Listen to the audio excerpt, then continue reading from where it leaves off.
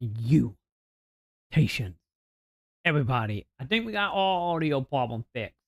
But hello, chat. Hello, hello, hello. How is everyone doing tonight, chat? We are here. We are back. And we're going to be doing some stuff. So, hi, chat. Hi. Also, Cam up. What are you doing, Cam up? Nope. One way, Cam up. One way. There we go. Hi, chat. Hi, we are here. We are back, and we got a video we will get to in a moment. But nonetheless, how is everyone doing tonight? We are back once again. But any more spooky time because we are officially into a Parasite Eve, and we will be hopping into more Parasite Eve stuff momentarily.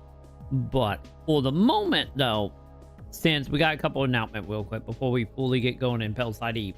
So, first of all, Parasite Eve. Second of all, we got a video about Wayfinal I want to watch, put up by Fork Gaming, talk about 1.0. For Wayfinal, Ascent 1.0 do come out tomorrow morning at 11. So the plan is for me, as you all know, I do love me some Wayfinal. My plan is, ideally, if everything go as planned, I will be live in the morning around like 10:45, give or take, and we will be jumping into Wayfinal throughout the whole day, going through 1.0 now that it's officially going to be out, and we're going to be doing that, and then of course later, tomorrow night, probably jump back into the last bit of Parasite Eve and whatnot, but tomorrow, like I said, we got a big daytime stream happening, starting once again about 10:45, give or take, a.m. Central, here on Twitch. Also will be available over on the main YouTube channel as well. And yeah, but before we get into Parasite Eve, I got some stuff I want to do. So let's go ahead and very quickly mute up the duck station, and let's get to this. So real quick, let me go ahead and get that actually real quick. Why are you up there? Whatever. I don't know. I don't know, chat. I don't know. But nonetheless, let's go ahead. Let's jump into that. Wayfinder 1.0 is finally here. What have changed by Fork Gaming? And let's see if anything have been got missed out on, since there was a handful of stuff that I don't have access to. They didn't send me no like preview bill or anything this time around. I don't know if Forge are going to be talking about what technically in the game right now, or they're going to also include the stuff that will be coming tomorrow. I am not for sure. And how are you doing, Wag? How are you doing tonight? Welcome, welcome. Can't wait to watch a video about Wayfinder. That's what we are up to at the moment. So let's get into this, and let's see, chat. Let's see what is happening. Yes, we are Wag. Synfort Gaming put out a video about Wayfinder, and I want to see what up.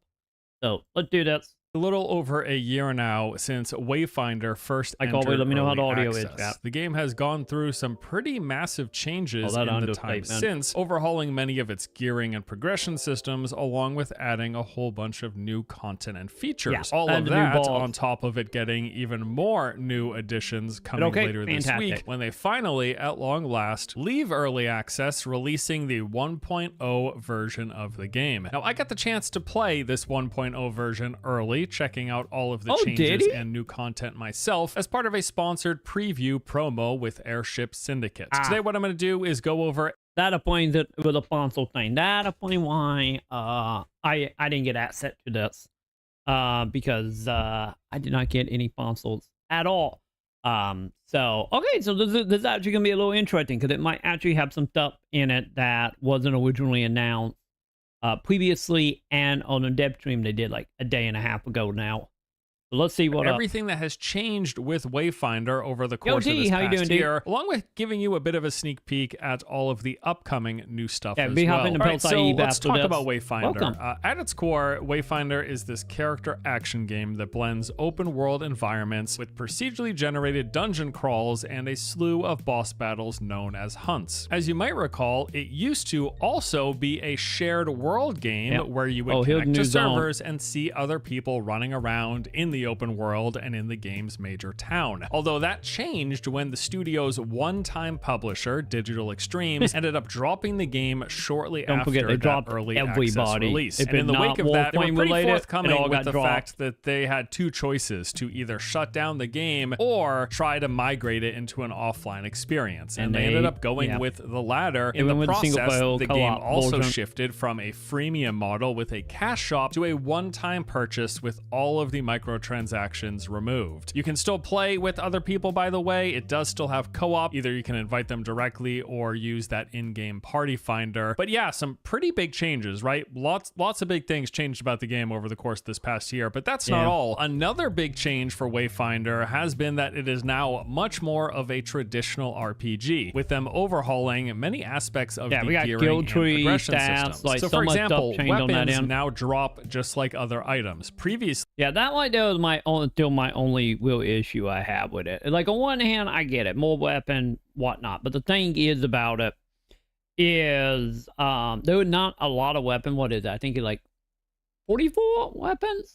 Am I right about that? I could be wrong. Actually, I don't think it's that high. I think it's more like probably like 30 something, 20 something. But so real quick, so what ended up happening with the Digital Extreme there, WAG? From my understanding, Digital Extreme either got some change in amendment or some people left and some new people came in. But either way, what ended up happening with everything was Digital Extreme ended up canceling partnership not only with L-Ship but a whole bunch of other devs as well. Because originally Digital Extreme is anyone not aware, is called Warframe. They were originally becoming a publisher, so they were doing called Warframe, Wayfinder, and a couple other games that wasn't announced yet. So once some higher up stuff ended up changing, the new leadership pretty much decided that they did not want to publish video games anymore. If it not being made in-house, meaning Warframe 99, Soulflame. If it not that, get the fuck out, pretty much. So they ended up closing down the publishing side of the company, which in return left every developer that was originally being published by them or going to be published by them pretty much up shit creek. Of course, Wayfinder was the main game offhand, mainly because Wayfinder was already out and was known about. There was a handful of other stuff that wasn't announced. So that's the reason why it seemed like they dropped Wayfinder, but it wasn't just Wayfinder. They dropped everybody that wasn't connected to Warframe in in-house development. So yeah, that's what ended up happening with that. They just decided to close down the publishing all. But yeah, when it comes to the weapon stuff, I deal with the weapon was more like how it originally was an MMO, being a item that you would do like Monster Hunter to unlock, instead of just being item drops. Because now, like most of the item drop when you come to weapon specifically, the armor and stuff, all that is fine. But when you come to the weapon, you will get a lot of the same weapon, but the stats will be different. So I get the whole thing of just, constantly wanting to give you a, reward and dopamine hit. Beyond, just being echoes or the version of augmenting or augments, if you're familiar with that in PSO. But yeah, that's my only thing about the weapon stuff I'm not the biggest fan of. It like, I kind of wish we still had, the Monster Hunter unlock and each weapon had a level appealed to now of just being random stats. But, my own little complaint though, nonetheless. These were crafted where you would farm for components to build a weapon, and this typically would take a fair bit of time and require a fair bit of grinding. Now, on the other hand, they drop on a regular basis just like other loot games. So you might open a chest and find a level 3 two-handed sword. You equip that, you go on, and then say 5 minutes later, after you kill a boss, he then drops a level 5 pair of daggers, and then you could equip that and use that now instead. And the neat thing too is the fact that yes, you can freely swap these weapons as you please, as any character, any wayfinder can use any of the game's weapons. So if you're like me and you're playing just the thing to keep in mind though, is yes, wayfinder can use any weapons, but just know wayfinder do have like a weapon preference. So if you use the weapon that align with that character, some of your attacks will be a little bit better. So something to keep in mind, but then again, that like the trade-off of like, do you take the other stat, the other bonuses, the abilities, or stick to whatever the weapon is or character is, I mean. But yeah, any character can use any weapon.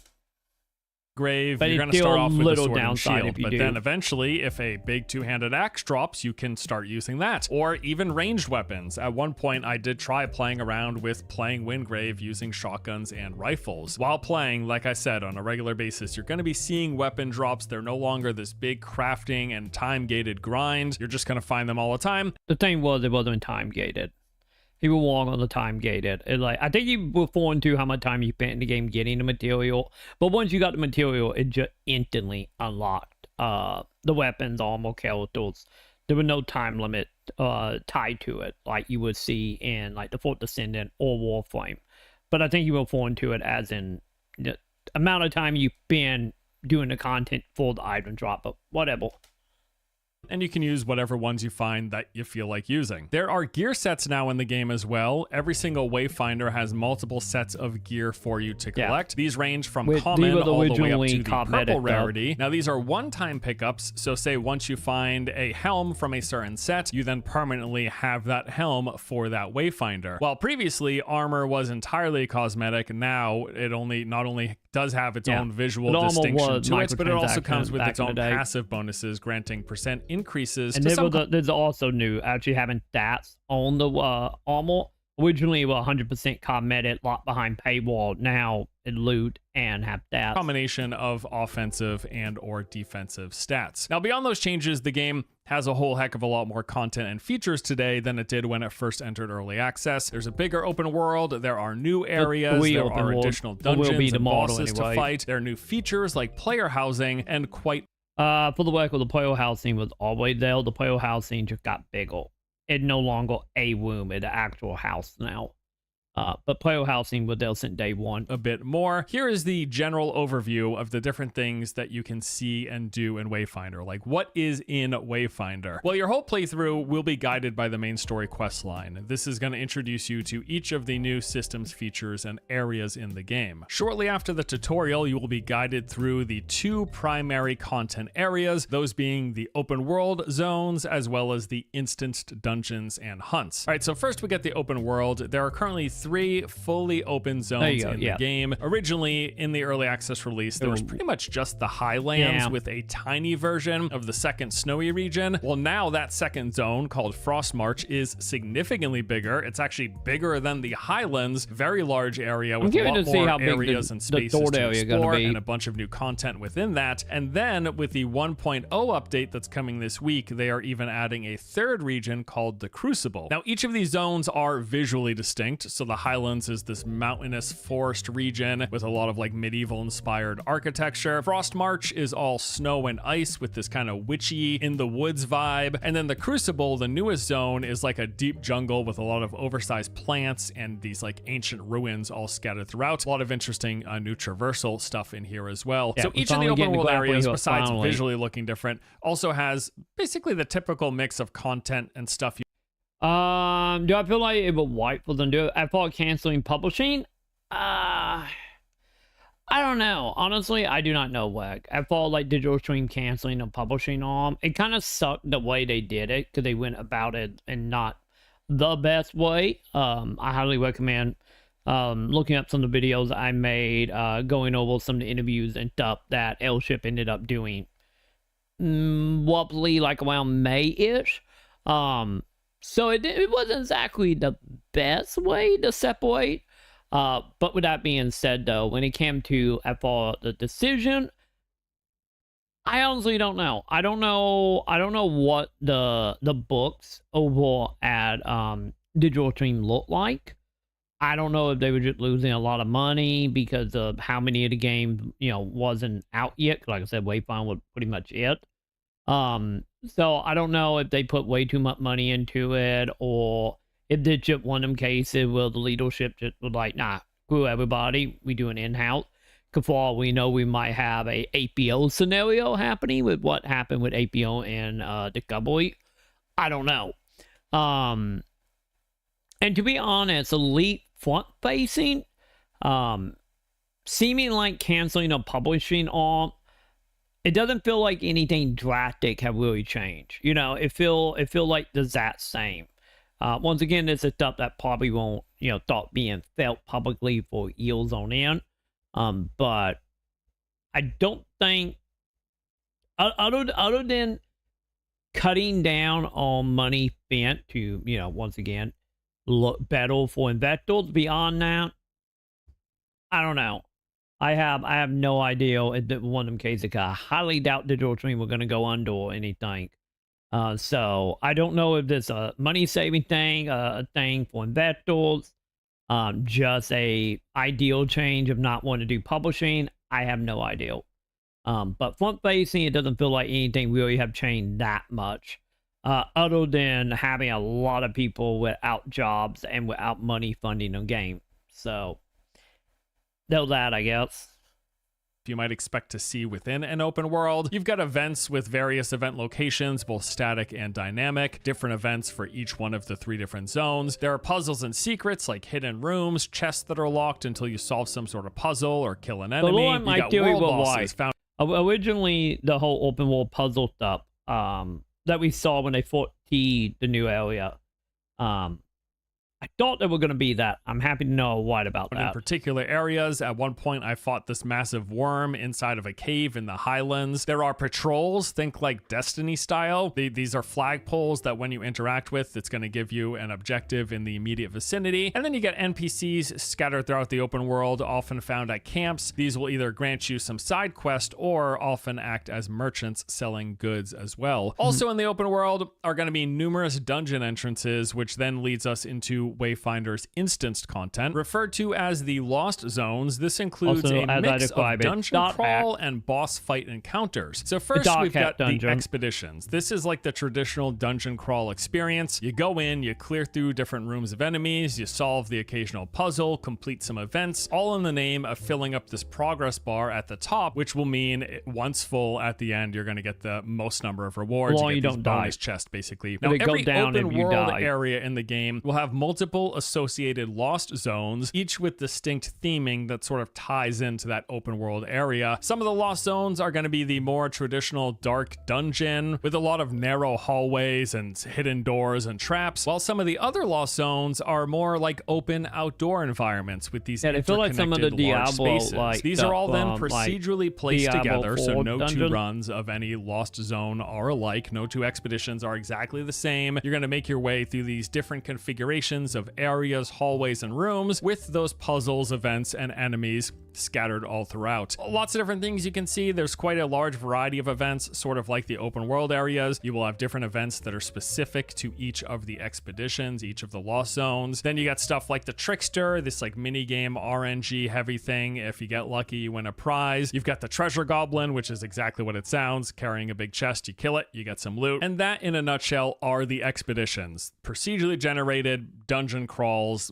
within the lost zones. And then you've got the hunts, and these on the other hand are very straightforward. You just go in, there's a single room, you fight a boss, the end. These are also tied to the lost zones. There's typically a pair of boss hunts for every correlated lost zone area. These range from rather straightforward tank and spank, avoid the damage on the ground, to some encounters with really interesting mechanics and some nice variety. Now in total, with the 1.0 launch, there are going to be 22 separate boss hunts available, with harder fights fights called mythic hunts that ramp up the challenge further, rewarding and that unlock you when you resources. beat the And vanilla then story. there's the imbuement system. Both of these things, the expeditions and the hunts, can be further modified via imbuments. This makes your run more difficult by adding a variety of debuffs in exchange for more experience and a unique crafting resources. And these go from simple to pretty extreme. So for example, if you do an expedition with one shadow imbuement in it, it's going to make it so that at half health, enemies get larger, they grow in size, and they deal increased damage. If you place 2 shadow imbuments, that will still be the case. They still get bigger at half health and deal more damage, but then also there will be these corruption shrines all throughout the zone that you have to clear in order to progress. Originally it was 3 to do and then this. if you put 3 shadow imbuments, all of a sudden you've got all that stuff happening, but then also the whole zone has you taking damage, and to protect yourself from the damage, you need to carry this torch around with you, which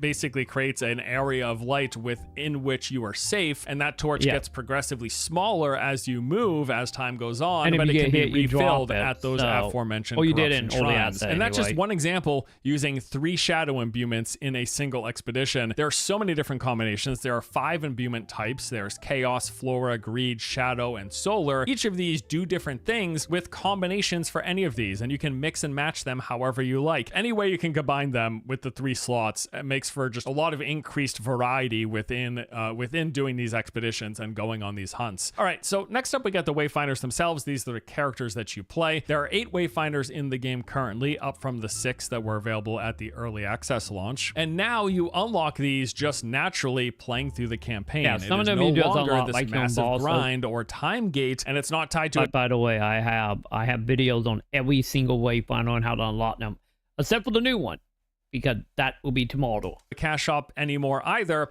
because there's no longer a cash shop in the game. You just you play the game and you unlock all the Wayfinders as you progress through the campaign, using and swapping to whatever one you want to play whenever you feel like playing it. The basic TLDR of each of these are Wingrave is this close combat, all about supporting allies with shields and healing abilities. Silo can summon illusions and throws bombs with powerful area of effects. Nis is this fast teleporting with summoning clones and dealing shadow damage. Kairos is like a glass cannon. He is squishy but hits very hard. Sendra is a brawler, more melee focused with some CC. You got Venomous, who poisons enemies and heals allies. Grendel is like a berserker with leaps and whirlwind attacks. And then Laura, the newest character coming with 1.0, is a combination of melee and magic with attacks that are infused by these avatars. Really cool visual elements here with this Wayfinder. So you can play any Wayfinder you want. They originally described her as a JoJo character.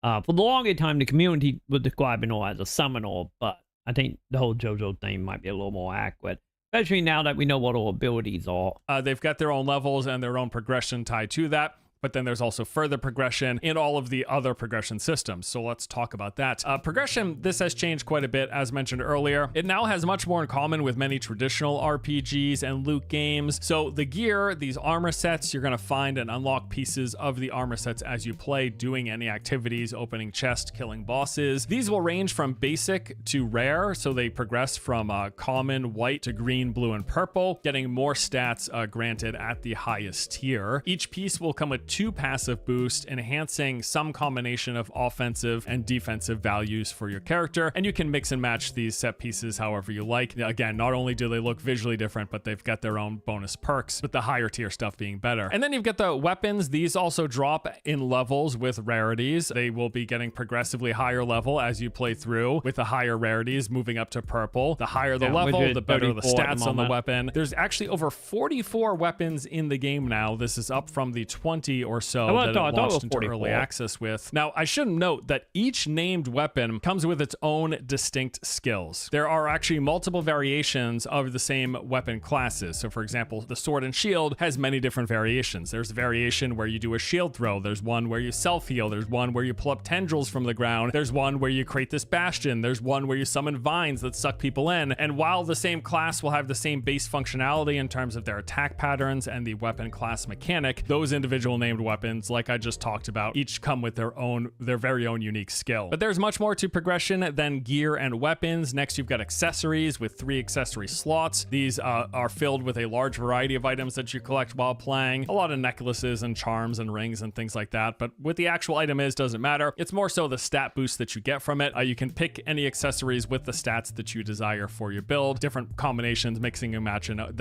depending on whatever you're going for. And then the other major means of stat boost comes via the echo system. So your wayfinder, your weapons, and the accessories, all of these come with slots that you place echoes into. It's a simple category matching system with echoes dropping from certain categories that have to be put into a slot of that same category. And those categories are rush, cross, balance, guard, and attack. For the most part, these are all just passive offensive and defensive stat boost, with one major exception. Those are the rush echoes. These are much more unique in that they come with special effects that are activated by doing something in particular in combat. So for example, one of the rush echoes that I'm currently using is called the Hollow Lord Vendril Echo. Whenever I use my weapon ability, so that skill that's attached to the weapon, it then makes it so that for the next 10 seconds, anytime I use one of my Wayfinder abilities, my class skills, it calls down a massive hand that slams the ground, doing physical damage equal to my weapon power. Lots of different rush echoes with all sorts of different interesting modifications, again, that help you further tailor, customize, and change up your build. Like weapons and accessories, echoes also drop at different levels and of different rarities. Echoes can then be further enhanced by this fusion system that makes them stronger. Then you've got the abilities themselves. Each one of the Wayfinders in the game has 4 active abilities,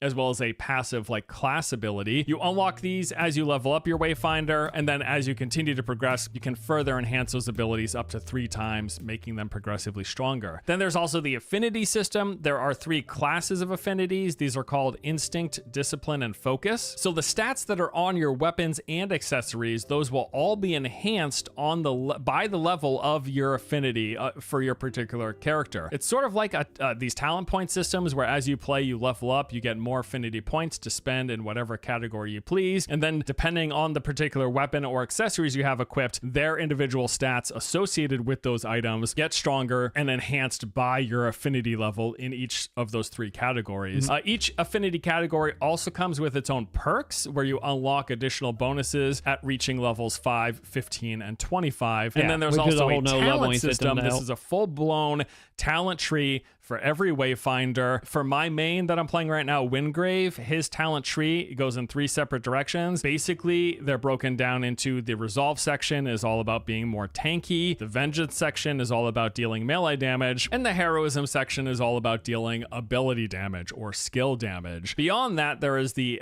endgame system of Awakening, so your weapon as well as your Wayfinders can be awakened using a combination of resources and currencies gathered by doing the game's variety of activities. You can then level up, getting progressively stronger for each awakened tier. This is basically the end game progression in Wayfinder, with the higher end awaken levels requiring you to clear the game's hardest content, including the mythic versions of those boss hunts. A couple of NPC and crafting vendors that you should know about playing the game. The main ones being the accessories vendor. Accessories actually come in sets that have set bonuses, and this vendor can help you basically fill any missing pieces you have in a set. There's a consumables vendor where you can buy and craft potions. One's just traditionally giving you buffs, but then also they reward you additional experience for faster leveling. You got a weapons vendor where you can craft or buy weapons that you've unlocked already. And then there's a housing vendor which sells housing related items, which brings me to the fact that Wayfinder now has a housing system. There is player housing. Yeah, the thing, like I said, they were housing since day one. You've got your own apartment in the main city. You can customize the inside of it by placing all sorts of like furniture, trophies, and pets. It's like multi-tiered. You can even place down these artifacts.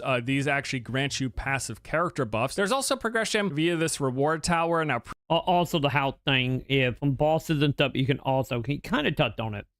It like things you can put in your house to also give you bonuses up top, and also give you like keys and chests and loot and whatnot. Previously, this was tied to a battle pass system, but since this is no longer a freemium game and it doesn't have a battle pass, it's now just thrown into the base game. You're going to unlock these naturally, a currency for unlocking these tiers while you play, and depending on which sections you go down, you're going to be rewarded a combination of like cosmetics, consumables, and currencies. So that's a lot of like the base game, the fundamentals of Wayfinder. Here's an overview of the new stuff specifically coming with 1.0. So they're adding a third chapter to the main story quest with a fully fledged brand new open world zone with its own set of side quest collectibles, new types of monsters, and hours more of questing content. That new zone is called Crucible. It's like this dense jungle region with all sorts of ancient ruins. They've introduced a new hookshot mechanic into the game for this region. There are going to be grapple points all over the place that you can pull yourself up to, in addition to the existing zip lines that are in the game. This just adds more freedom of movement through the environment. A lot of cool new events in this area as well. I saw like this matching puzzle where you had to match these giant runes to activate this machinery, capturing spirits inside of this floating artifact, or guiding orbs into a well while fending off waves of enemies. 2 lost zones here with their own unique events, loot, monster, and traversal mechanics. Both of these lost zone areas felt much larger and more open to the prior base game lost zone regions. So these include the Shattered Foundry, which is basically set in like the upper levels of the jungle on ledges and having you moving through trees. Then there's the Aegis Vault, which is inside of a like massive jungle cave system. A lot of bioluminescent plants here. It almost felt like being underwater. At one point, I was literally seeing flying jellyfish, or you come across these trippy mushrooms, which will show you hidden objects, but at the same time, you're hallucinating a bunch of fish floating all around you. So yeah, very underwater inspired here. One of the hunts, I just want to give an example of one of them. This was probably like one of the coolest boss fights I've seen in the game. So fighting the Hollow Lord Evangel hunt, he's this massive tree boss with these 3 platforms, and you've got to hook shot your way between them as he's doing various attacks. You need to avoid the damage from him slamming his hand down and then hook shot back to start damaging his hand, and then you progress him through phases. Won't spoil the whole fight for you, but just all around, this was an interesting boss encounter, and there's more boss hunts here besides this one. As we mentioned earlier, there's the new Wayfinder Laura, which is all enhanced by these spirit attacks, like a mixture of melee and magic. There are 6 new weapons, which is that bringing the total weapon count up to 44. 21 new armor sets introduced in 1.0. There are brand new mounts. The game does have a mount system as well. You'll be riding around the open world. They did some updates to the tutorial. They made some performance UI and quality of life improvements, and the game is going to have cross-play with PlayStation 5, Xbox, and Steam. Now, beyond all that 1.0 stuff,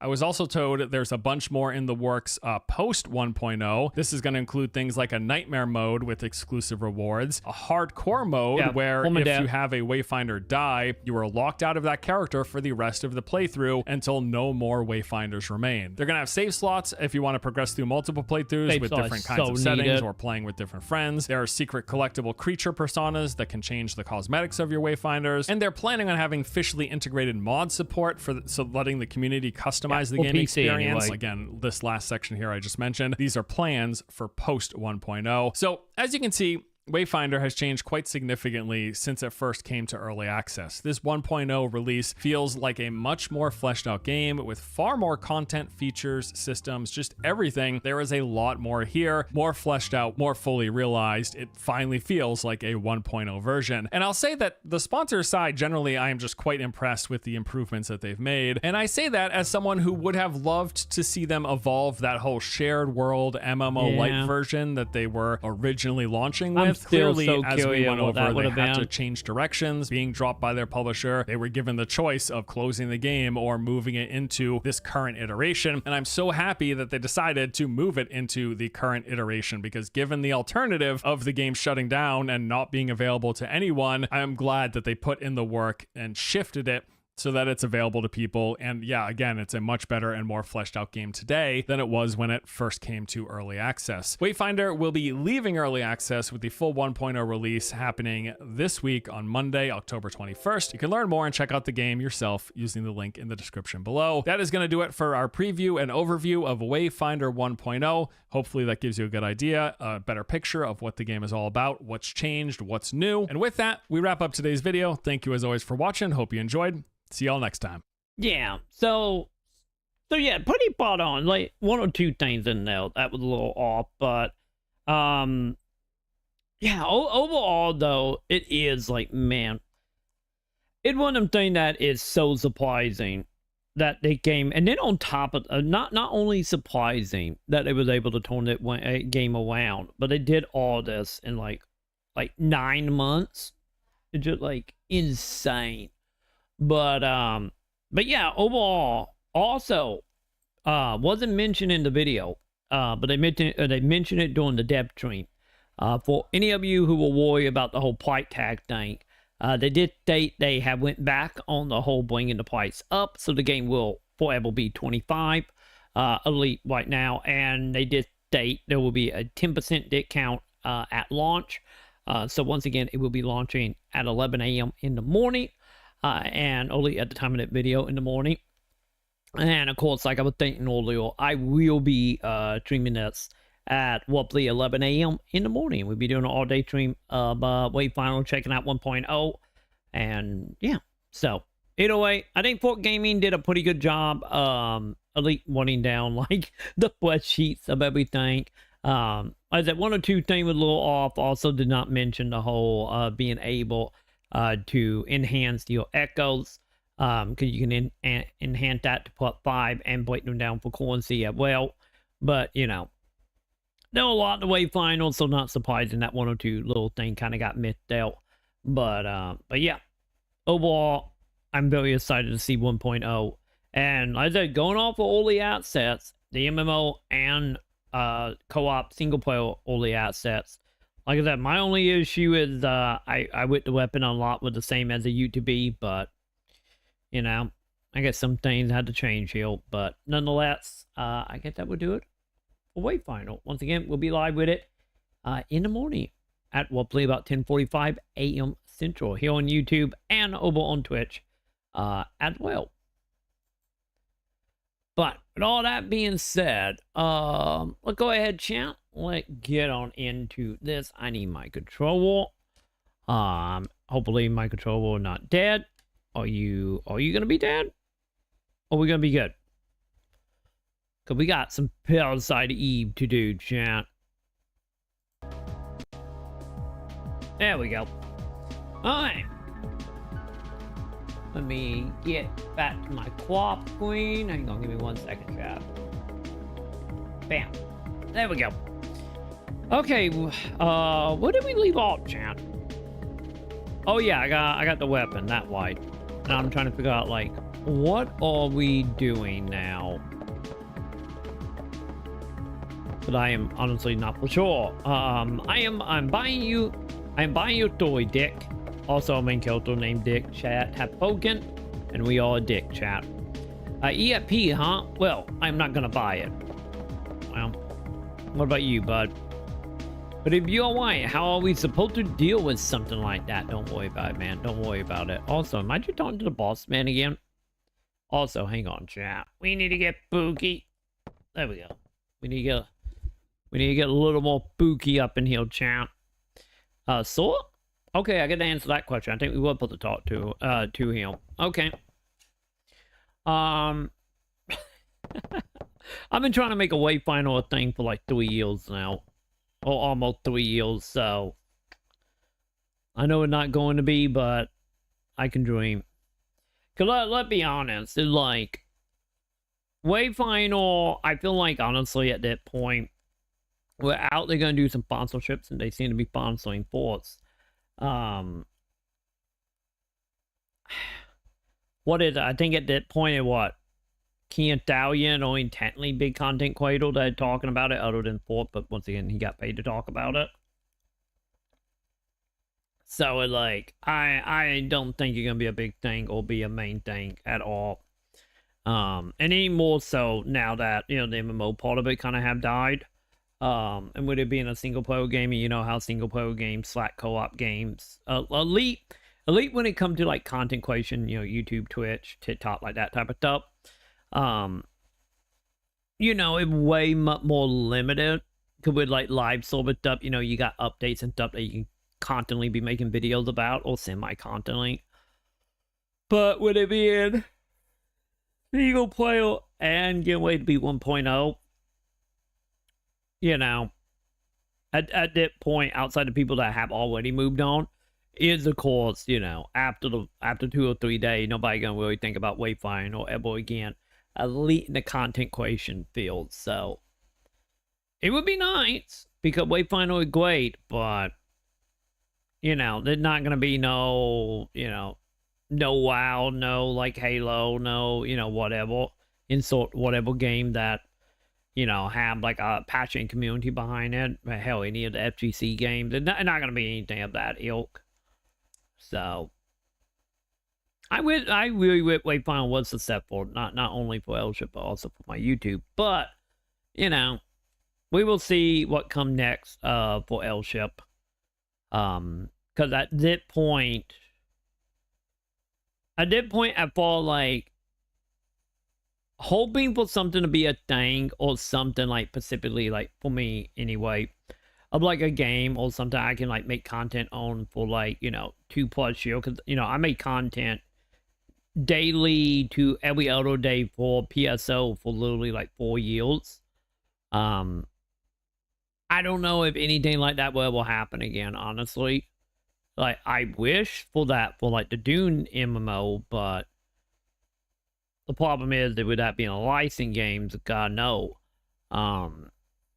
So yeah, I think the whole Elite for me, the whole like being able to make content on game for multiple years.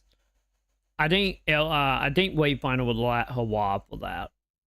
Without some random MMO comes or live server game come that get it hooks into me and get hooks in a fairly decent side community. But I just don't think that's gonna happen, you know. And then I ain't counting like, you know, any more so with live server and MMO stuff. Well, you know, the majority of the fan base for a lot of them is more like come in, play, be gone in a week. You know, I kind of feel like we what would say? I guess if you look at the overall scheme of thing, what would we say here? Is pretty much what? Call of Duty, WoW, Final Fantasy 14, Destiny.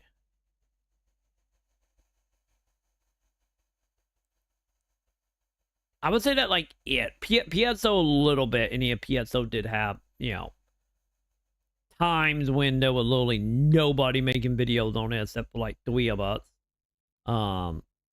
But yeah, I think the multiple year, like healthy content creation, healthy community stuff. I don't know if we will see something to that same type ever again, really. Because I know a lot of people are hoping for Blue Protocol, but we saw how that went. Throne and Liberty seemed to have kind of come and gone in a lot of ways. PSO is what PSO is. Destiny community is, you know, kind of hanging on barely. So I feel like the two like giant, it like WoW and Final Fantasy 14 that still have, you know, that community of content creator and the community of players. And the issue is I don't like either one of them, really. So, you know, don't exactly help me out personally, because I'm not going to make content on something I don't like. Outside of like maybe 1 or 2 videos, you know, I can verify my thought fully. But yeah. So what up, dude? You're looking for me, huh? Yes. We are having a pet conference now, and I want you to be there too. Me? That way, you will be on national television as a sole survivor of that incident, I see. But you only answer when I ask you. The media is just looking for anything to grill us about. They may any turn you into a suspect. So, let me do the talking. Understood? Yes, sir. Okay, then. Let's go meet the people. Yeah, like this whole discussion honestly is a little sad wag, you know. So you're saying it could be the work of terrorists? Well, I think they came with a couple years, you know, being New York and being 98. It came dog the bullet chat. But yeah, like there was like a lot to the YouTube side that is like kind of sad, you know. Especially when it come to like game covering, you know. If you're not doing the whole like jumping from one game to the next as soon as humanly possible, and then waiting away for like a couple of days and then moving on to the next thing, is like any sense of like proper community, might be the community of player, might be also the community of the content creators. It like it very like limited in a lot of ways. Elite limited in a way that is like healthy. So meaning like the community healthy, the content creation, everybody doing content creation is healthy. There are a lot of people doing both, and the viewership is there financially. It like hardly ever all three of them lines up, and it just like kind of like that is probably the sad part of it. Of just like, what would be a better way to put it? I get never truly find your home, I get would be the way to put it. That is, you know, emotionally and financially fulfilling. At least for me, that was extremely sad because, you know, like I said, I don't really want to be the type of content creator that make content on stuff that I don't like or care about just for a paycheck. You know, it's just like that is so like so crushing. Jesus, kind of like that clown that, you know, I don't really want to take part in, you know. But how you doing, Joe? Welcome. We do What the Wave final video, Joe. Also, it's getting hot in here. Hang on, chat. I need my fan. It's getting hot. Can I reach my fan from here? Let's see, chat. Can we?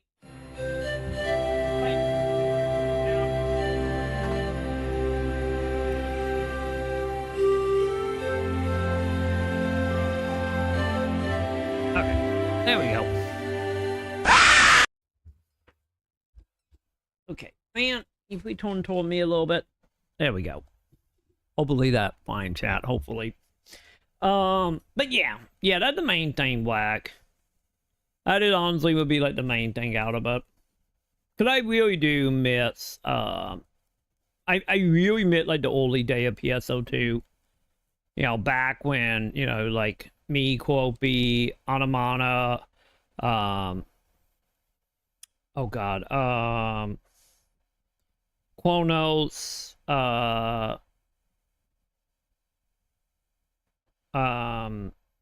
King, and, you know, a few other people. You know, back when it was like a community of content creators and a community of players. Like, I very much miss that time period.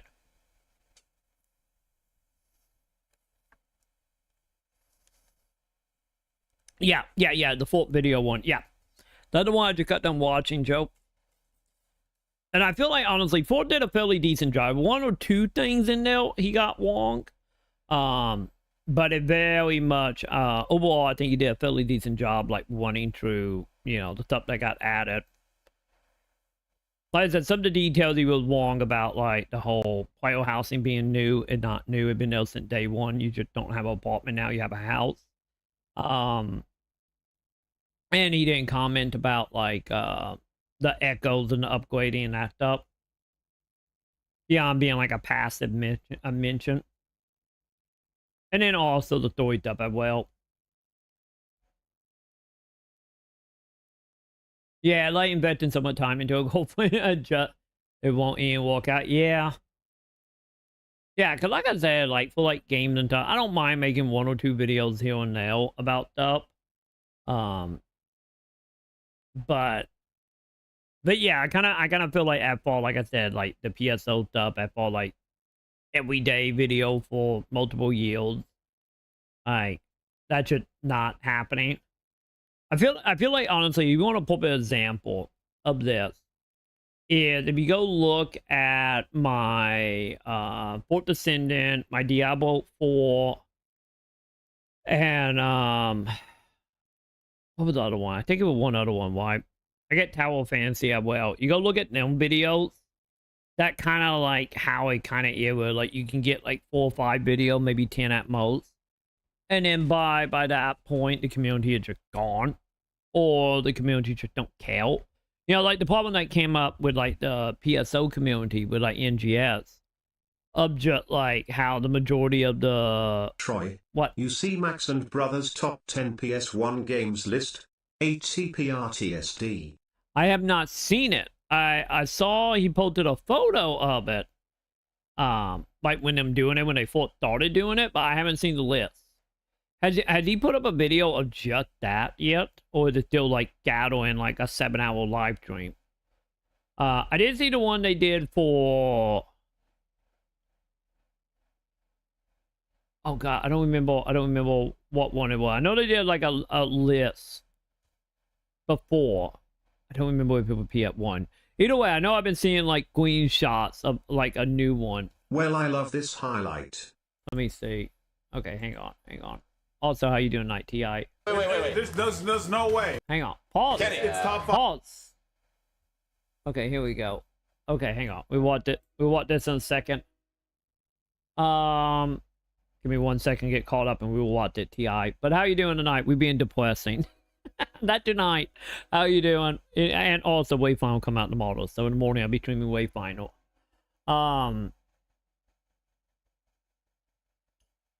But yeah, like, honestly, Wag, like... I wouldn't even say the girlfriend thing fully. Because it never truly ever really get there. You know. Therapy strum. It is tonight. We were watching Wayfinder video, so, you know, here we are. But yeah, like, I get what would be a better way to put it. I get the better way to put it would be like, instead of the girlfriend logic, more like you go into a club, you find someone you really like, and then they just like after like a day or two they just, you know, walk outside and never to be heard or seen from ever again. That it might be a little more accurate, just because of how the community is. And then not even counting when you start getting into like the not even counting like when you start getting into well, kind of like NGS. When I bailed on NGS, like roughly what NGS was at the time. Once again, I don't know if that's still the case. I imagine probably pretty similar. You know, when the community itself start getting horribly toxic and become less about the game itself and come more about the drama of everything. You know, like who's saying what, who fucking who, you know, who's selling cookies, you know, that, you know, the normal, like, you know, 10K, 30K Andy type, Twitch streamer type drama. And that kind of the way NGX kind of started going, you know. And just like, it kind of sad when that happens as well. Because it's never good when, like, you have a community and they just thought, you know, whipping each other apart. Instead of being like, you know, building everyone up. With, like I said, the early days of PSO2, that's what I meant with, like, how all the content creators were, like, working together and the community itself was. Because, like I said, I have, like, full memories of, like, hanging out in, like, a private Discord channel with all the PSO content creators of that time period. And, there are reasons sometimes when I open the stream. Everyone doesn't have a sub badge. Wait, what? And I need to reopen the stream to give people their badges. This is like the third night in a row I tried to gift someone a sub only for it to be grayed out and I have to refresh. Wait, really? That is a new Twitch bug. I haven't heard about that one. Yeah, because I haven't noted that one on my end. That is so odd. That is, I wonder, because that's not a mobile thing, is it? But I hope if you give me stuff, you're doing it on PC. But yeah, I don't know about that. I have never seen that. That is odd, Ti. Hopefully that's not going to be like a common Twitch bug. But yeah, as of right now, I have 18 subs. So I know I was at 19 a couple nights ago. So I don't know who lost the sub. So I feel like all the Wiggles at that point have a sub at that point. At least it feel that way anyway. But yeah, like I was saying, like during the days of like hanging out in that Discord with all the content creators and everything, with like a whole thing of saying, you know, a lot of them played in Japanese and a lot of them played in English as well. But like, I have memories of literally like Automata would literally post a thing being like, "Hey, this is what the content is," from like JP, and like for all you American YouTubers, like, here's how that works, this is what it does, and then also people be like, "Hey, I need footage of this," and like someone in the community be like, "I gotcha," and they would just go record stuff and post it in the Discord to be used for like B-roll and shit. Like, that was great. I miss them days. But, you know, time marches on, and, you know, also, you know, like I've always stated, NGS is way bigger than what PSO2 was in the global. And then you also have the whole, you know, disconnect of not having a quote-unquote enemy in the community. So, you know, gotta start eating your own tail, you know?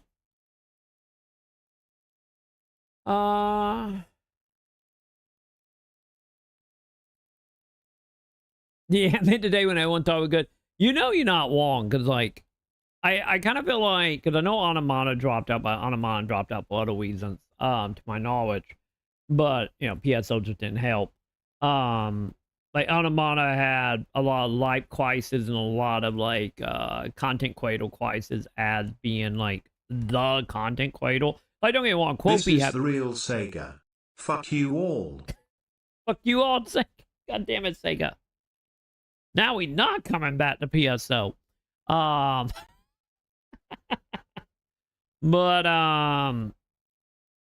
yeah, like, you know, I know Automata dropped out because of a lot of stuff. But yeah, a lot of the content cradles, other than what was me up to, you know, Woni Kenshin, and then like Quopy and whatnot, like a lot of them, you know, all like me, Quopy and whatnot, and I know Chronos are kind of hit or miss depending on what's happening with Nightshade. But yeah, I kind of feel like a lot of the up and comers around that time, what would be what I count as like fourth generation, you know, PSO content cradles. I know a lot of them bailed around the time, like right before Athea, like started bailing like around the time they started introducing like Bravor and stuff. Because it just, you know, wasn't PSO2. But yeah.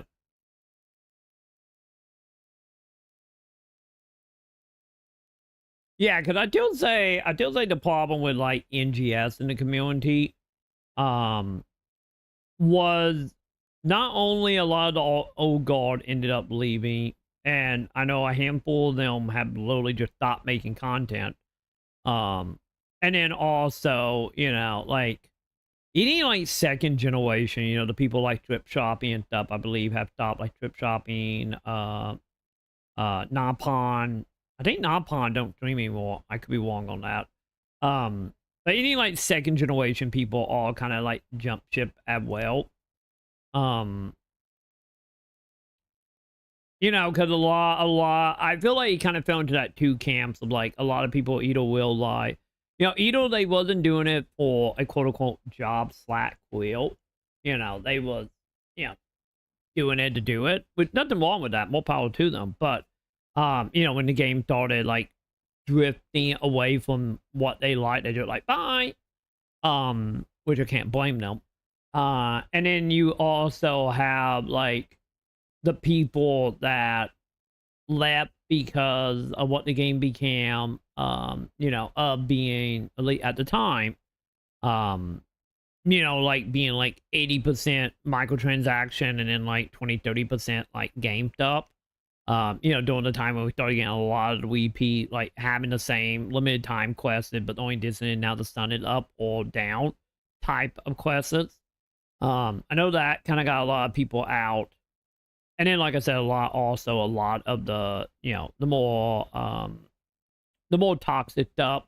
And then not also counting for anyone doing it financially is like also the whole thing of, you know, hitting a ceiling and not being able to break through that ceiling because the community itself, you know, I wouldn't say got limited, but got very, very set in a way.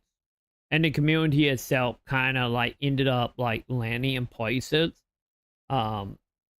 that a lot of content creators just did not care about and did not want to follow, such as the screenshot community, such as the toxic party community, the like cosplaying side of the community, like a lot of that stuff, or in-game cosplaying, I should say. The fashion community. There we go. And, they didn't line up with a lot of the people that wanted to make like guide videos or like I left that partially video. cause I expected the game to change sometime in my damn lifetime. The whole it takes half a year to a year for a tiny change to get implemented made me nope out of the game so quick. Fuck that noise. Yeah, that was like my whole thing. Like the whole time thing didn't bother me that much. Like the thing that started bothering me was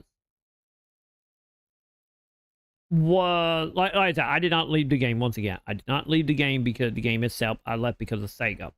But with that being said, the part of it for me that was like very annoying, was like a mix of the content being like removed where like you barely have content. So like maybe you shouldn't be putting content in the game just to take it away after a week. And then also on top of that, of like the content that stayed in the game, of being like so straightforward to way to make the content better. Like the loot system, the drop weight system, like a lot of that stuff, like could be done and not take like 3 yield to do. It did for me. Cause that means they were perfectly okay with doing scratches every few weeks and other monetization. Instead of fixing your damn game in a timely matter. Yeah, you're not wrong on that. Like for me, like I said, for me it was more one of them cases of like not only the time to fix your stuff, but also the whole thing of like, oh, we got stuff set up that could be turned into mechanics, or could be like streamlined in a way that make it better, and then it just never dealt with it. And then you start throwing in also the whole thing, like I said, about the whole daytime, nighttime thing for some of the limited time stuff. Of just like very much started coming across as like low effort stuff. And then having them speak of it like it's like the hot new shit, Can't wait for the holiday events they worked so hard to make Kappa. Yeah, and literally half of that stuff was just like we went from Japan that we never got in the West. But yeah, like the one example offhand that I know a lot of you know and probably have bits about yourself is the whole thing of how like a lot of the dungeon and stuff was just like, oh, just yellow and purple squares. There your dungeon, which, in the beginning when you're doing the whole, cocoons and stuff, it's like, oh, okay, that's fine. Because in some of the cocoons, I still say it's still better than some of the limited time quests. But, especially when you start getting into, some of the later game one that actually started getting difficult. But, let's Mario Maker this level you already ran so much. Yeah. And then slap on a season sticker on top of the monster's head. Yep. Yeah, that was the part that annoyed me.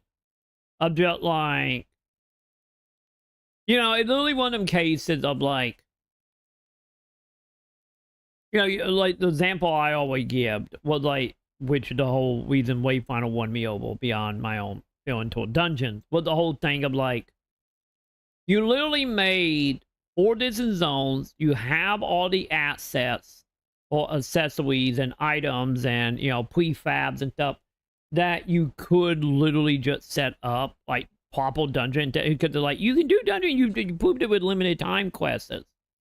So like, why can't you just take limited time quests, take all the models and everything you got built, and literally like start making randomly generated like dungeons, like PSO2, like Wayfinder, that would just map that area that you could just run through. Or like the example of like, you literally introduce like player housing and you put all the things in for like music and audio and, like opening door and closing door. And like, why did that don't have like a motto funnel already? You know, like if you don't want to do it, just give it to your community and let them do it. Let the Mario Maker fly, you know? Allow like give you know them items to people. Yeah. Let's put the giant dude with a sword in a snow area, with a snow sticker on his head. Yeah. The players be eating out of our hands. Hmm. Cause like that was the thing that like annoyed me of just like between that, the loot table, the whole like constantly doing quote unquote in-game activity and still getting like level 20, 30, 40, you know, items when, you know, you're like level 90 now or whatever we at now.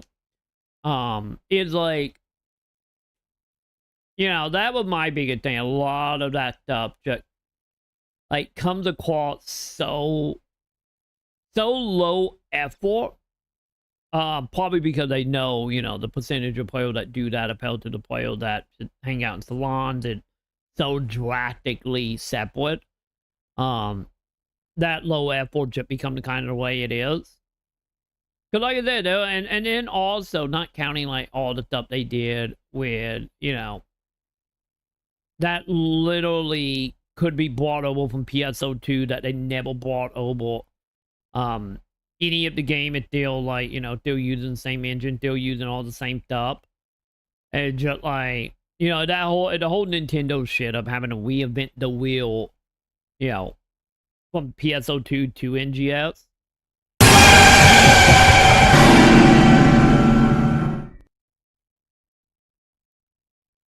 I think Sega trying to hit up with Truck Coon chat. Be careful, chat. Be careful. Truck Coon is out there for you. But yeah, that overall was like my biggest issue with like PSO. Like there was so much stuff about that game of like obviously had like also the identity crisis of like, oh, we're gonna make it open world. Okay, how about we make everything just be done in menus like PSO2? Okay, let's do that. And just like, what was the point? What's the point of making these big open areas? And then on top of that, and like, you know, there were plenty of normal MMO tropes that you can just throw in there for like progression stuff, like, you know, like the whole region weaponization type shit, or like beat tribe shit, like. But yeah, there was like so much stuff that, you know, wouldn't take like a yield plot to make that could be put in that game. Obviously, they answer from that outside of the whole, you know, quack ticket stuff, but also it's just like the whole too much red tape involved. Like there was way too much red tape involved in NGS to get any amount of change of quality outside of quack tickets. And like I said, there's a whole other reason about the whole Wayfinder stuff. It's like night and day dissing that literally a beta from literally 2 years ago had more thought out content than all of NGS. And they were back when literally Wayfinder still was using like cut out like figures and all what they say sample on it.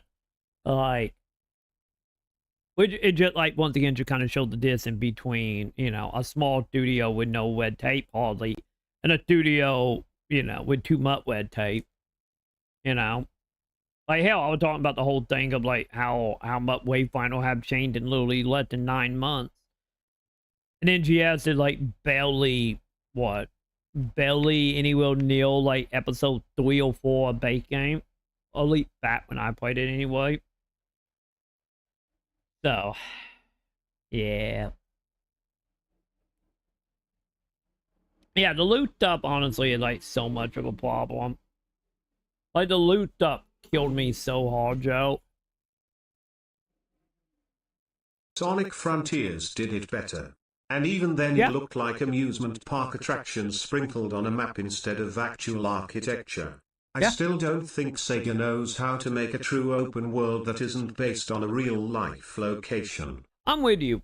Like, yeah, like Sonic Frontier. You remember when Sonic Frontier was coming out or were being made? You remember I said, because I think you were around for that time, right? T.I. Maybe you wasn't. I don't remember. But I talked about how it felt like, you know, the majority of the talent and the money that could have been a part of NGX kind of went to Sonic Frontier.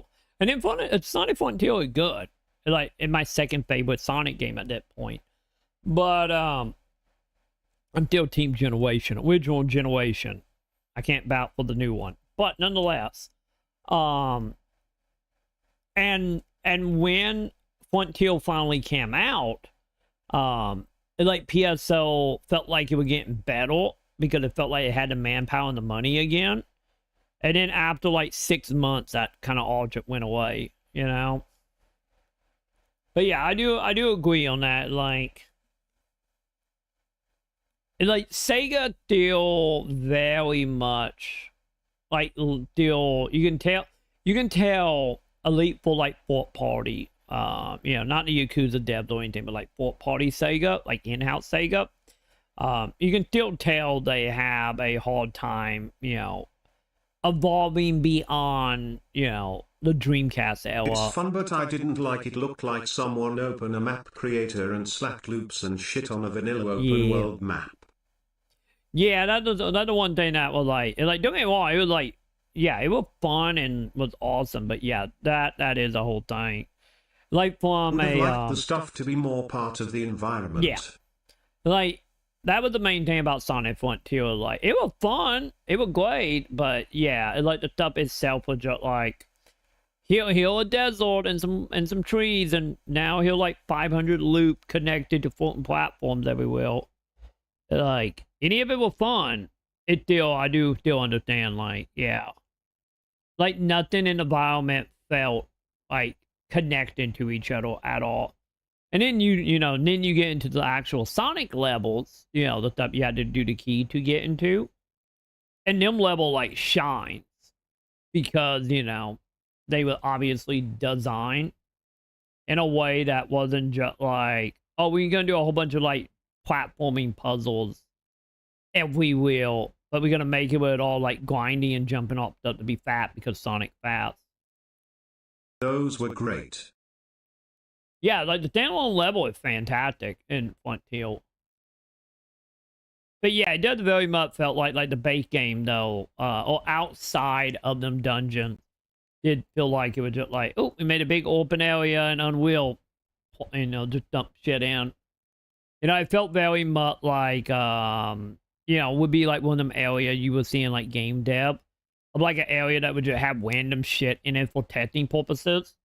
It kind of felt like all the stuff outside the dungeon was that. It was still fun, but, you know, like design-wise and aesthetically wise, that way it felt like.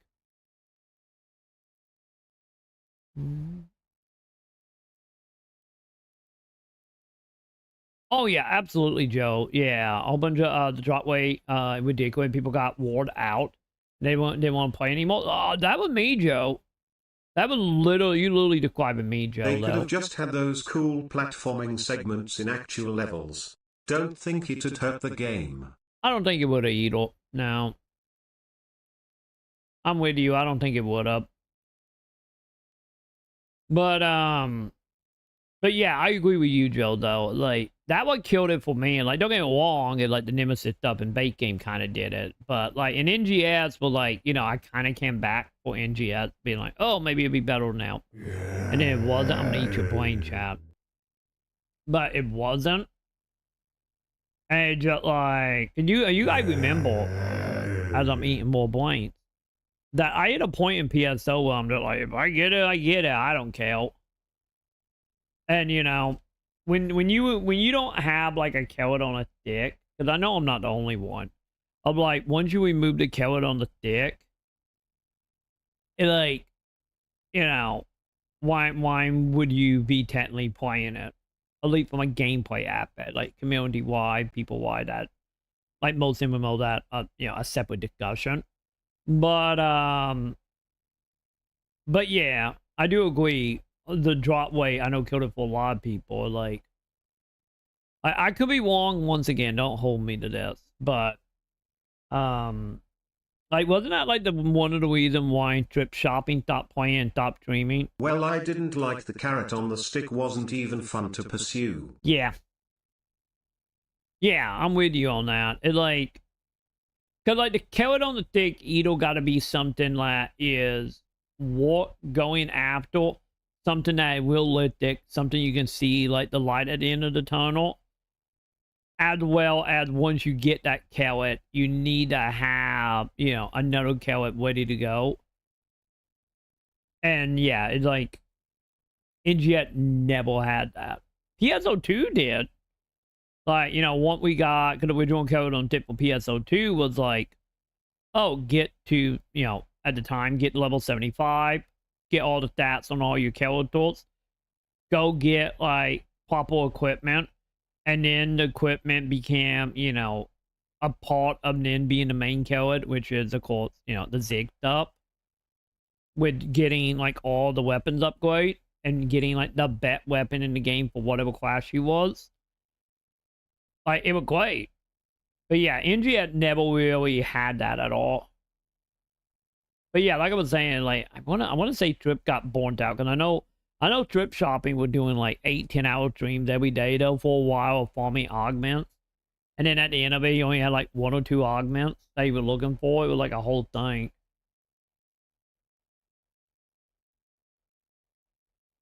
Wait, why he picked off at Disney, Joe? I'm of a different thought than you, Troy. I think the carrot should be a bit easier. Cause the original carrot is so hard or annoying to get. I don't want to get carrots on other classes or characters. Yeah. Yeah, I know there are people like that, because I know that how Mason is, or was, about like Wayfinder with Sinja. I'm not wanting to redo Sinja because of a forfeit. But yeah, for me, in one of them cases of like, for my carrot is like, I need to have like something there to keep my interest to become the carrot. And then for me, like, I need to know what it requires for said carrot. You know? If I'm running around, like in the case of PSO, if I'm running around, you know, doing random quests, doing random origin quests, and that carrot can drop. Carrots. All the carrots. If that carrot can drop at any point on any activity, then it becomes less interesting to me because I feel less focused. And it was the same issue I went into with the Fourth Descendant. Well, a lot of the items you need to craft, you know, characters and stuff, could be found in like 20 different ways. And the problem is like all 20 ways is like, go for me, well, from okay to bad, to then having the drop weight be all over the plate for them 20 activities. And it just became super annoying and very much like, I don't know what to do. You know, it overwhelmed me. Like I said, the reason why I like the brains, and the reason I like the original Wayfinder way of doing it, of just like, oh, this item dropped from this boss. That item dropped from this activity. It will always drop from that activity only. Go do it, that activity, you know?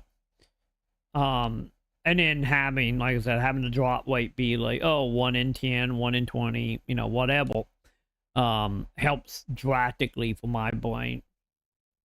Because the last thing I hate doing is like, you know, being like, I'm gonna get the item, and then I spend like over 100+ hours and still don't have that item. And it just like, and I'm nowhere closer to getting said item or said carrot. And at that point, I just lose all interest because it just feels like a waste of time. But if I can look at like a carrot and be like, oh, I can get this in like, you know, a few hours, or like, you know, might it be like 10-15 hours, I'm more likely to do it. But then it like the whole thing of having like a carrot on top of that, you know? Yeah, it would be like an example of being like, oh, fourth carrot, get a carrot, or second carrot, level the carrot, or third carrot, it upgrading the carrot, or you know, as an example, or having activity that'd be like, I want that weapon, but to get that weapon, I need to unlock that class. And then that class, I can level that class to then do that activity to get that other character or item. And then it like, you know, it become like a multi-step process. But all of it is, you know, knowing how long it will roughly take. But yeah. That how like my character up was. The main reason why like survival game works on me so well, being like, oh, I go from wood to, you know, metal to like diamond, from diamond to platinum, you know, like I that just type of don't like how progression. shoehorned you are into your keck. I guess I'll call it a build. Ha ha ha Yeah. ha ha ha ha ha. But yeah. The difference is that I can literally log into FF14 on a raid patch and full deck out all my jobs at once. Try waiting a year and decking out all NGS classes when you get back. Yeah, exactly. I'm with you on that. It's like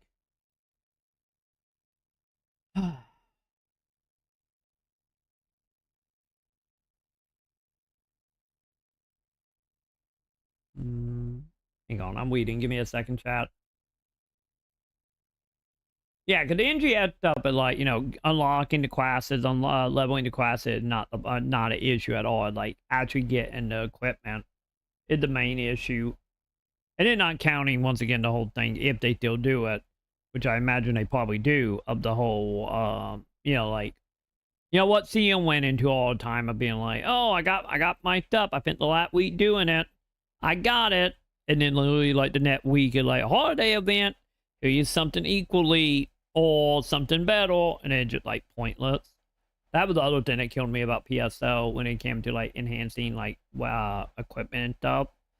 It's just like by the time you maybe get it, it already obsolete. So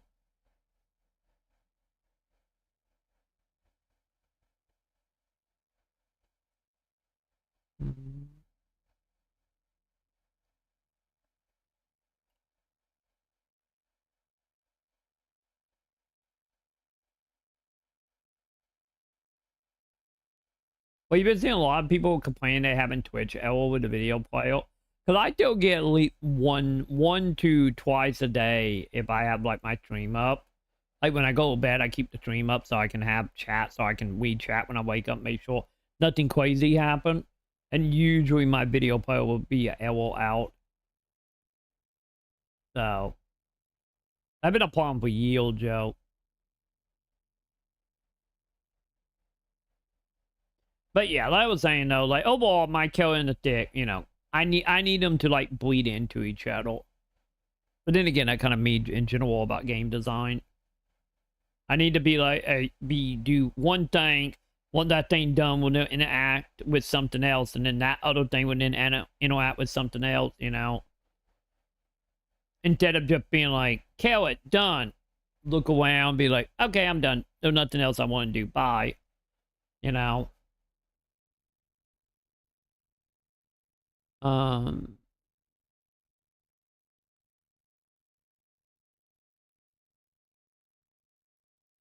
Oh, absolutely. Absolutely, Joe. Yeah, NGI has so much potential and just flounder it. Absolutely.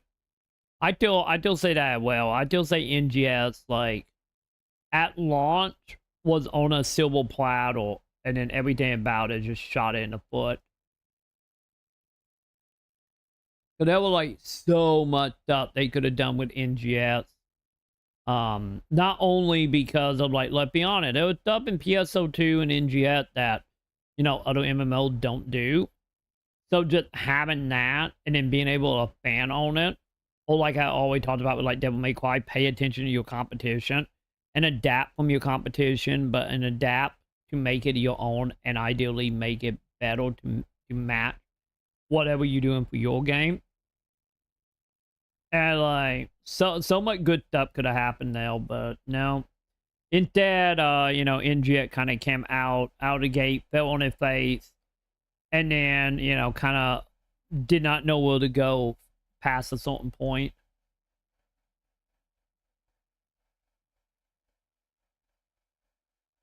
Thinking back on it, I don't think the game had potential. The dev team isn't active enough to keep players interested or invested. Yeah, when I think of potential, like for me, was like for me, it was like when I think of potential is on one hand, you had the silver platter stuff. you know, you had way more eyes on NGS than you ever had on PSO2. Probably because PSO2, you know, technically they just kind of bought out and then shot it in the back of the head like a year and a half later. But even with that being said, you know, there was so many eyes on NGS. And then like on top of that, being like, okay, you guys have had a decade of working on PSO2, figuring out what works, what doesn't work, how to do this certain thing. And then on top of that is, you know, you look around, you have like the renaissance that were happening thanks to live server and MMO coming back. You know, the WoW, the 14, you know, like all that shit.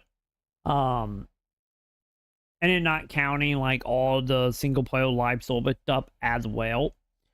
You know, like so much opportunity to like look around you to figure out what is happening and what doesn't.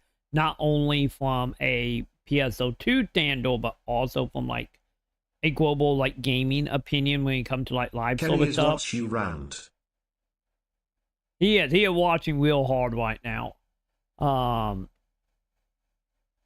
yeah, like they had all the opportunity there, and they're not counting allegedly seeming like they had a big old budget for NGS. But at the same time, I still feel like they blew most of them budgets just trying to get it to work with PSO2, which honestly, NGS might have been a better game if, you know, they didn't try to do the whole like crossover thing. Especially with how fat Sega started trying to pretend like PSO2 doesn't exist once NGS came out. Maybe it would have been better off taking that money and put it toward the game itself instead of trying to adapt it with PSO2. So that's like my thing about the potential of just like, they had the ability to go in some very interesting ways and then never did for one reason or another.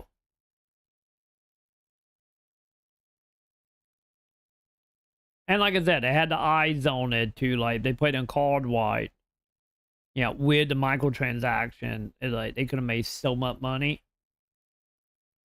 You know, go look at an example of that. Go look at what happened with like Warframe and Pat Exile. Because all the content better off coexisting and bouncing the player base between both games. That's what I originally wanted. I'll die on this hill. I do too. I will die on that hill as well. I still say, like, in the ideal situation, if NGS had to stay, you know, had to stay like connected to PSO, you know, like it is or is, I guess it still is, and you know, they pretend like PSO owns it now. I say I still would have just done the whole thing instead of being like, hey, we going to a year of content every month like it was. I still would just be like, hey, we're gonna put them on 6-month cycle. We bring the game out for 1.0 or PSO 1.0 in English, and then be like every 3 to 6 months. Instead of doing like yearly stuff, had it well, like you will play PSO for like 3 to 6 months. You would get to the end of the content at the time, and then be like, oh, NGX got that new stuff happening. Hop in NGX, play NGX for, you know, 3, 4, 6 months.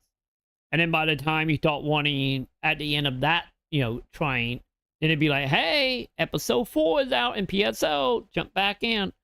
And then like double down on the whole thing of like having, you know, the items carry over and be like, hey, we're going to have exclusive items that you can only get in PSO and for like the time period.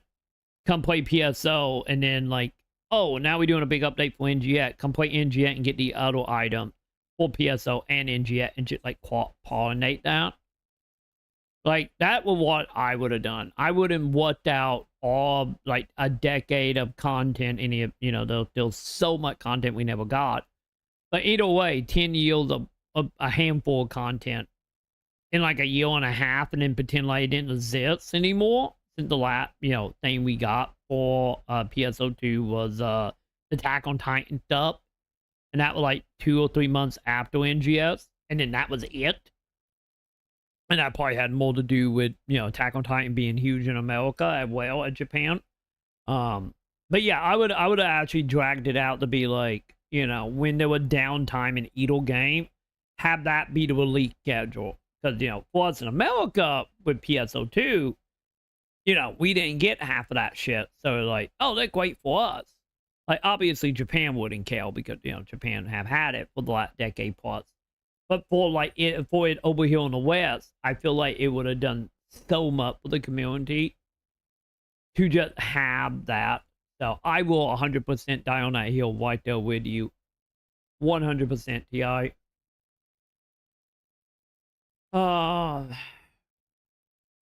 Yeah, my biggest thing, Joe, the whole making thing less difficult is like, I wouldn't even say they made it less difficult, because let's be honest, there were only like 3 fights in PSO2 that was hard. Actually, I should say 4 fights, at least in the West.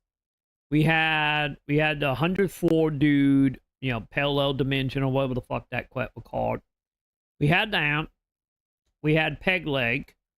We had the 4-man, what was it, like 4-man 5 depth for Yamato, and for the final fight, the main dot fall fight. Oh no, I'd say 5. We also had the dragon. They did that with the dragon fight as well. And that was it. And the dragon fight and the boat fight and the dot fall fight was like random when it was around. So technically we only had 2 content that was actually difficult. Everything else in PSO2 was just the same at NGS, just like, well, to keep, you know, wanting back from your ship every time you die, or just being a party and everybody just constantly revive you, you know, like the Origin quests. Like NGS have, PSO and NGS both have always been, you know, not difficult at all games. Outside of, like, in the case of NGS, what? Other than, like, 1 or 2, you know, fights, like the dot falls you have to go do in a Thea. So, like, I don't think it made the game easier. It never was hard to begin with, outside of a few exceptions.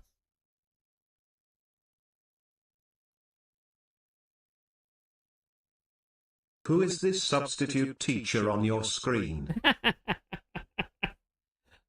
Kenny, don't worry about him. We will get to Kenny in a moment. Don't worry about Kenny. He's fine. And some of those are just fake difficulty. Yeah. Let's give a short time limit and bloated HP. Yeah. That was my biggest issue with, like, the dual quests. Was literally that. Because it's like, I missed today, like, the whole 104 bot fight. Of, like, that, I think it had a time limit, but it was a very generous time limit. And it became about, like, either the dot cell mentality. Either you have very good equipment to get through it, or you're very good at your class. You know, because there were plenty of people back in the day that would do, like, you know, do, like, the lowest level possible, like, level 1-1s of the dude with 104 to see how far they could get from just being, you know, quote-unquote good at, you know, dodging and parrying and all that stuff. And all that kind of went out of the way in NGS because of the time limit. But yeah, that was my biggest problem with Dual Quest. Where, like, I feel like with Dual Quest could have been a very fun, like, activity if the rewards were good and if the time limit wasn't so strict. Because I would love for them to go back to, like, that type of stuff to become more about your gear or your equipment, and not having to do, like, a DPS check because the timer was only 5 minutes long. But yeah, 100% the timer will just add artificial difficultness. Absolutely. Can't wait for the holiday event. God, man. The holiday event just can be a Christmas hat from, like, 5 years ago. Ah. Comment and bellying content. Yeah, Joe. Because I think it was, honestly, Joe... Well, I just hate you basically have to glue yourself to the boss. Can't even style on the boss. Yeah. It's just stay glued to the boss's leg. Don't ever miss a parry. To meet a DPS check. Yeah. Yeah, like, I got that. I remember back in the day, people would make, like, little style video, like Devil May Cry type shit in PSO. And yeah, like, you can't really do that with the time limit. You can, but, you know, the fundamentalness of that, of your skill set becoming better, you know, kind of hard to do that with certain time limit fights. But yeah, honestly, Joe, the whole like Overwatch, APAT, NGS, free to play, barely having content.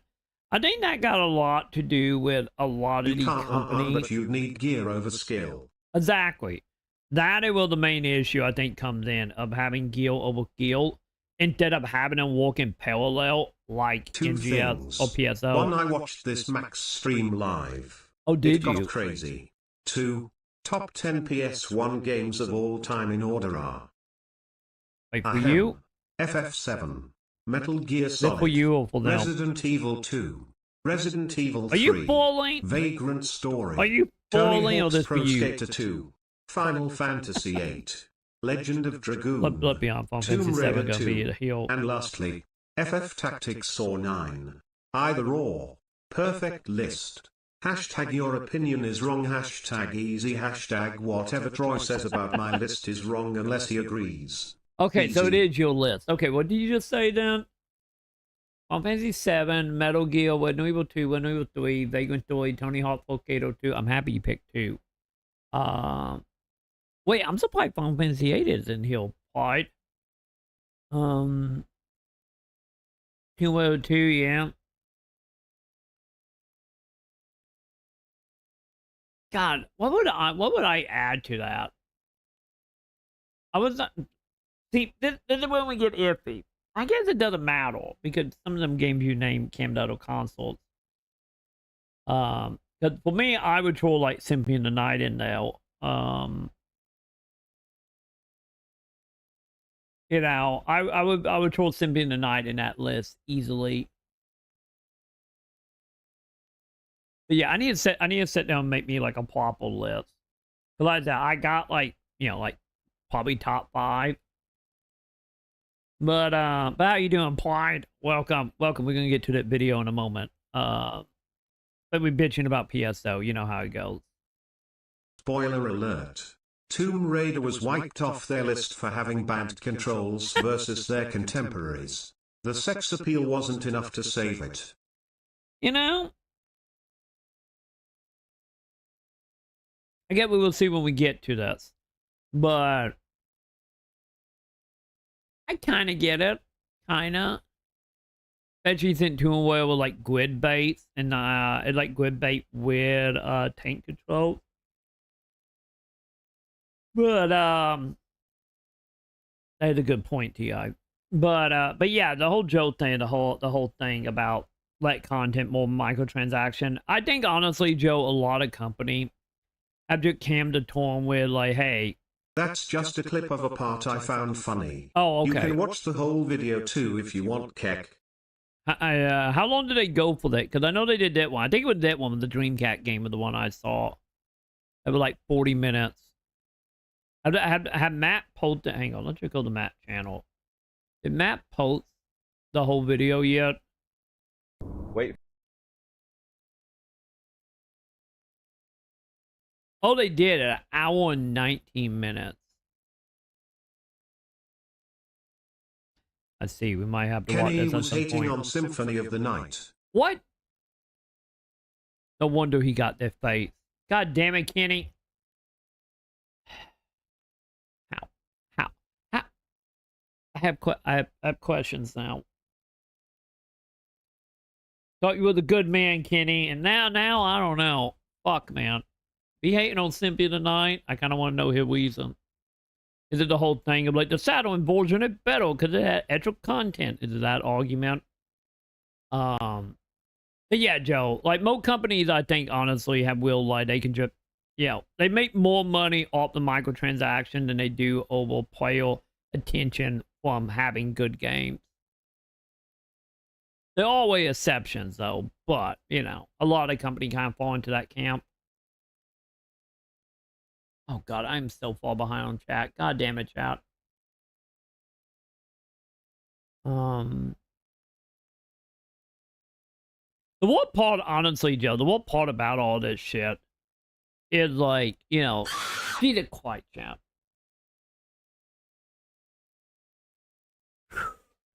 The worst part about like a lot of this is like the good quote unquote free to play games are the ones that always die the fastest because they don't do the microtransaction shit. You know? Or if they do it like very limited. Which is also like annoying.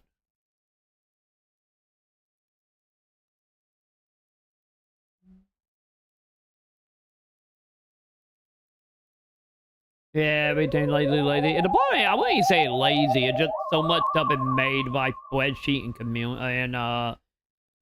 committee. And more so a lot of games are. Calls to me. I wouldn't say lazy though. Not by its warmth or its pumpkin spiced aroma, but by its desire. God, File Kitty here. Be careful, chat. For calamity and destruction. Kitty gonna break everything. I always broke my audio once tonight, chat. So I don't need File Kitty to be breaking any more stuff. So calm down, File Kitty.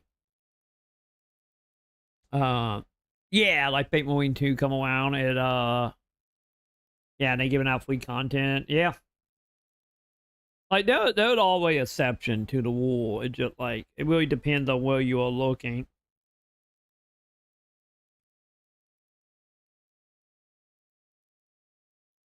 We got so sick of fighting the same enemies at launch. Are you talking about in PSO? Like, when we stopped, I was looking earlier, chat, because I was looking at some of my YouTube videos earlier today. And I noticed I stopped playing PSO in February. And so keep that in mind. But, like, from what was that? 2001 or 21 to 24 February. Like, all the enemies were still roughly the same, other than they might have, like, an extra spike on their head. It might be a decent shade of purple.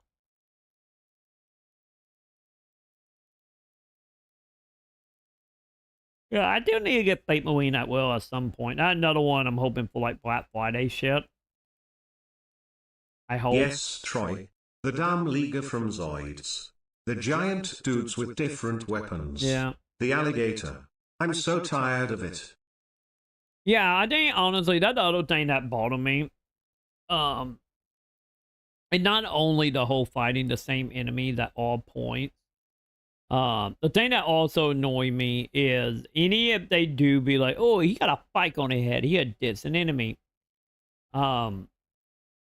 Is like, you know, the moveset doesn't and change. The flying manta ray thing. Yeah. You know, the moveset doesn't change that much. I miss the days of, like, PSO2.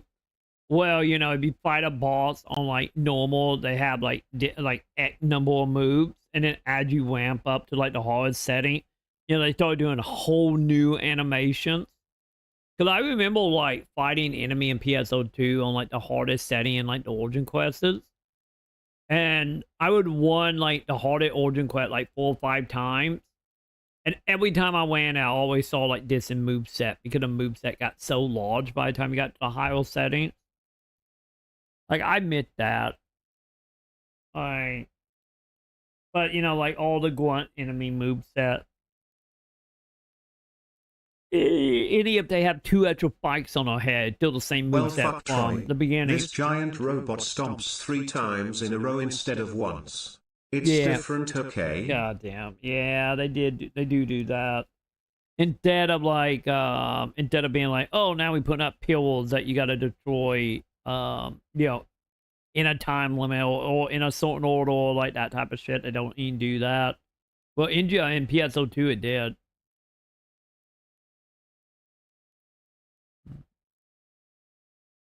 I told you, Joe. Like, yeah, like like the Wayfinder. Yeah, same Wayfinder look amazing because it is, Joe. The problem was with Wayfinder. I feel. Speaking of a hill, I will also die on.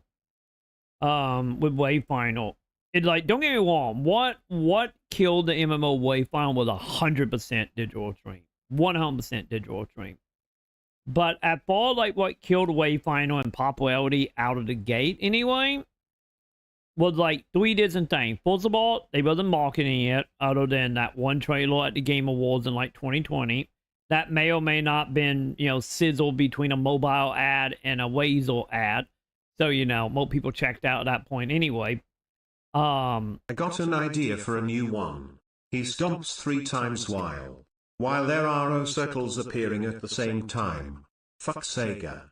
Put me in, coach. Put me in. Put you in. Do it, Sega. Do it. I will back you up on that. But yeah, like not promoting it, having that game under NDA all the way up to release, not doing a public beta because every beta was NDA. So the word of mouth just got shot. And then having the bad launch, which is not surprising. Every game have a bad launch nowadays, but you know, it was, you know, not NGF bad, but you know, bad enough to annoy a lot of people. And then the other side of that is, you know, going back to microtransaction, of literally the microtransaction being shit in Wayfinder. Because the whole thing is like, oh yeah, we're gonna sell you a Keltor for like 10 to 15 bucks. But that's gonna be it, and you can unlock that Keltor in like 6 hours. So, you know, it very much came across as we put the shop in the game because we had to, because of the publisher. So we're just gonna make it as bad as possible. And it was no way to like get like whale to, you know, buy shit. Because it's like literally I have talked about, I did a video about that back in the day. But like if you go in the Wayfinder and you spend like $100, congratulations, you just bought everything in the game. Other than like the 2 outfit that comes out every other week.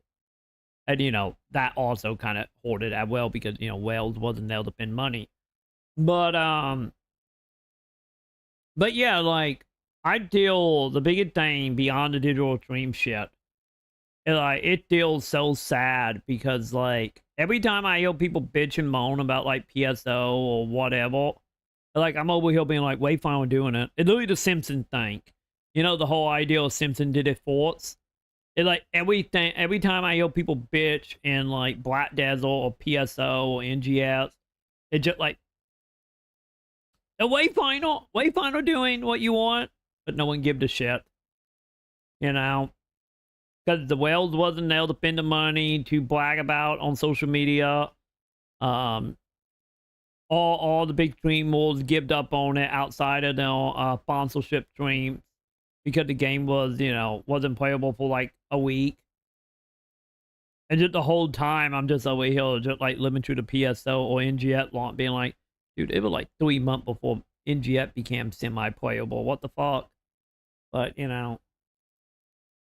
But yeah, Wayfinder is fantastic. I still stand like Wayfinder. Like my only complaint still about Wayfinder is the weapon stuff. I don't like how they drops now and not Monster Hunter weapons, but like they wasn't MMO. That's my only complaint I have for Wayfinder.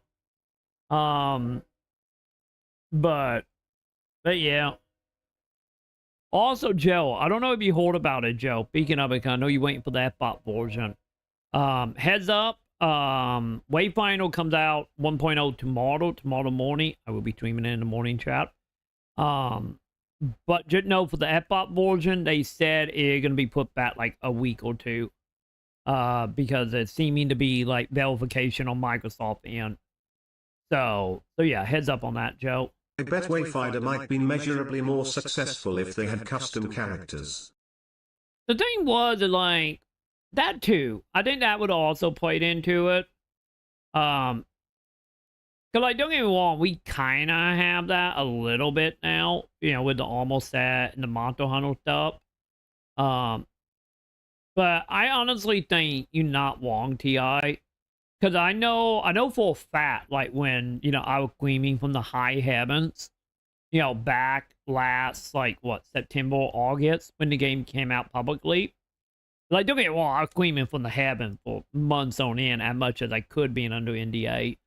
But yeah, like, I remember having some discussion with some of the PSO community people, just in general, like, the player base. And, like, that was, like, the #1 thing that made a lot of the NGF players not care. And because, you know, all the people who, you know, cared about gameplay were gone by that point. So the only people left is, like, you know, the people that spend, you know, 15-hour a day farming one item and never get it. Or spend 8 hours a day in the salon. And And, you know, at that point, the player rate that existed in NGS just did not count because they're like, I can't make, you know, a waifu or Nightmare Fuel or, you know, I can't cosplay like Professor Layton. Why would I play that? You know, like that mentality. So I'm with you. It's like I get the whole thing of wanting to have like character for lore and whatnot. And, you know, wanting to do like the League of Legends type. Because, you know, like League of Legends don't have character creation. You know, the whole idea of selling characters and selling classes. I get that. I get why they did that. From like a lore effective as well as from like a marketing way.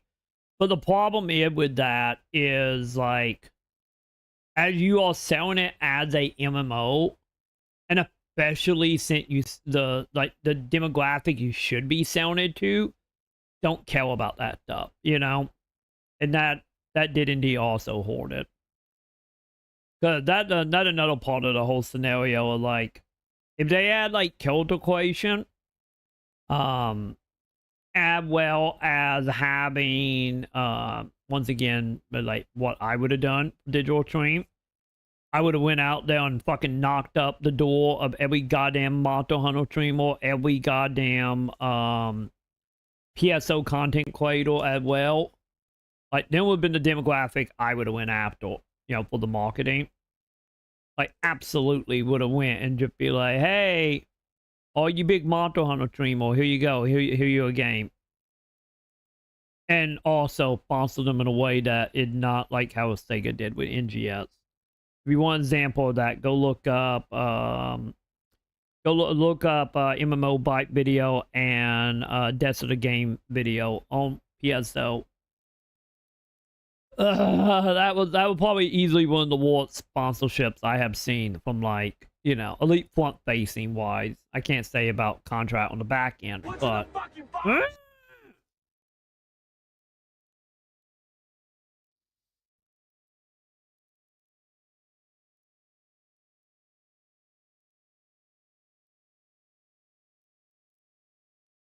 My brother and I have gone back and forth on this. I'm under the camp that appearances content or at least important to gameplay. People underestimate how much people want to look cool in a game. That's the reason I'm never totally on board with. It's just cosmetic discussions. I'm sure I heard Jim Sterling make that same argument too.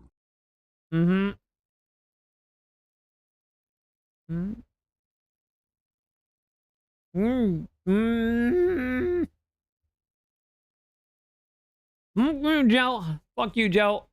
I'm coming out of the box. I'm doing it. I'm behind on chat. And I would like to watch the video and play Parasite Eve. Thank you very much, Joe. So I'm coming out of the box for that moment. It's happening. I'm cheating, chat. Take that, Joe. But yeah, I do agree. I do agree on that end. It's like, I thought the cosmetic stuff is like there is so, like, cosmetic at that point. Like, don't get me wrong, the discussion, like, from, like, 5-10 years ago, maybe. Like, oh, it's just cosmetic, who cares? Back when gameplay overlapped cosmetic. But where we are nowadays in the game industry, no. Cosmetic is the game for the majority of people. It doesn't matter what game it is. It doesn't matter. Cosmetics is the game for so many people. So now it does matter. Like, the second, you know, you start seeing kid getting bullied because they running around with a default skin in Fortnite, that whole discussion is just dead. Tell him, Troy. I will. But I did agree with that sentiment as of like a decade ago, but not anymore. But like the industry have changed way too much. Way too much for that to be the case nowadays.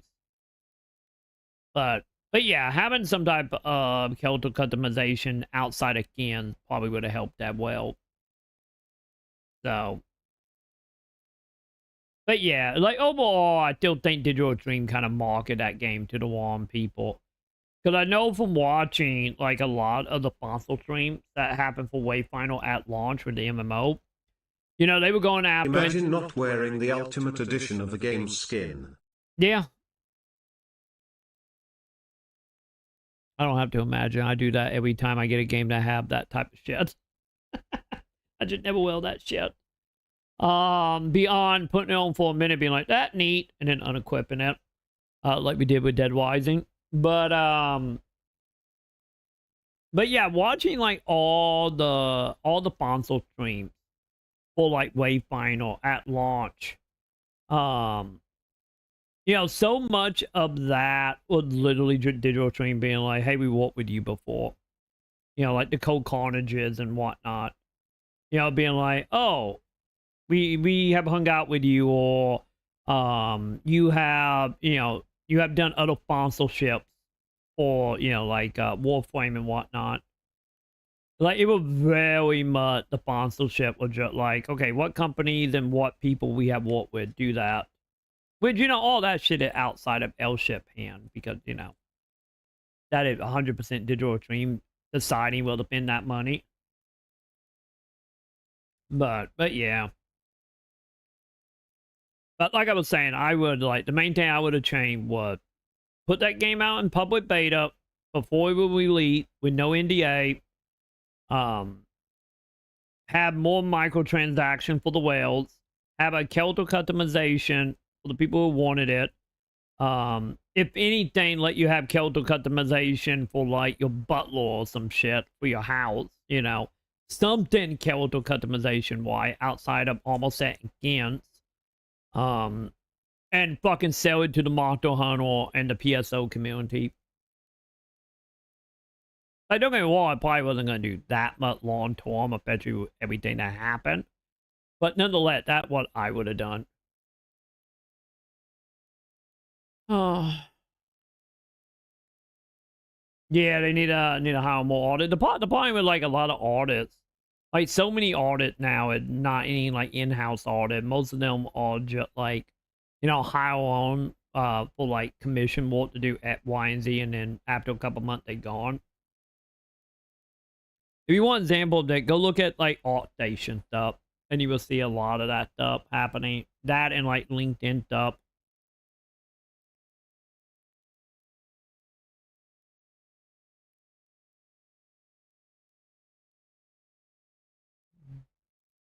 I Yeah, but I'm trying to get the stronger weapon. L by L we're getting now. But like, hell, what going on? Yeah.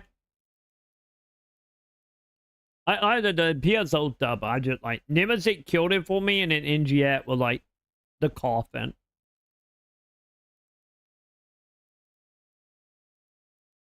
Oh, absolutely. I am still like oh god, what was it called, chat? It's been like a year since I said the name of it.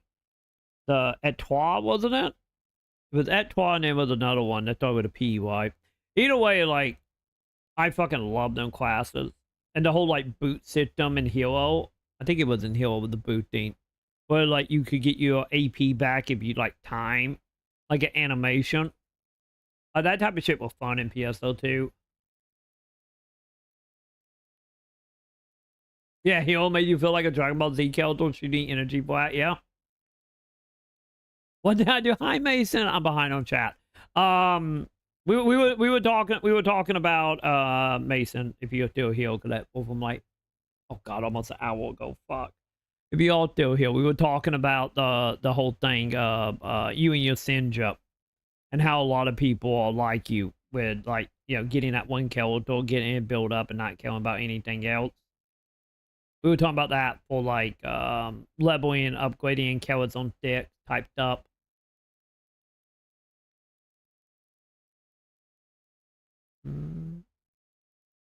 Yeah, we have been sucked into a rant, Joe. It was bound to happen. I'm getting this out of my system now, so in the morning, we will be good for Wayfinder.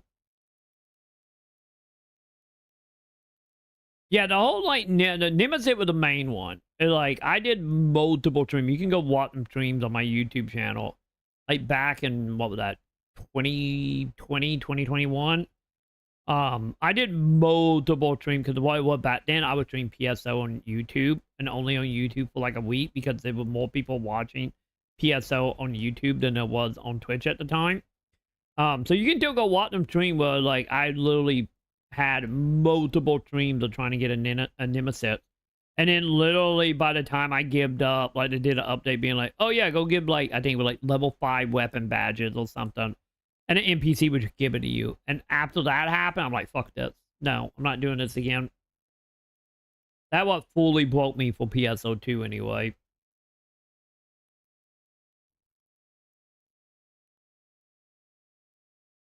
Absolutely. Yeah, like I said, go talk to CM about the whole, like, the weapon being useless by the time you get it. That have happened a lot to CM.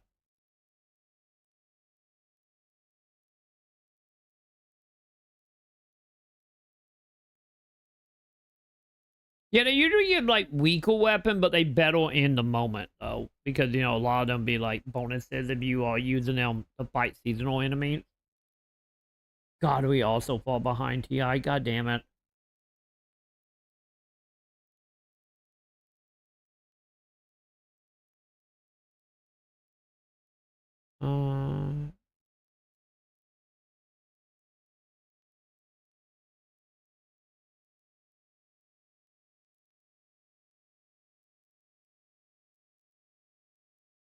Yeah, that, like, the whole thing with, see, this is the problem, honestly, I feel about, like, the whole cat eye private server is like, I get maybe it wouldn't be that bad because it's free compared to dealing with play online shit, but I think for me with cat eye, like, you know, always been there, done that once already with retail with like the NPCs and stuff. I don't know. One day I will probably try it.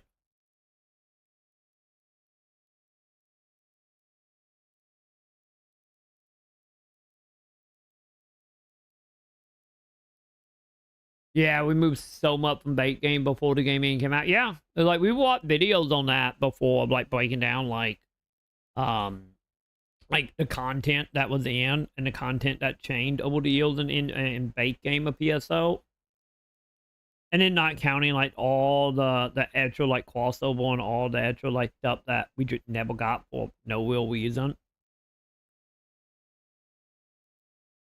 But I still say honestly, I think if they would have done like the 3 to 6 month content between NGS and PSO2, I think we just now would be getting, you know, close to the end of Japanese NGS or Japanese PSO2. I mean, because of just how much stuff was out.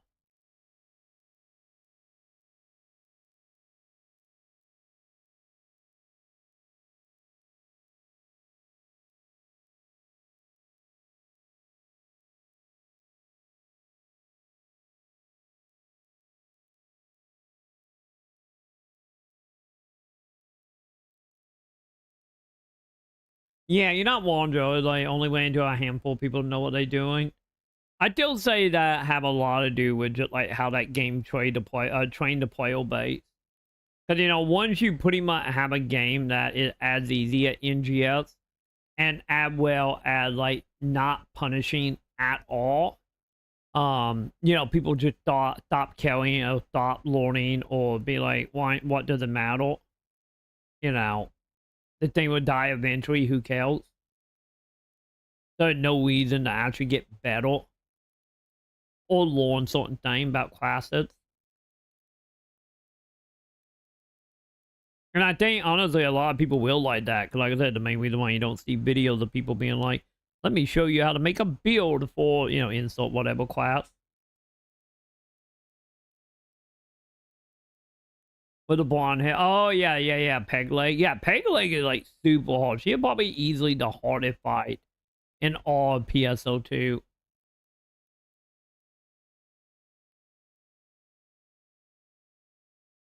Well, Bacon Toy. We always beat Bacon Toy.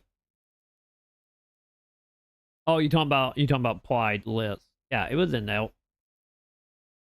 Reminds me of the crossover and content that was cut out of the North American version of Phantasy Star Portable 2. But you could literally go onto the console's browser and download and install the Japanese patch on a website to access it in-game. Oh, could you? It still had Japanese text. Honestly, I kind of feel like, at least from a gameplay aspect, I kind of feel like if you play the game enough, the whole being Japanese doesn't matter. And also, seeing and doing the content is probably more important than understanding the content. Because you can easily get that up like a wiki page somewhere. You know, it was like the whole reason why with like NGS when I did the Japanese beta for NGS. Like, I had people coming in here during that beta being like, can you read Japanese? I'm like, no, I just put in like 1,000 hour in PSO. So I clicked around the menu, and after clicking around for like 5 minutes, I figured out what everything was and just, you know, went. So I imagine probably very similar for that as well. Wait, don't forget about Soul Weevil. Wait, what about Soul Weevil, Joe? I know that from 30 minutes ago. What were you talking about Soul Weevil about? Oh, for the list. Yeah, Soul Weevil 1 would be up there for me on my list as well, now thinking about it. Like, I fucking love Soul Weevil 1. Telling you, I can't wait for that remake in December. I'm telling you, chat. We're gonna get in December, outside of Final Fantasy, we're gonna get on a big Legacy of Kain like playthrough happening. Because there's no fucking way I'm gonna play Soul Weevil 1 and 2 and not play Defiance. Fuck that, man. So yeah, we will probably do a marathon of all the Legacy of Kain game in December. I need to fucking find ISO Blood Omen though, because I will admit freely on that one. We fucking will play that, and I will fucking cheat that game. There are parts of that game that are just nauseous. So I will absolutely put on some game shot code to get through that game. I did that game once without cheat codes. I'm good. But the game is still important though.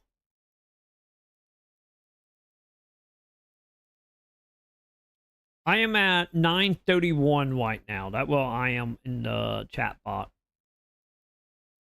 I always knew you were a cheater. No, have you ever played Blood Omen? Blood Omen is fucked up, man. Good, but fucked up. Well, it was. Like, imagine some nukes being in Japanese only. The rest of the game was, but the levels and items in the patch were in Japanese. I'm just surprised the Japanese DLC even worked seamlessly with the game. I am too. Shit was different back then. It wasn't a hack or anything. Anyone could do it. It was when other regions' demos were also put up on the internet to be accessed through the PSP's browser. I did not realize that. The old PSP Demo Center. I did not realize that. I did not realize that was a thing. Especially with DLC. I'm so used to like DLC, like after that, where like you had to add like the Japanese version to any play the Japanese DLC. Demos and stuff, but like you could still do that on PSN to this day. You know, being able to just buy or play Japanese versions of games. But having like American version with DLC then in Japanese, that is surprising.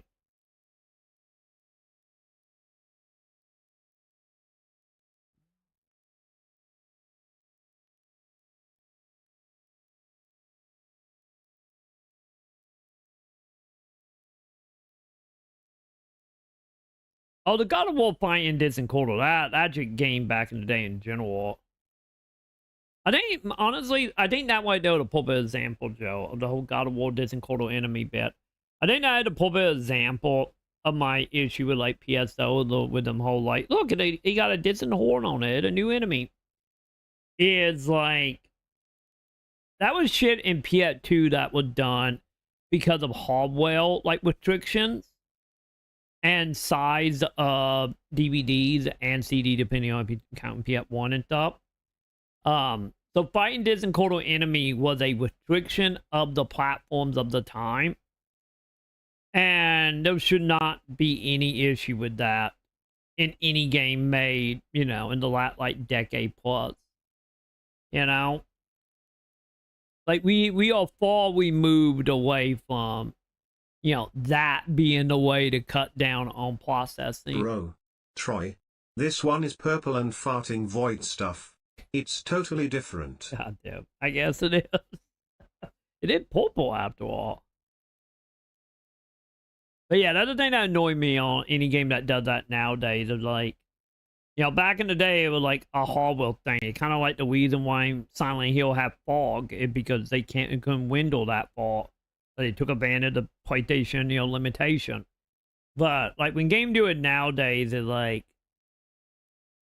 that kind of just show how bad you got your game program, or how bad the engine you're using, or something like along them line. Or like there's no reason for that to be the case anymore. Without your level design is just so chaotic. Like the freaking, what was it, the flower pot in Final Fantasy 14 1.0? That, like, there's no reason for that to be the case anymore. Which is the main reason why a lot of games nowadays will just have you fighting, the same, like, 5 people in that is. Which, a lot of games can get away with that, such as, like, Call of Duty and whatnot.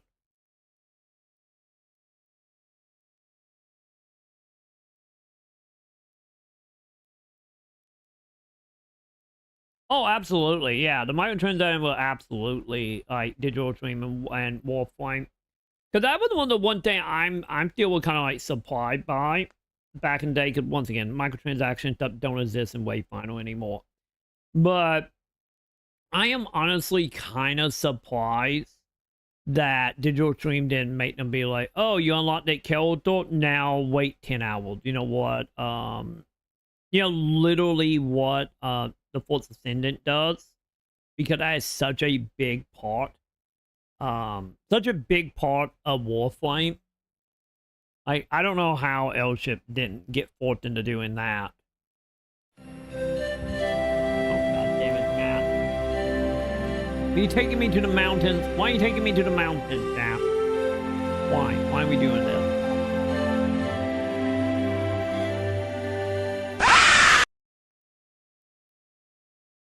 I truly did become a zombie, chat.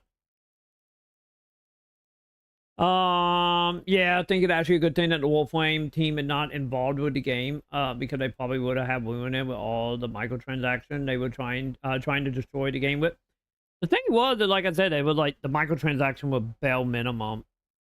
I think honestly, realistically, I don't think the microtransaction would have ruined Wayfinder, because with how bare bone it was, the only thing that would ruin it would be the whales that couldn't spend thousands of dollars in 5 minutes. Which in return would probably play into Wayfinder eventually being shut down by Digital Dream, like actually shut down, because it wasn't making enough money. Especially once the game went free to play. Because remember, the game was supposed to be free to play at 1.0. So I think 1.0 either would have been filled with microtransactions or not, or continue having barely any. And then Digital Dream would shut it down because it wasn't making money. I think that was the way that would have went. We never would know one way or another, because we didn't get to that point. We can only go by what was in the MMO, which was literally, like I said, were like $100 to $200, and then like maybe $20 a week or every 2 weeks, and that was it.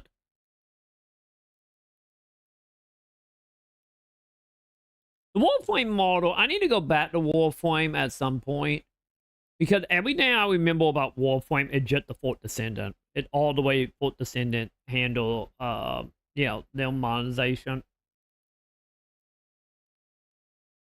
But you think it's one of those catch-22 things? We hate microtransactions, but we as a collective made it so that only games with microtransactions are successful. Yeah. For the most part? It is. It absolutely is. Because like I said, I go back to my whole thing about, a lot of game company will like microtransaction in the game.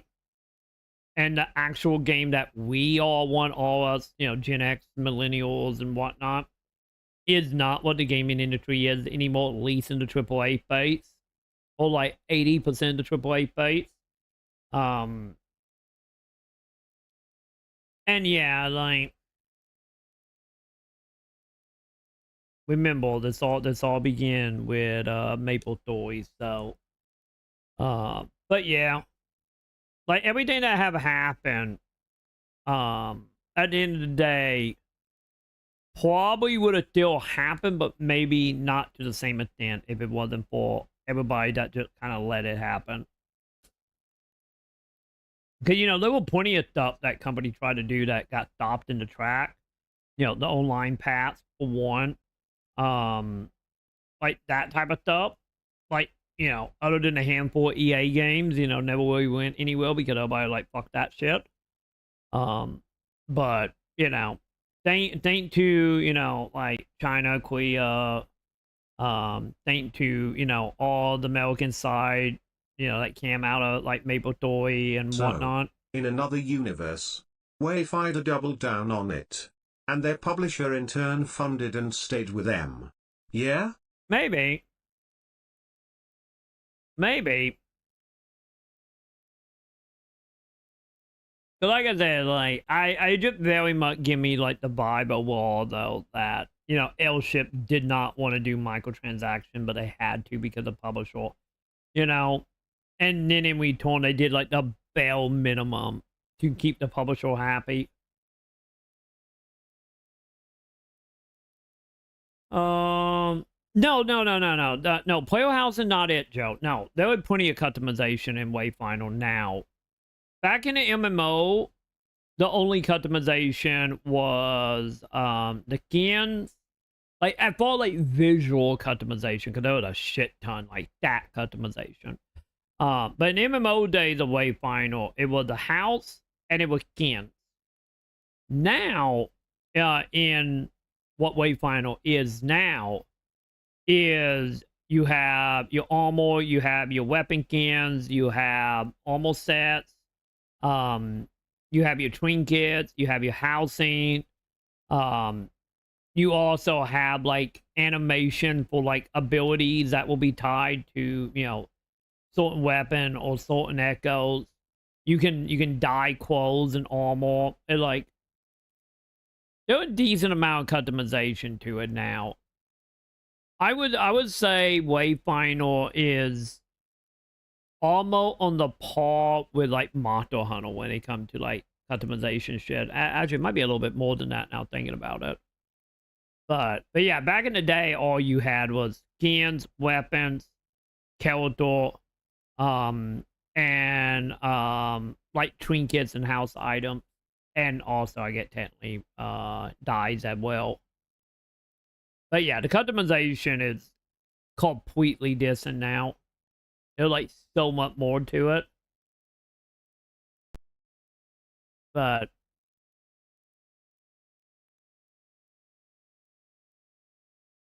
yeah, the player housing is, like, you know, barely a percentage of the game nowadays.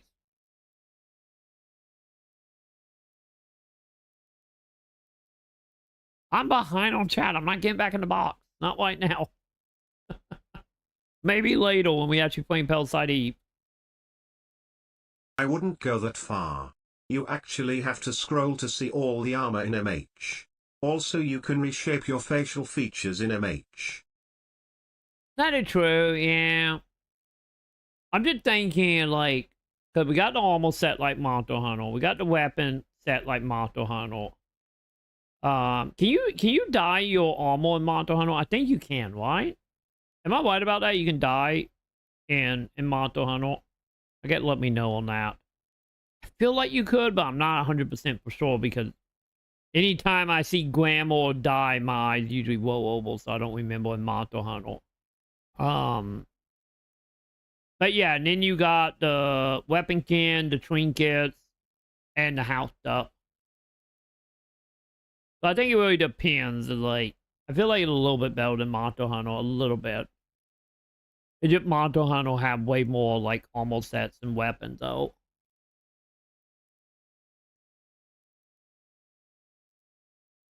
I think Pride is gone right now. You can't tell. Yeah, you can dye M. Okay, you can. I think what people wanted was facial character creation. Yeah. Oh, yeah, 100%. Yeah, people wanted to be able to make, you know, they wanted to make faces, they wanted to make booba and asses and thighs and, you know. People wanted the PSO, like, body shaping stuff and, like, the Dragon Dogma character equation. That's what people wanted. Over just, like, a piece of armor that can be dyed. But yeah, Pride is gone right now, so you can't tattle on me, Joe.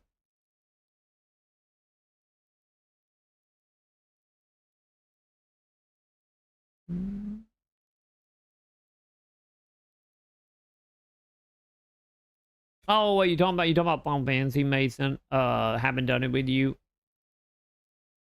Yeah, we tell one thing, but playing with friends is another. Yeah, I definitely played with friends in retail when I did my 100%. There were like a good like 10, 15 of us on Twitch that, you know, played with each other.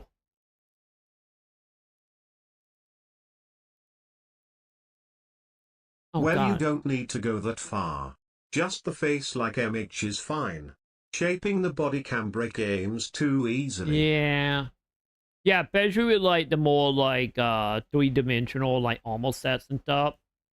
Because I think PSO can kind of get away with it a little bit because a lot of the outfits are like, you know, just glorify like skins, like actual just like textual. But like once you start getting into like actual full-on 3D models and scaling, it not only can break that by clipping, but also can like make the textual look kind of funky as well. You know, depending on the game. Because I have always looked at PSN very simple, like very simply being not completely obviously, because you know you do have like accessories and stuff. But if you're looking at just like the body suit stuff, like I feel like it's like one step above like B-Boy character equation. Also, why am I looking at general chat? What are you doing, Joe? What did you do in general chat, Joe? Am I in general? Yes, I am in general. Okay, what is it, Joe? Hi, I'm with the Port Commission. I'm from the Athlete's Foot Foundation.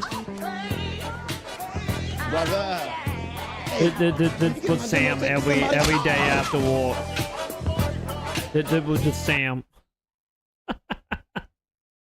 I would just Sam every time she got off walk. Hey, do you remember, I did not want to abandon you guys in PSL. That was all because of Sega. I still would be playing and, you know, doing my game doc, like, design on PSO as Sega didn't want around, you know, befriending pedophiles.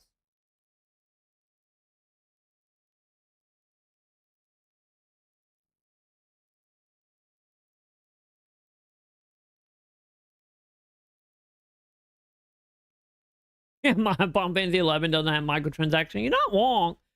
No, technically it kind of does. If you think about it, it kind of does. Because in Final Fantasy retail, back in the day, and even now, I believe, actually, maybe, okay, maybe not 100% nowadays, but back in the day, it had microtransaction. Because you could pay $1 to play Tetramaster. You had to pay $1 per character, all the way up to what, like, I think it was like an extra, like, 12, 13 bucks. They also had it later on where you could pay money for, like, the Mog chests. I think it was the Mog chest. Well, one of the chests in your house, you could pay real money to get more inventory space. So they had microtransaction. It wasn't a flat subscription fee. They had transaction in 11. It just wasn't like loot boxes or anything. They deal with microtransaction.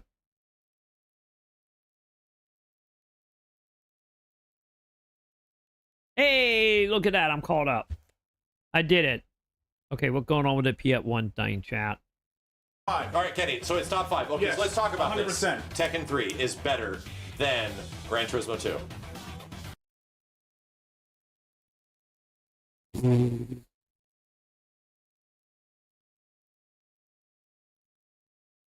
Oh, they're gonna hurt my soul, isn't it? Fuck. I can always feel. I love Gran Turismo 2. Yeah. Okay. All right, that's one. Kenny, here you go. Metal Gear Solid is better than Gran Turismo. Okay. All right. Kenny, final. Yes, Metal Gear would be. I would say Metal Gear would be better than Gran Turismo 2. Fantasy 7 is better than Gran Turismo 2. Sure.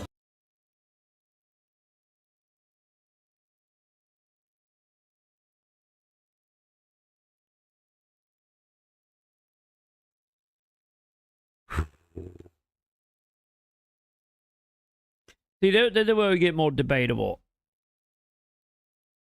I don't know. I don't know if Final Fantasy 7 better than Gran Turismo 2. I don't know about that. I don't know. See, this is the thing. I need to replay Gran Turismo 2. Because my memory of Gran Turismo 2 of being the best racing game ever made, other than Burnout 3 and Forza Horizon 5, 6, whatever the last one was for Horizon. I would still put Gran Turismo 2 as easily probably top 3 best racing game ever made. So, yeah, Gran Turismo is the only like simulation racing game I like. Any, you know, after PS2, you know, they kind of fucking went off a cliff. But lead up to that point, anyway. I would say also, hang on, you guys can't see that. What the fuck? I'm sorry, chat. Hang on. Let me go back. I'm sorry, you guys can't see that. My bad. But I would say, God, I would, If I play Gran Turismo 2, we need to download this and play this. From my memory of Gran Turismo 2, I would say better than Final Fantasy 7. Because I feel like Final Fantasy 7, but also, I'd rather play a kart racer like Crash Team Racing. Yeah, I never got into the Crash Team Racing. I never got into the Mario Kart stuff either. The only Mario Kart I have ever played was 8, and that was it. And that because people at Edge of Play tricked me into buying it. So we could play together, and then we never played together. But,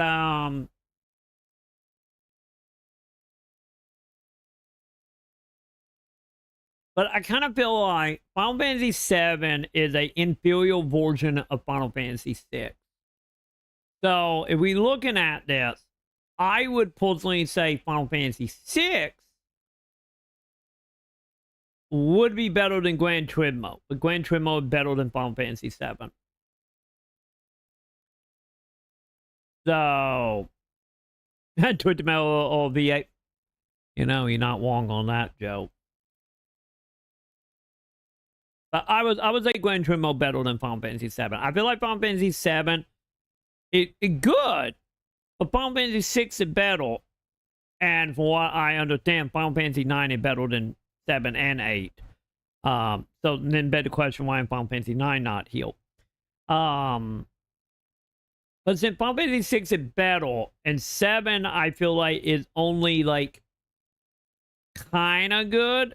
It's like almost equal to 6, but 6 is still better. But it only put on a pedestal just because of everybody that bought into the hype. Back in the day, you could not escape Final Fantasy 7. Like, from a marketing standpoint. Like, I wouldn't say even overhyped. I think Final Fantasy 7 was such a touchstone for millennials. Because of the marketing and the time period when 7 came out. 7 is like Star Wars and Lords of the Rings. Well, for like Gen X. They're not good, but they so intertwine into the being of millennials, especially PS1 millennials. And like everybody instantly put it on a bigger pedestal than it should be. So the remakes are sequels, not remakes. They are sequels. Oh God, Sam is dinging me now. Is she inputting me? Okay. Hang on, give me 1 second.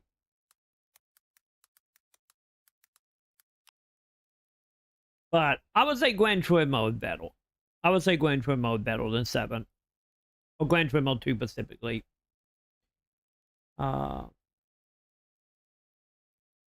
Also, hang on, chat. Sam is still streaming and she need eye drops. Give me 1 second, chat. Remember where we were? We were saying Gran Turismo were better than Final Fantasy VII. Give me 1 moment, chat. I'll be right back. I get all eye drops. Give me a second.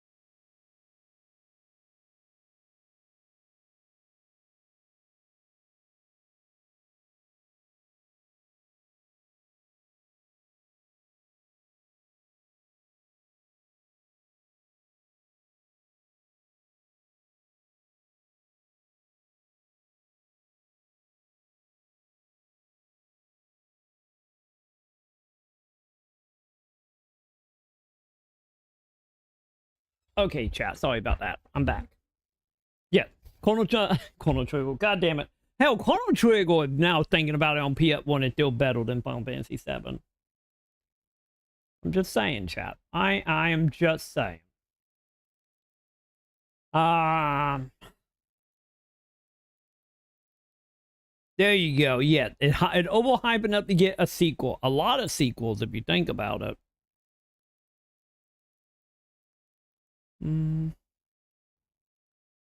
Yeah, don't forget we got what? Final Fantasy VII, We bought Dojo Soviets, Crisis Core, Ever Crisis, Advent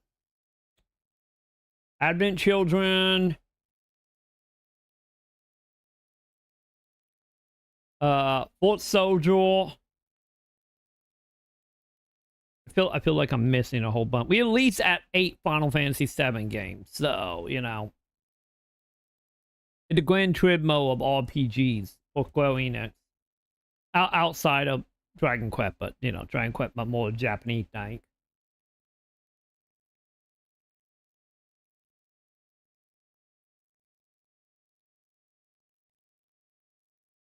Also, what are you linking me, Ti? What are you linking me?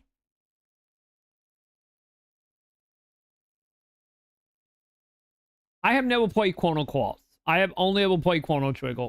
And most of those things makes 7 worse. Yeah, yeah, exactly. You're not wrong.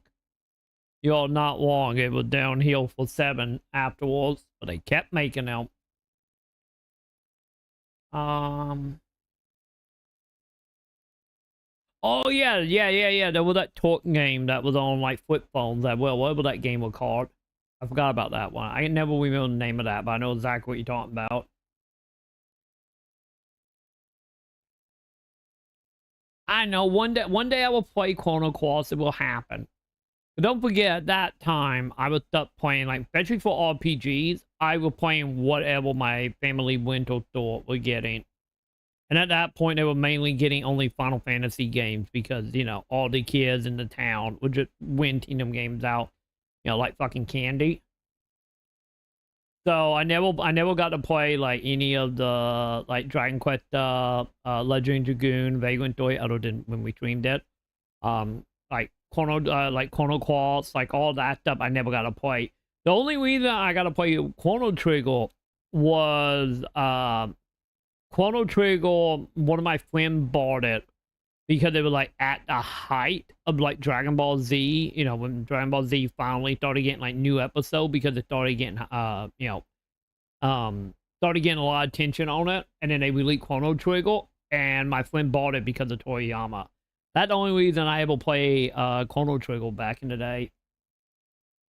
So on Luna Pat, maybe we might need to do that, Wag.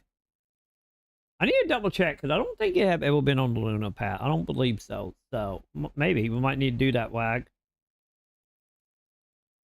Wait. There's no way. Kenny. It's top 5. All right, Kenny. So it's top 5. Okay, yes, so let's talk about 100%. this. Tekken 3 is better than Gran Turismo 2. No. Yeah. Okay. All right. That's one. Kenny. Here you go. Metal Gear Solid is better than Gran Turismo. Okay. Yeah. All right. Kenny. Final Fantasy 7 is better than Gran Turismo 2. Sure. Okay. All right. Resident Evil 2 is better than Gran Turismo. Yes. I will agree. Resident Evil 2 is better than Gran Turismo 2. Okay. You're telling me that Symphony of the Night is number 6. Yeah. What?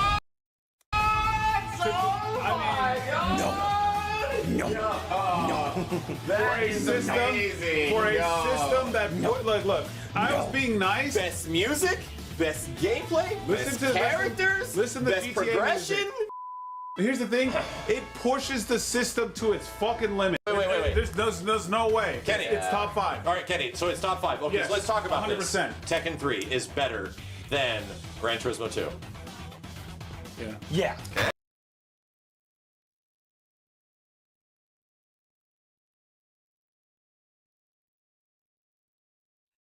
I gotta fucking know now. God damn it, T.I. Also, what's this other video you sent me? I present to you. Not so fast, good captain. I've yet to show my hand.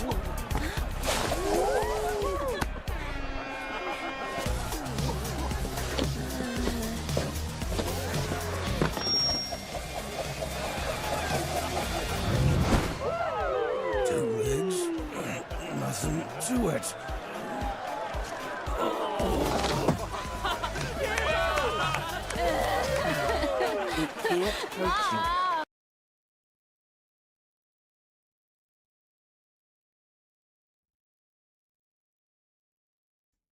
That was a thing.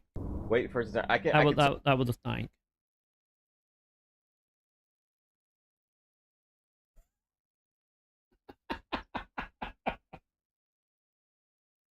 God damn it.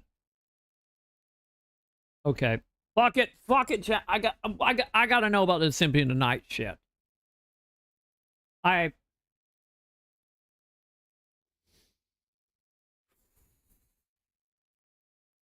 can feel my blood pressure rising thinking of it. Why is it not loading? YouTube?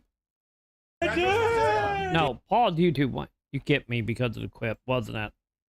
What the fuck?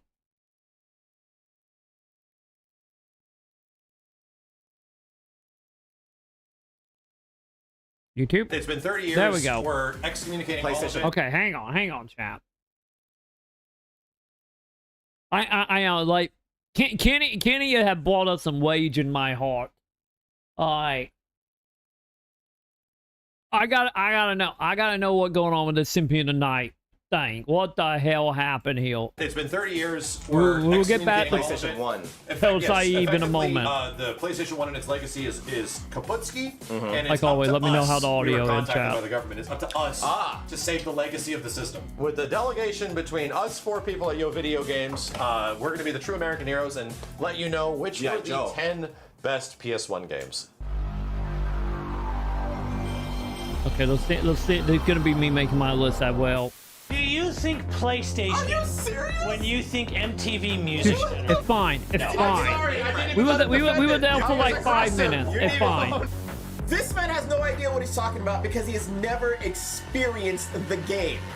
I made that song. You remember the song that we made together? I made many songs.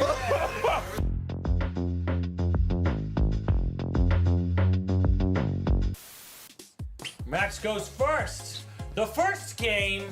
All right, heavy hitters, man. We shall put is FF7. Obvious. I don't care when I go. That given for Matt. Kenny, what's Kenny gonna take from Simmons? He's not.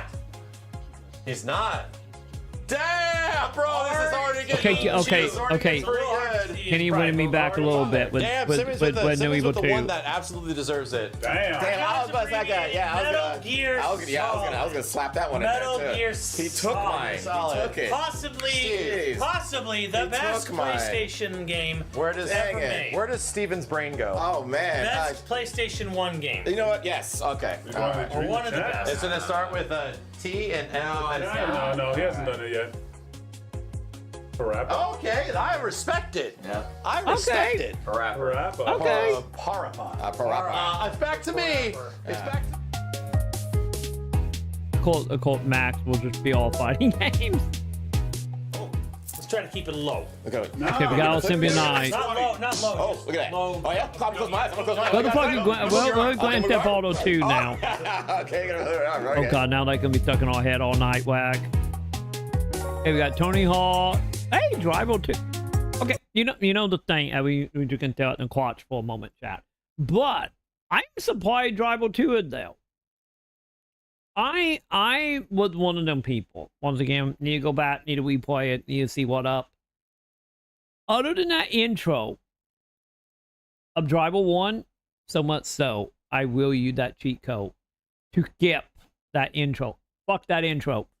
But beside that, at least at the time, I was a Drival 1 fan more than 2.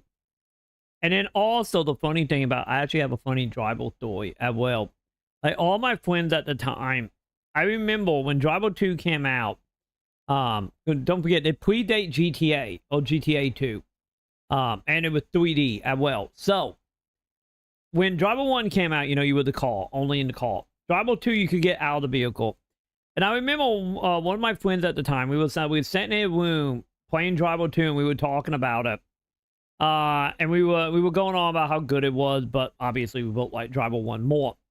And his brother walked in, looked at the game, heard us talking about it, and literally just went, "This game sucks." And do you know why? Because they're going to be Drival 3 before you can use a gun. And he just slammed the door and walked out. And then me and him were just sitting there because there's also like, by that point, GTA 2 was out. And literally me and my friend both had the mindset of just like, holy shit. He was going to be, he's fucking right. And then I think that ended up being the case, right? Well, then Drival 3, you got a gun. But either way, it like, that whole thing, it just was always born into my head. For Drival 2. Wait, do we have Ape Escape? Who put Ape Escape in here? I have room for Jet Moto 1, 2, and 3. Okay, what we got? So Drival 2, we got Clash, Ape Escape, Metal Arnold. Well, I'm betting to see Metal Arnold here. 202. That's a group I was kind of surprised about. Like with Regional 4. That right there, Street Fighter EX, right? I'm pretty sure that's Street Fighter EX. Also, hi Diana. How you doing, Cap? Grandia. I meant to vote on Grandia 1. I will admit freely on that. Mega Man X4, huh? I was more of a Mega Man X5 kid, personally. Don't see no Soul Evil? Yeah. I don't think they play Soul Evil. Are they not Soul Evil? Are we gonna have to disown all of your video games? Is that what's happening here? If Soul Evil not gonna be on this? Yeah, I never played Legend. Like, Legend, I never played. I only ever played, like, the original Mega Man and the X series up to, like, 8, I think it was. But I never played Legend at all. Damn! What are you doing, dickhead? Oh, that's space. Oh, you are Goose. Boy, what are you doing, dickhead? Yeah, not you. The fucking guy just toppled over and I couldn't see it. Like, what the hell? Oh, Jet Moto. Look what happened. To be totally honest, I do have a soft face in my heart for Jet Moto. I love Jet Moto. That was one of them games that I remember playing way too much up back in the day. I'm telling you, when it came to RPGs, if it wasn't Final Fantasy, it wasn't at my local winter store. I just never played it. I didn't, by the way, real quick, I didn't start getting into like random RPGs outside of Final Fantasy to the PS2 time period. Because by then, me and my brother were able to go across state lines more, so I started actually finding games. So I went from like only getting game from like a winter store / whatever was in like the bargain bin at a grocery store that had video games sometimes, because they also had like a winter store inside of it. Because there were 2 winter stores, with a Hops and a family one. So most of the games back in the PS1L was either like Friends, renting from the family store, or getting them in a bargain bin at the grocery store, and that was it. But by the time PS2 came around, we would go in across state line at least once a month, maybe twice a month, because by then also my friend had a driver license. So I would get like 1 to 2 games every month at that point. So that is when I started getting into like all the RPG. Wild Arms games? No. Specifically the PS2 ones. I know of them. Troy? I know of them, but never played them. But I know of them, and I know they're supposed to be good. But personally, I never played any of them. I saw like a friend play it for like 5 minutes, but that was like it. Because for me on PS2, God damn it. For me on PS2, I was much more at that point, you know, doing the Dark Clouds and like that type of like RPGs, like the level 5 stuff. That will I ended up landing on a lot of PS2 stuff. You know, playing like the Shin Megami Tensei stuff, playing like Dark Cloud 1 and 2. What would be some of the other ones I remember Troy playing? never played Chrono Cross and never played Wild Arms. I know. Boo this man. I know. And I say I love RPGs. That shit. The character did this. The character did this. Not you. I get a lot of people that are going to say Mega Man Legends 1. Oh, here you go, Joe. I thought it was okay. Clunky, bro. I thought it was like a 7 or an 8. Because it kind of... It was a 7 or an 8? Mega Man Legends. Right. Leave me alone, chat. One day we will play them. One day. One day I will also play like Gradia 2 for more than like one stream. It will happen one day. Isn't a Wild Arm game like horribly offensive? What am I saying? We have the power. I have the technology, chat. It might be ISO time, isn't it? Anyway. Biggest issue with Mega Man Legends is it feels like ass to play. Damn. Is this you right now, chat? No! I feel like this is you right now, chat. How awkward am I?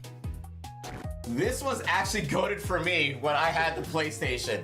Ladies and gentlemen, the game demos. The game demos were the goatedest thing for me when I had a PlayStation. If game demos somehow eventually makes it to the top 10. Yeah. Oh God. I'm gonna be mad. No, we doing it. We doing it, chat. I'm with Steve on this. I am 100% with Steve on this. Like, getting a PlayStation magazine, getting PlayStation Underground. That was the shit, chat. I still got a whole fucking, like, one of them, like, CD holder filled with PS1 demos. So, I'm with Steve on that one, chat. What's your favorite food in the world? Spaghetti. No, fuck, I just go tacos, burritos. My favorite food is buffet. There you go. It's in there, right? Max also have a point, but still.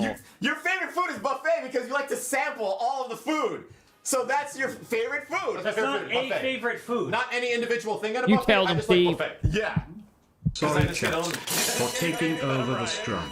Tech W. It's fine. It was bound to happen. Don't worry. Once again, we will get back to Parasite before the night over. It's fine. He's so pissed. You know this asshole ruined my fucking my vegan beef jerky by fucking pointing out. Yeah, I don't think so. We would heal. Chad, are we happy with this? Are you happy? Okay, what we got? Whoa. Hang on. So, Final Fantasy 7, Resident Evil 2, Gran Turismo 2, Quack Team Racing, Symphony of the Night, Final Fantasy Tactics, Driver 2, Quack 4, Apex 8, Medal of Honor, Tuneo 2, Bloody War 2. Okay. Wipeout.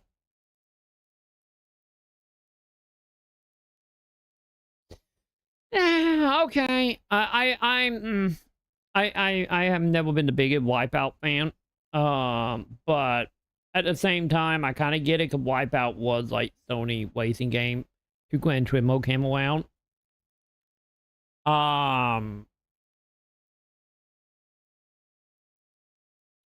Wait. What did the downhill chat? ODD Q IQ? Is that the bot game? Like you had to full like box it by running away from it or something? Metal Gear Solid, Parappa Rappa, Tekken 3, Tony Hawk 2, Mega Man X4, Gladiator, Street Fighter EX, all 4, Busted Groove. I am surprised Busted Groove in here. Parasite Eve, hey, there you go, chat. You got Parasite Eve. See, this is on topic of Parasite Eve. It happening.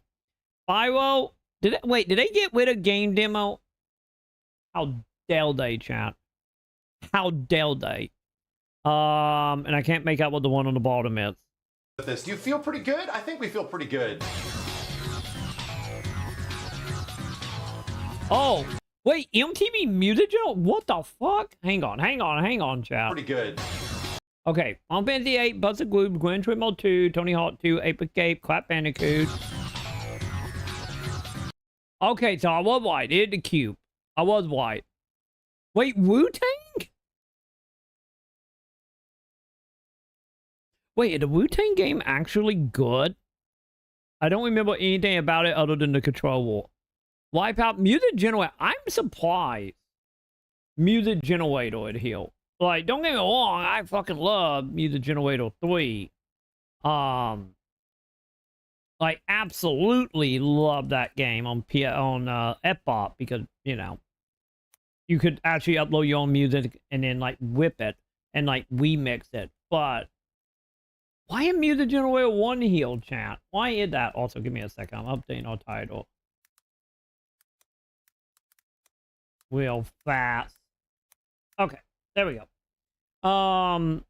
Okay, whatever. Okay, yeah, Street Fighter EX plus Alpha, Mega Man 4. Wait, Pyro here? Okay. Body War 2, Pyro, and Wappa. And Final Fantasy 7. I get Pyro and not Wong. That was a very iconic PS1 game. I just wasn't affecting it from that cloud. Yeah, we Wrestle 4, RE2, Parasite Eve, Tomb Well. There it is, Symphony of the Night. Metal Arnold.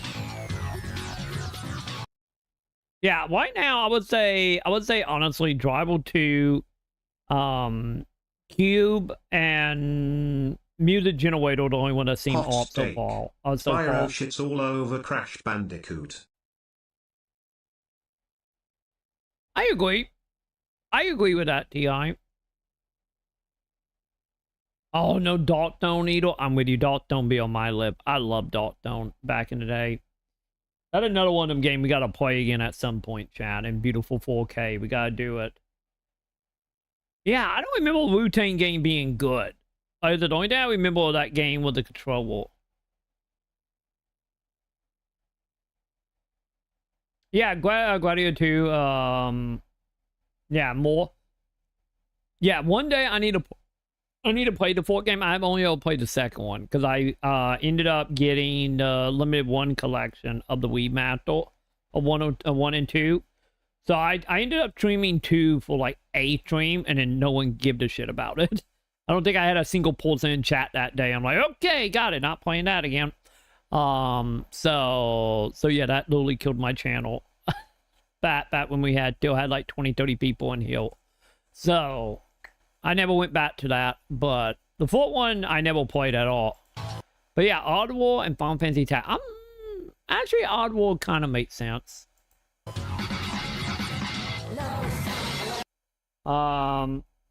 No Fawn the game. Oh my god, wasn't that more of a Dreamcast game?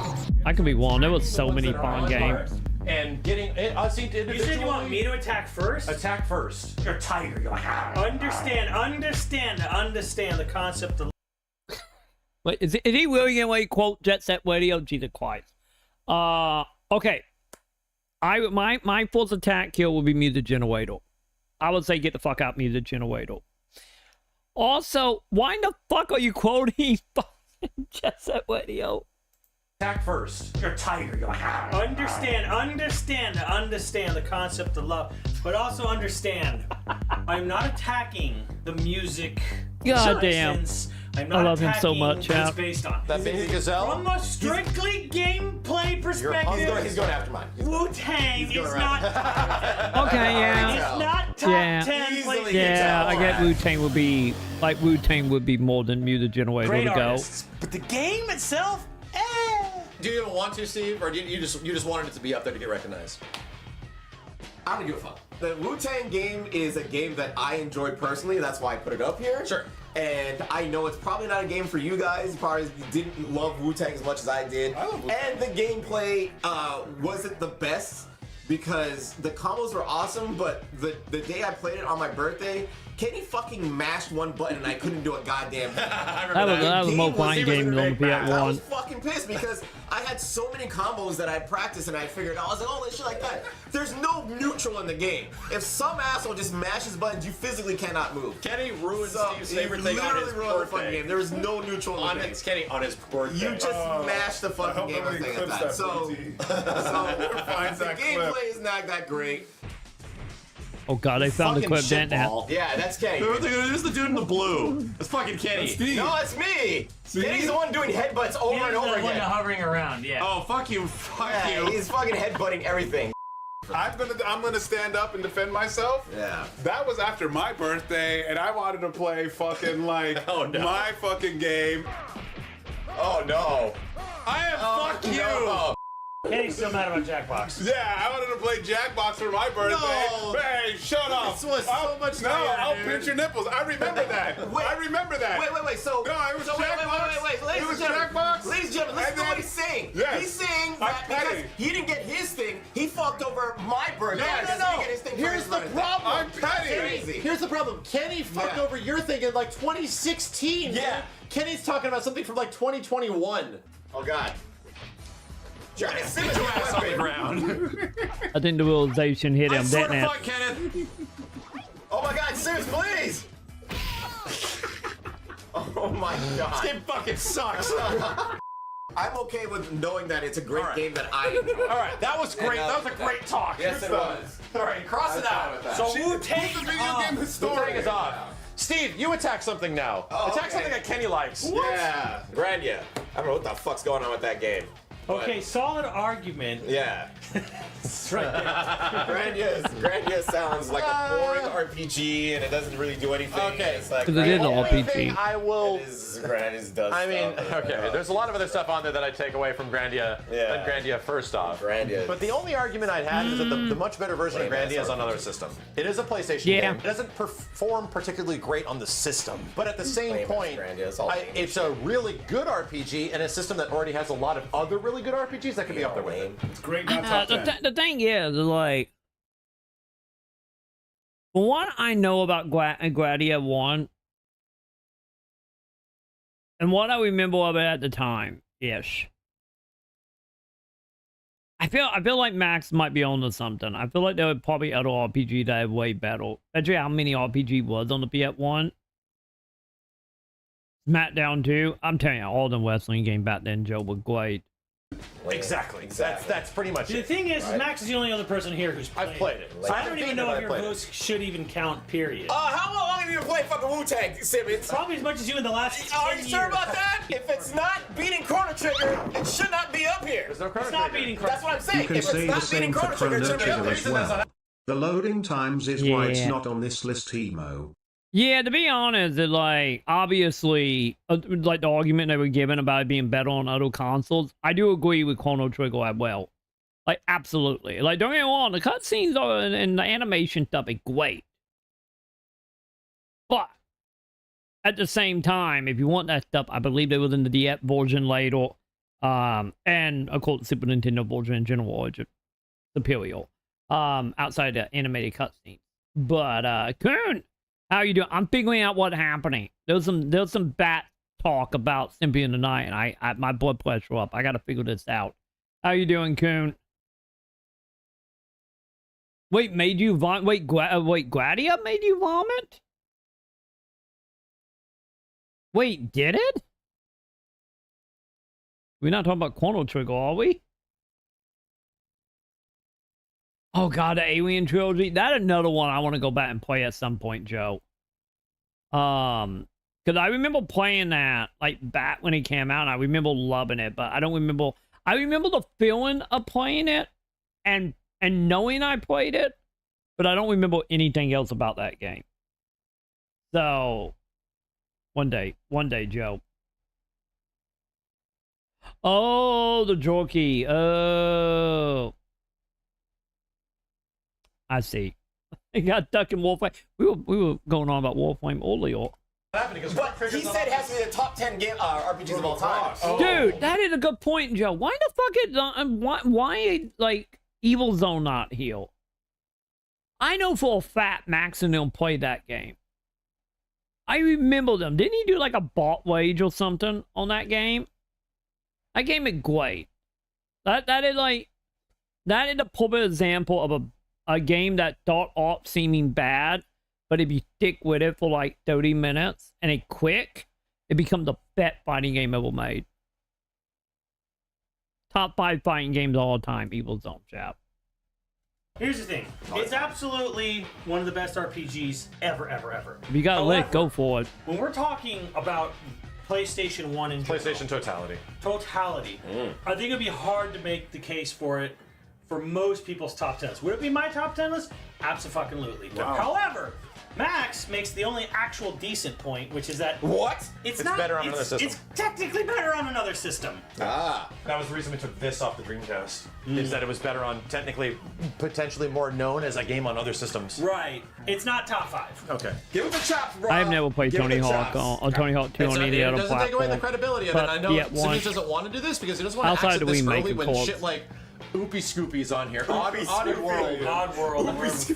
I know a lot of these other games that are far inferior to Grandia are going to get axed. Yes, exactly. Don't think of the axing as like an order of operations. Wait, there's only 2 games. Thin the fucking list out. So with that being said, give me that fucking pen. In other words, shut the fuck up. In other words, shut the fuck up. Damn. Oddworld? Wait, we get rid of Oddworld? No. I'm sorry. I didn't even let him defend it. I was aggressive. You didn't even. Oh no. Oh shit. It doesn't matter. He couldn't even get the name right, so he doesn't deserve it. I was so offended. The main character name is Abe. He's Abe. Ubi, Kenny, you forgot Ubi Scooby's World. It's the wrong game. Did you even play it? Yes, I played it. You did not play it. Wrong title. Kenny, we have never played that game. game. Wasn't there multiple Oddworld games? One of the best fucking cinematics. It was actually a really cool platformer. This is what the PlayStation can do. I'm sorry I did that. Now your game is. It was like when people fucking saw that, they're like, "Fucking shit!" Kenny, here's the thing. Kenny not it was wrong. a movie. You really felt for the character. You will not defend Abe World over another game that's not going to Kenny make not top 10 on wrong, here, which is but- Intelligence Cube. Because Intelligence Cube is better, right? I'm a nerd. Intelligence Cube is cool, whatever. I would put Abe World over Intelligence Cube. Right, I would too. I'm now with you have a Kenny. chance to I'm with fire Kenny back. on that. I would put Oddworld over that. You're gonna. Here you go. He's like Penn. Sudikin too. I fucking Suikoden too. Everyone's going after Simmons today. I don't Because know. you guys do not play RPGs. No. I will. You play a RPG. I've played Suikoden 1. I think Suikoden 2 would be in top 10 PS1 RPGs, but not top 10 PS1 games. I agree with that. Here's the thing: Grandia is better than Suikoden 2. So I know if you're out there. I got no horse in that way. Kill it. I think there's already an agreement there. Kill it. Hit it with the All right, next, Steve, attack something. This is the whole thing, chap. I know Suikoden 2 is beloved, but I don't know if it like better than some other RPGs on the platform. Wait, did I read that Tony Hawk 4? In my head, I read it at Twisted Metal 4, not Tony Hawk 4. Did I say Tony Hawk? I meant Twisted Metal. Oh no, Simmons. Simmons, kill something. Music generator. Wow, what the fuck, Simmons? Yeah, get it, Simmons. Damn, bro. Get it.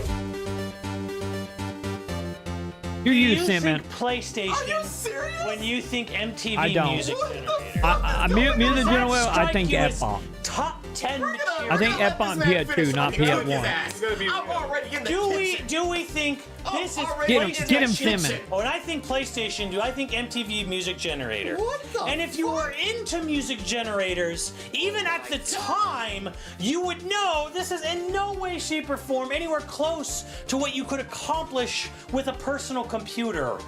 Wait, hot take, we move Metal Gear? Yeah, that a fucking hot take and a half wine, Coon. What did Metal Gear do to you? Is it because you're a twin snake person? Why Metal Gear? That is a fucking hot take. Holy hell. Or Apple at the time. It was just a very basic, stripped down version of a sound system that was kind of neat, but you wouldn't sit there and think top 10 of 2,000 games on the system. You do not think MTV Music Generator is in the top 10 because it's not something that did something nothing else could do. The only reason I give it a minor defense is because it was the gateway game. And not even a game, it was the gateway to actually making music for a lot of people. So like accessible music creation. I think that is a fair argument for it. Yeah. Ladies and gentlemen, this man has no idea what he's talking about because he has never experienced the game. This brought what you can do with the system more than anything that you can do with any other system. The Mario Paint. Every other game that was out there did not allow you to do something like this. This was revolutionary. Pretty sure Mario Paint did let you do that. Well, this game was revolutionary in the amount of music that you can create, the amount of sound effects you can put together. So, hey, there you go. Hey, you were trying to find someone to give a sub to, Olio. You did it, Ti. There you go, Coon. No more ad for you. Give me all that ad money in here if you're never going to see it. Thank you, Ti. How is it mid? I have a question. How is Metal Gear mid? Yeah, because there are plenty of stuff that is like... rummaging for my card. My B. Nice. I know you've been wondering for that for the last like 3 hours or however long. Oh God, we have been live for 3 hours. Holy shit. But anyway, possibly for a home console, but not for now, with that being said, yes, you could go and get yourself something like Pro Tools back in the day, new window, all that stuff like that. Guess what? Not everybody had the paycheck to pay for that kind of stuff. This was, like you said, the gateway to allow people to actually realize their maximum potential in making music. This is a very unique. The thing is, he's not wrong, champ. He's not wrong. I remember buying Music Generator 3, and I had chat. Okay. I don't think I've told the story, at least not in recent years anyway. Thanks to MTV Music Generator, I started making music, and it got me into music making. And when I got my PC, and any more so during the MySpace era, before I joined the band with my cousin and his roommate, before I was in that band, before that, I did do DJ work because of Music Generator, and I had a MySpace page of me as a DJ doing remixes of music for MySpace. So, he technically not wrong. I still don't know about being a vet PS1 game, though. So, make your own fun games? Yeah. Yeah, like, I wouldn't even put Music Generator as a game. That is more of an application type of deal for me. Which, in return, with it being the vet PS1 game, I wouldn't list it because it's technically not a game, you know? I'd be like saying that like the fucking Linux disc on PS2 was a video game, you know? Yeah, the app, but not a game. So it needed to be gone. but I still get what he's meaning because it worked on me. So unique and very overlooked type of game that was on the system that people who have not played it. Looking at me, I'm looking at you. Put your fucking hands down. This is a very unique and understood, misunderstood game that for the people who have not played it would say something as simple as that. But when you play the game and you understand the mechanics of it, you realize just how much potential it had and how much impact it had for the system itself. Top 10, get off my dick. What is it? God damn it! Fighter Maker. Or RPG Maker. Those are still just video games. Yeah. But you make things. You make things. Right. You make they have a point. Yeah, a very famous... Art. You're making music. What, a game's not art? Game's wait, hey, Joe, remember RPG Maker? I know this is semi-off topic, but RPG Maker eventually became a legit game engine. You can sell your RPG Maker games now. There's plenty of them on Steam. At the time period, I get not, but well, you know, sold your save data to your friend for a couple bucks. But I would honestly argue if we're gonna get into the whole like video game applications at games, I would put Tenchu 2 in there. Cause Tenchu 2 had a whole like in-depth like game making application in that game. That game was great. It had a legit like single player story, as well as easily one of the best mod tools for a console game of that time. In some way, I would debate if still a better mod tool than some of the tools that are out there right now on other games. I am Team Tenchu 2 if we're going to have the discussion. So, yeah, that's what I was thinking. Like, yeah, you could technically do that. You could sell your game to your friend with save data, and I'm pretty sure someone probably did. Spider-Man 2. Man, I'm not a fan of Spider-Man 2. Spider-Man 1 I loved on the PS1. Spider-Man 2 just felt like a more clunky and harder version of the fourth game. I am Team Spider-Man 1 on PS1. Because that game was great. And when I played that game a couple years ago, that game still holds up outside of 1 or 2 levels. But other than that, Spider-Man 1 is still great. I'm pretty sure the Dreamcast version is probably the best version. I don't know. I've only ever played the PS1 version. So, yeah, I could be totally off base here. I don't remember. But wasn't like most PS1 memory card was like $15-20 at the time? Bet web pointing? Maybe. I just found the gameplay more annoying. Does Music Generator have like levels or score? No, it's not a game. I mean, that's the thing. I've played MTV Music Generator on a demo. Yes, and they gave you a limited demo. They gave because it was expensive. Again, game demos. But it didn't allow you to effectively like, oh, this track is a banger. Like, let's let you get access to more things, and now you get more things to work with, and now you get to make different music. No, it was just a library. You contradicted yourself in your own thesis. Good job, you called bud. it underrated, underappreciated, and then you called it revolutionary. Yes, it is a revolutionary game. It is a revolutionary. It is a revolutionary game for those who actually appreciate it. And here's the thing: it's not underrated. It sold a shit ton. Is this one of the defining things of the system? I haven't liked games in 20 years. Because it is one of the most. It is the most unique game out of all of them. It is probably the most unique. So top 10. A bent fork is also unique. That means that means that that's bad. You both agree that this game is not bad. No, it's not. It's not bad. So there you go. Not bad, but I don't think it's top 10. It's your top 10. No, I don't think it's top 10. This is your Grandia, Steve. This replaces like Driver 2.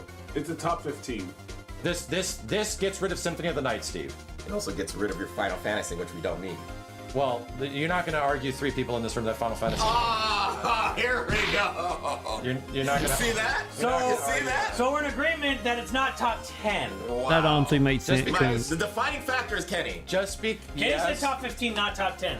Let's put it at top 15, and it could battle. It can still battle to try to get top 10. Yeah, you know loser's bracket? Like a loser's bracket. I'm putting it in a loser's bracket. Okay? That's just me being fucking real. I'm putting it in a loser's bracket because I do I'm understand what surprised Steve neither says. Jim was And staying no, alive like, that you know, long. when did that happen in video games? So Like, you're not. besides Mario We're not Paint. removing it. We're just delaying its removal. I'm gonna go with Tomb Raider. I'm sorry. Tomb Raider 2? Tomb Raider 2 was just never. The entire series was never that great. I'm sorry. Yeah. Let's just be real, dude. Okay. It got better. It got better. Okay, wait. I know. No. Here's what I'm gonna say. It's My iconic. Revelation was good.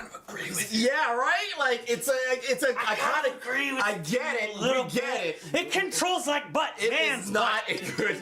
It is not. He shouldn't say it, but he's right. I'm right. I'm just saying, bro. It's not a good game, bro. Here's at the time. I kind of feel like, I feel like Tomb Raider though, like, I feel like Tomb Raider, I agree with, like, there are way better games on the PS1 than Tomb Raider, any of them games. But I feel like Tomb Raider is iconic for the console. You know, it in that camp, you think PS1, you think Tomb Raider type of camp. But I do agree, appeal to what they have. Like, I don't think so. Yeah, it's like iconic for the system. Like, in the same way that like Crash Bandicoot is like iconic for the system. But I thought like top 10? I'm in the camp with who was it, with the UTI? That that Pyro is probably still better than Crash. Yeah, no Sight Filter. Yeah, Seinfeld will be another one that will be in like the iconic list. When they were trying to figure I shit out. I still say Seinfeld 2 is a better game though. So fucking forgive them. It was a fucking brand new time in video games. I will forgive them, you know what I'm saying? For one. For one. But I will not forgive them through 2 through 5. Damn. After Mario 64 like, here's was the out. thing. If you are in the time, not long. You're thinking of PlayStation, you're thinking of fucking yeah, Laura Kenny Croft. know what She's up. on the cover of magazines. She revolutionized video games. She was the sexiest woman on earth. The sexiest woman on earth. She's on Playboy. Okay. Like, but so here's what the thing. Let me ask you a question. What makes her special? She was like literally besides like Samus, she fucking like she was a genre defined like wait women and like but it made like a lot of guys Indiana excited about playing a woman character. I think the chat has already answered your question, Kenny. Or yeah, she was hot, triangular tits or whatever like that. But the thing is, the thing was I played all the Tomb Raider games. I love the Tomb Raider games. And I will agree it's much more like I don't think they are bad at what they are trying to make it out to be. It just I'm like top 10 probably not, but lists of like you think PlayStation, you think that yes. And I would also give them the credit of all being one of the PS1 games like character that did break out a video game for children. So I give all that, you know, what Kenny's whole thing about Playboy was, you know, she did break into the mainstream. So, yes, but top 10, probably not, no.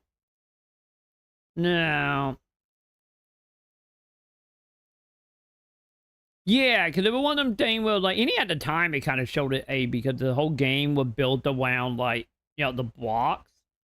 So the whole game is just, Cubert had a gun and tits. That is Tomb Raider. With like Indiana Jones blink on the top. That is Tomb Raider.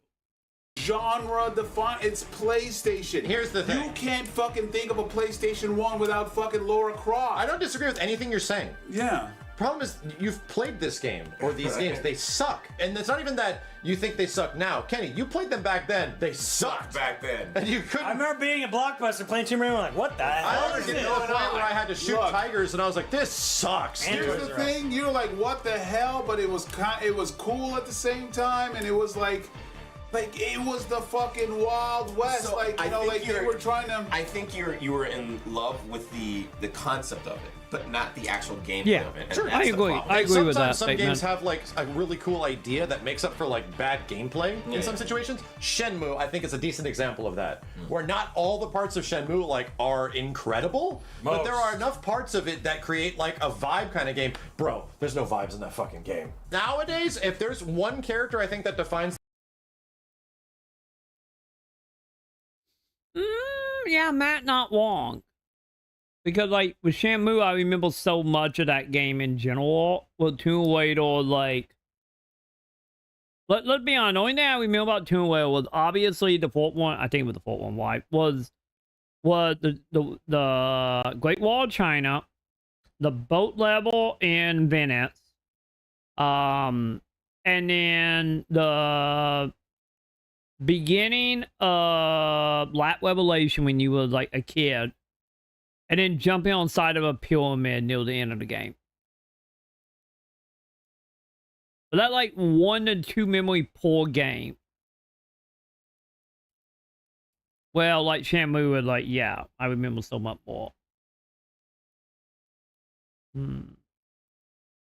Yeah, because controlling the platforming was bad. Yeah, since it was like grid bait, so if you got like off the grid, you just got fucked. Xenogears? Yeah, Xenogears is okay.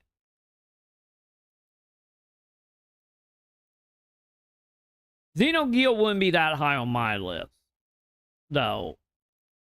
Like, I don't know. It like...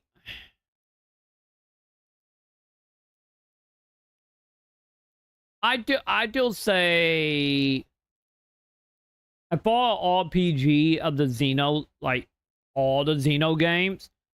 I still say Xenoblade is still better than Xenogears. Xenogears is in my personal top 10, which is dominated by RPGs. And I wouldn't give it a spot because the last parts are undercooked for obvious reasons. Yeah, exactly. I think Xenoblade Chronicle did a better version of Xenogears. So, and I feel like on the PS1 there were better RPG than Xenogears. So yeah. Yeah, Jade Cocoon. Jade Cocoon is I don't think Jade Cocoon is as good as Xenogears. I will honestly put like Xenogears better than Jade Cocoon. Jade Cocoon is like very nostalgic for me, but Xenogears I would say would be better. I haven't played enough. Yeah, PS1 and PS2 is like a lot for me. The problem is that a lot of the RPGs have really stopped falling apart for me. But the non-RPG stuff on PS1, I played most of the bigger stuff.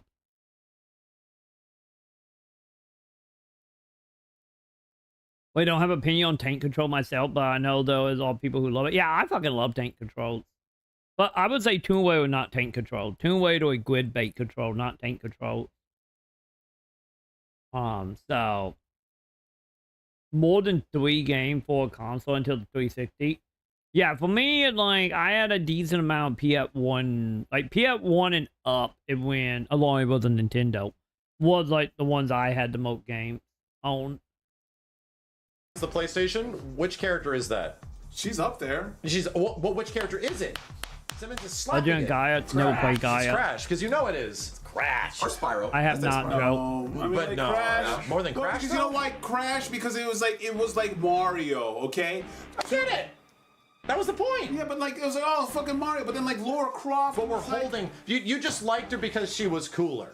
And that's why I asked, She what was is like so special cover about a mag. She was like, cool. I think of things that are Indiana like, Jones with tits and ass. Right. It was genre defining. Torpedo, like fucking triangle. So I didn't understand the like. All right, fucking scratch her out. Hey, there you go. All right, I can't believe we scratched this. Dude, we are arguing a lot of it. Yeah, all right, yeah. I mean, I want someone to argue some of my shit. Hey, I was okay with this. All right, next. My shit's in red. Parasite Eve. Oh, here we go. Parasite Eve, chat. You know it ain't top 10. Wait, someone's went quick. Yeah. Well, the full personal console was a PS1. If we don't count handy downs, mine would have been.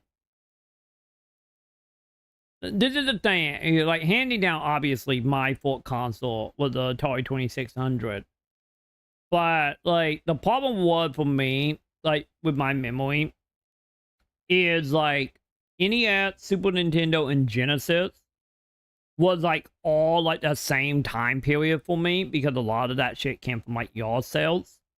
So I don't remember like which order that I got them in. So they kind of did like match in my head. But the full actual console that I remember getting that did not come from a yard sale, that actually came from like retail at the time, was the 32X for the Genesis. And I loved the fucking 32X. But 32X and PS1 was the full one that was not bought at a random yard sale for me. But yeah, like NES, Super Nintendo, and Genesis was just like interchangeable depending on yard sales at the time. But my very first gaming memory is still set in a very dark room with nothing in it, in front of a black and white TV, playing combat on the Atari 2600. That is my very first gaming memory. Sharing a console sucks. Especially if you were the younger sibling. I'd get Sparta kicked when my turn was done. Yeah, the thing was, I never had really that issue at all. Like the closest thing I had to the whole sharing console thing was by the PS2 generation, my brother deleting my save game while I was at school. Like that was the only time I ever had an issue about sharing console. Because the thing was like when it came to like, you know, all the consoles up to PS2, like PS1 down, like all that stuff was just kind of like, me and my brother never really had the whole thing of getting in like fit fights over who plays it. Because my brother usually just kind of played them like when I was asleep or something. But then again, he would, you know, he had 16 years on me, so that probably helped. But also for me, like a lot of like the PS1 era, it, like I played a lot of PS1 games like at my friend's house at the time. But whenever it was at like home playing the PS1, my brother was mainly playing it, and I was just sitting there to him, watching him with like a strategy guide. Was a lot of like PS1, and then PS1 stuff was like, I said, when he was in bed, I played it, or if I was at friend's house, I played it. So I never had that like conflict with my brother over it, other than him deleting my like couple hundred hours save data of Final Fantasy 12, which I still haven't forgot about to this day. That was like the worst I had. Had no interaction, but most of the game was multiplayer. I see. Yeah, me and my brother, we just never got in real fights or anything. I think we only got in a fight one time, and then I ran him over with my bike. But other than that, that was kind of like it. And that had nothing to do with video games.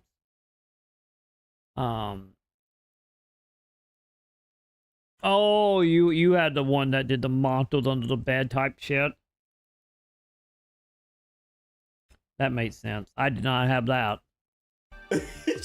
He's right. Oh, I like it. Okay. It's neat, but it ain't fucking top 10. It might We're gonna be be playing top this in a 5 little bit, RPGs chat. on the system. No. Parasite Eve is an 8.5 at best out of 10. Yeah. At best. It ain't top 10. All right. There you go. Okay.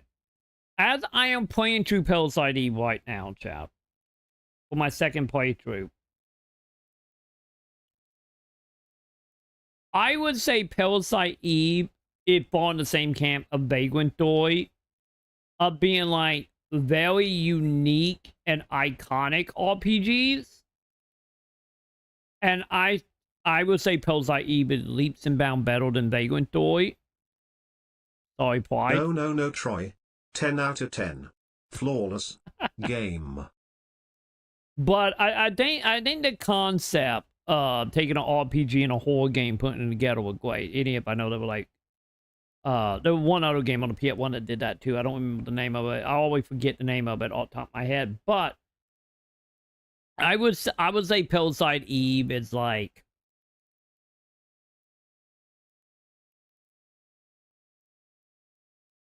Yeah. Brea titties out of 10.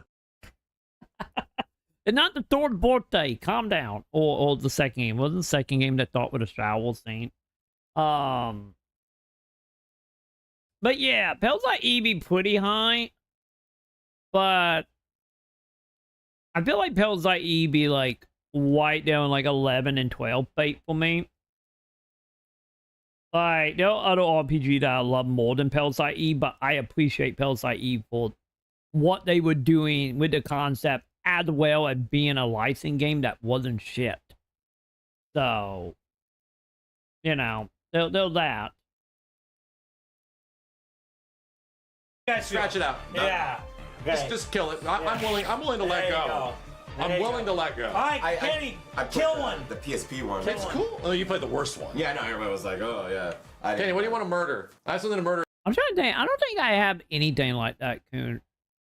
I don't think I had anything that was like terrifying to me. Like, the only thing I could think of off the top of my head, the only memory I have of being killed for like a day or two was the ABC made-for-TV version of It. And it terrified me at the time when I was a kid. But that was only for like a day or two, and then I was good. That's the only memory I have of anything terrifying me. Like, I have plenty of stories of like my friends and shit and cool freaking the fuck out over random shit.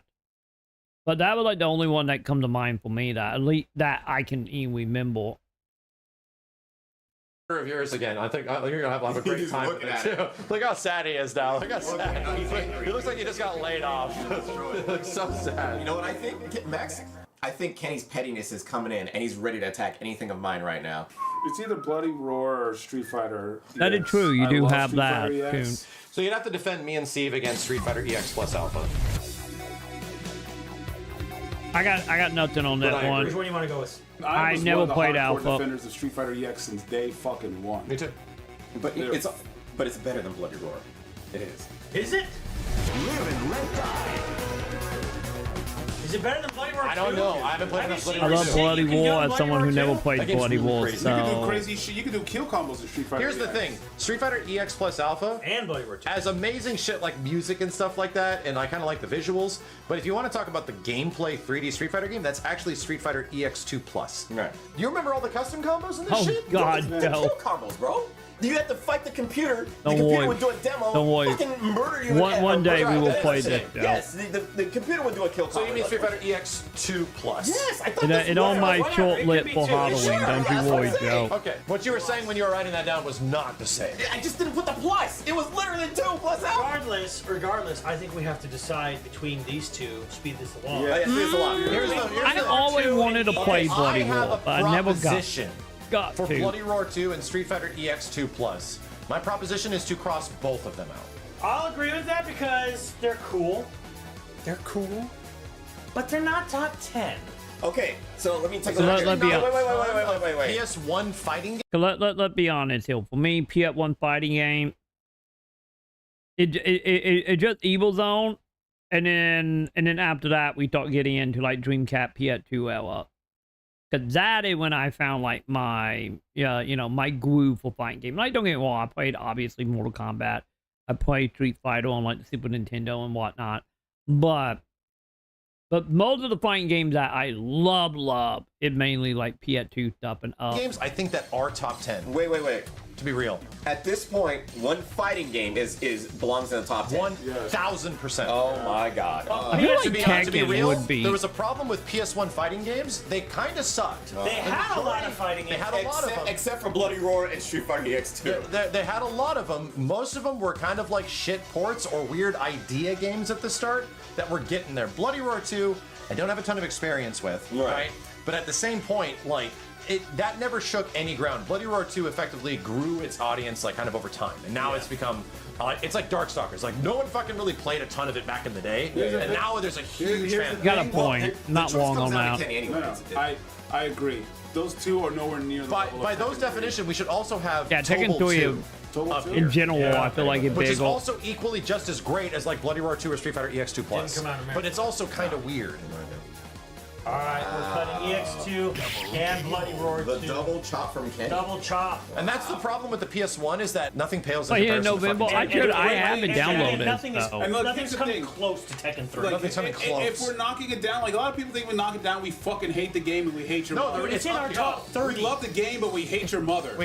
We love this game, but we hate your mother's fat ass. Yes. That's what we're arguing here. We're not mad at you, or we're not mad at your mom. We're mad at that she has such a huge fat ass. Yes. So, with that being said, we put these games up here because they deserve to be in a top 20, 30 situation. Jesus Christ. They're on this fucking list, but people are, dude. All right, Steve, pick a game to kill.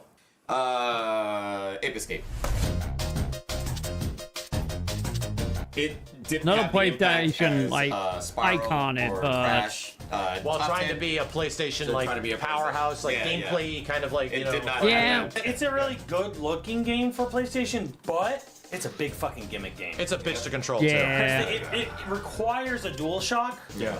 And I know some versions. Yeah, it was a came proof of with a concept DualShock, type of game. But like the whole game is based around a gimmick of using. Wait, the so if you had the analog regular controller, you could not play No. the game? No. Oh It wow. only works with an. It was really specific. Because it was insane. it was revolutionizing 3D and like It didn't revolutionize jack shit for 3D. By the time it came out, PlayStation. It was like 98, right? yeah, like 98, 99. For PlayStation, because PlayStation wasn't a huge 3D powerhouse. Like, It had Yeah, I feel like Spyro Mario in always 98, did that. though. It had Crash in 96. Spyro and Crash are just. Alright. I do like Spyro, the one out of the two, Yeah. out of Ape Escape and It happened to me Clash. last time. Spyro should be the one that Can't get so lived. emotionally attached, Kenny. Yeah, because like like Spyro was really good in Crash, but even though Crash is not full 3D, it's fucking 3D and it's like straight on forward. Ape Escape was more 3D. It was its own little kind of Mario fucking thing. You know what I'm saying? And honestly, it wasn't a jab at you, Kenny. It was just the fact that I hate the chat's mother and her fat ass. Damn. I'm attacking Wipeout. I am too. Oh, Wipeout for Kenny. That's what I was gonna slap Kenny for. Was Wipeout. Wipeout's Yeah, cool. there was a lot of You demo might of as well Ape put Escape. Destruction Derby up there, bro. It's cool. But it plays like shit. Let me give a back rub. Kenny is not having a good time. I know it has weapons. I know it has pickups that F-Zero doesn't have. bro. But F-Zero is the superior franchise in every form and fashion. It helped put PlayStation on the map. You It know did. when But Wipeout- it's not top 10. To be in defense of Kenny, you know when Wipeout was the sickest shit? Tell me. Yeah. Fuck yeah. VR, yeah. Fuck yeah. Wipeout VR was one of my favorite PSVR games. That shit was amazing. Kenny is really making this experience twice. You know, not long. This is actually Simmons, when something happens on the right, you shake the right. When something happens this is actually super immersive right now. I'm not even joking. This is fucking hilarious. God damn it, dude. I'm gonna run into the corners on purpose. Yeah, I you feel guys like can, the ladle, do stuff. Wipeout game was You battle. want to keep Wipeout? Oh, GG's. Yeah, Wipeout is the epitome of like vibes. It's an amazing like vibes game. All right, so. But I don't know if the gameplay anywhere holds up. So Steve took one, I took one. Yeah. Kenny's big sad. Look at his pouty eyes. It's time for Kenny. No, it's time for Kenny to kill one. Kenny, kill something. Extract your revenge on something in here. Get in something there that I wrote on there. Come on. Attack FF8. Bust the Groove. It's not a fucking top 10. Bust a Groove. Kenny says Bust a Groove. I agree. Okay, Kenny. Wow. You might be on my shit list right now for the Symbian Tonight talk for now. I love it. And we had so much. I'm with Kenny on that. Question to you, Steve. Don't you say it. I like Buster Groove, but why the fuck is it heel? Let's be real. Better than Parappa. Personal experience. Nah. Yeah! Favorite time, boys! You know, I'm just saying, why the fuck is it heel? Watch out, world now. Here comes trouble. Big, big, big, big. Watch out, world now. Here comes trouble. Big, big, big. He got his own Fortnite dance. Tacted, not top 10. That's what I'm feeling. I like. Here's the thing. I Did it because Tacted Ogo in battle? Parappa. Yeah, but I'd almost be willing to. I have better memories of playing with my friends. Exactly. Yeah. That's the thing. Buster Groove is like a personal game. But one of those games you discover that's weird and it's like, oh, it's amazing. But when it comes to the charm, when it comes to the music, Parappa is a little bit like. I think if we're judging those two games on that same merit, I'd actually put Parappa a bit higher. Yeah. I would too. Have more bangers. It has a lot of good songs. It does, but. As equivalent to Parappa, and the charm. Holy crap, the charm of Parappa is in its own. It's so charming. It is its own world, bro. Yeah, that's one of those games where even though I think the gameplay in Parappa is fucking worse. Yeah. I actually dislike a lot of the gameplay in Parappa, but I think it's a better game overall. Yeah. Because of like vibes shit. Yeah. Where it's like, In the rain, I was just about to say, in the rain or in the snow. I got the funky slow. I got the funky Question, Coon, on that. Come on, bro. Is it because the PFP version is the better version? Or you just meaning in general? I'm team War of the Lions is a better version of Tactics.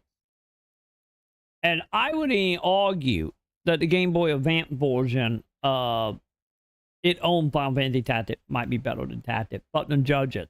But might be better. So we getting back into that territory of being better on other platform. Any of the PFP version was, so much more than what the PS1 won. Bro, you can't, man. It's so we're all in agreement on Buster Groove. It's all in the mind, bro. If you're gonna test me, do your part. And the overall God damn you, Matt. Fuck you, Matt.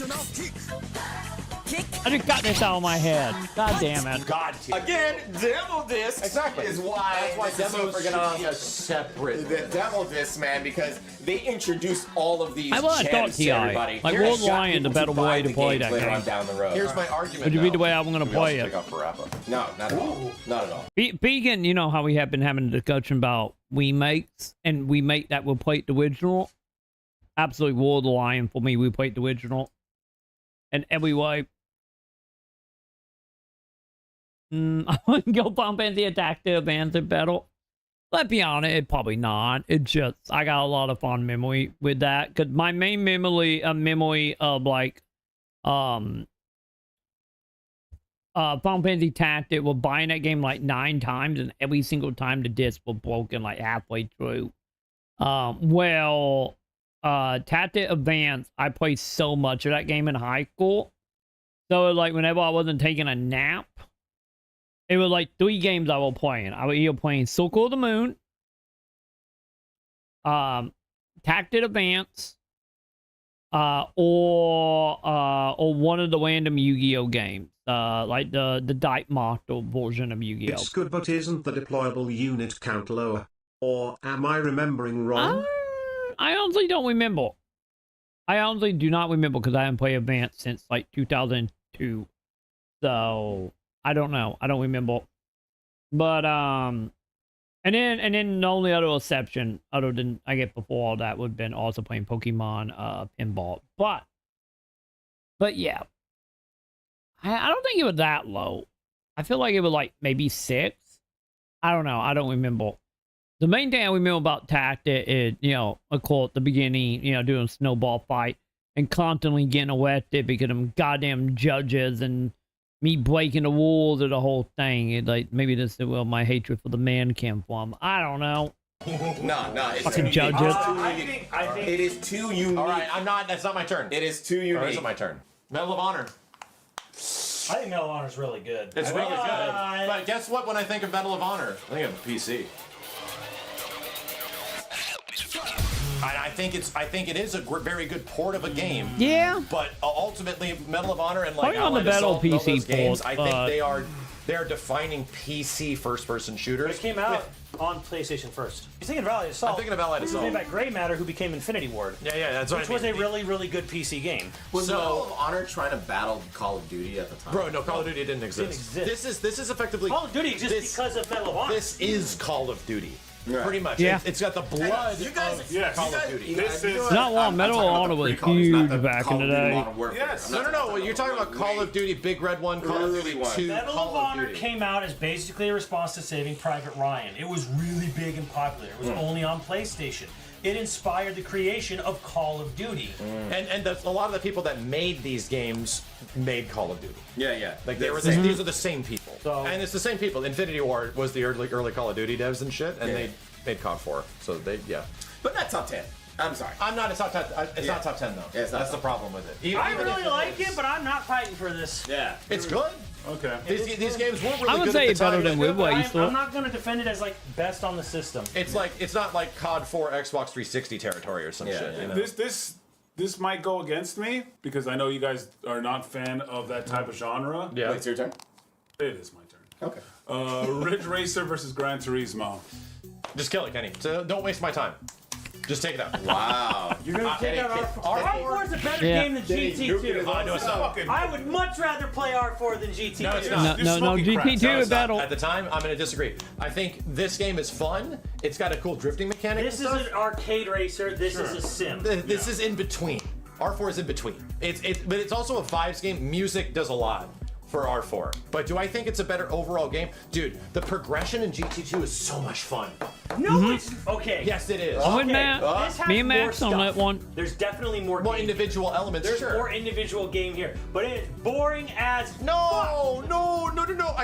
I disagree. I think GT1 and 2, the way you progress through those games and earn the licenses and shit, I love it. Be top 10 no matter what. Yes. I know it will 100%. be. I know it will be.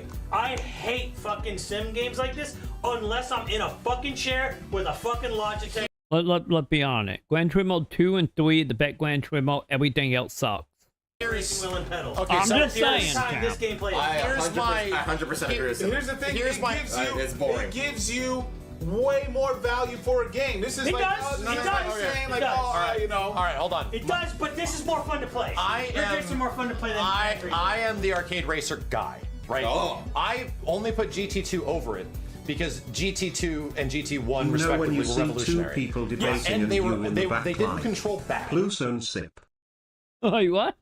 I knew you would see two people debating, and you know, I'm just saying, like 2 and 3 are the best. Everything else I don't care about. Like, to be real, they're good playing games that are amazing visually. They push the power of the system. I will not say they are bad design or bad. It fucking pushes the PlayStation to its fucking bloody limit. Gran Turismo 1 and 2, outside of like game pushing, really define what a racing game like can be. Right. Instead of them just being arcade games, which is just about you getting lap times and stuff. No, this was about like customization to a much different degree that much other stuff was. Here's my other argument. Sim racers were balls. Right. There's a reason why Sega was dominating around this time frame because all these sim racer games fucking. Dude, Sega GT 2002. I think it was 2002. The one that came with Jet Set Radio in a bundle. That fucking game is great. I would honestly put that game above Gran Turismo 2 and 3. Sucked. They were all on PC. Nobody liked them. They were relegated to like indie games, not like indie, but like Indie 500 games. They fucking PC sucked. Stuff. So this was the first of a sim racing game that's fun. Like these were the first time sim racing games were. These are actually enjoyable, I can make. No, it is Sony property. Yes, I can do that. It's full party Sony and Gran Turismo. I was about to say. You know what?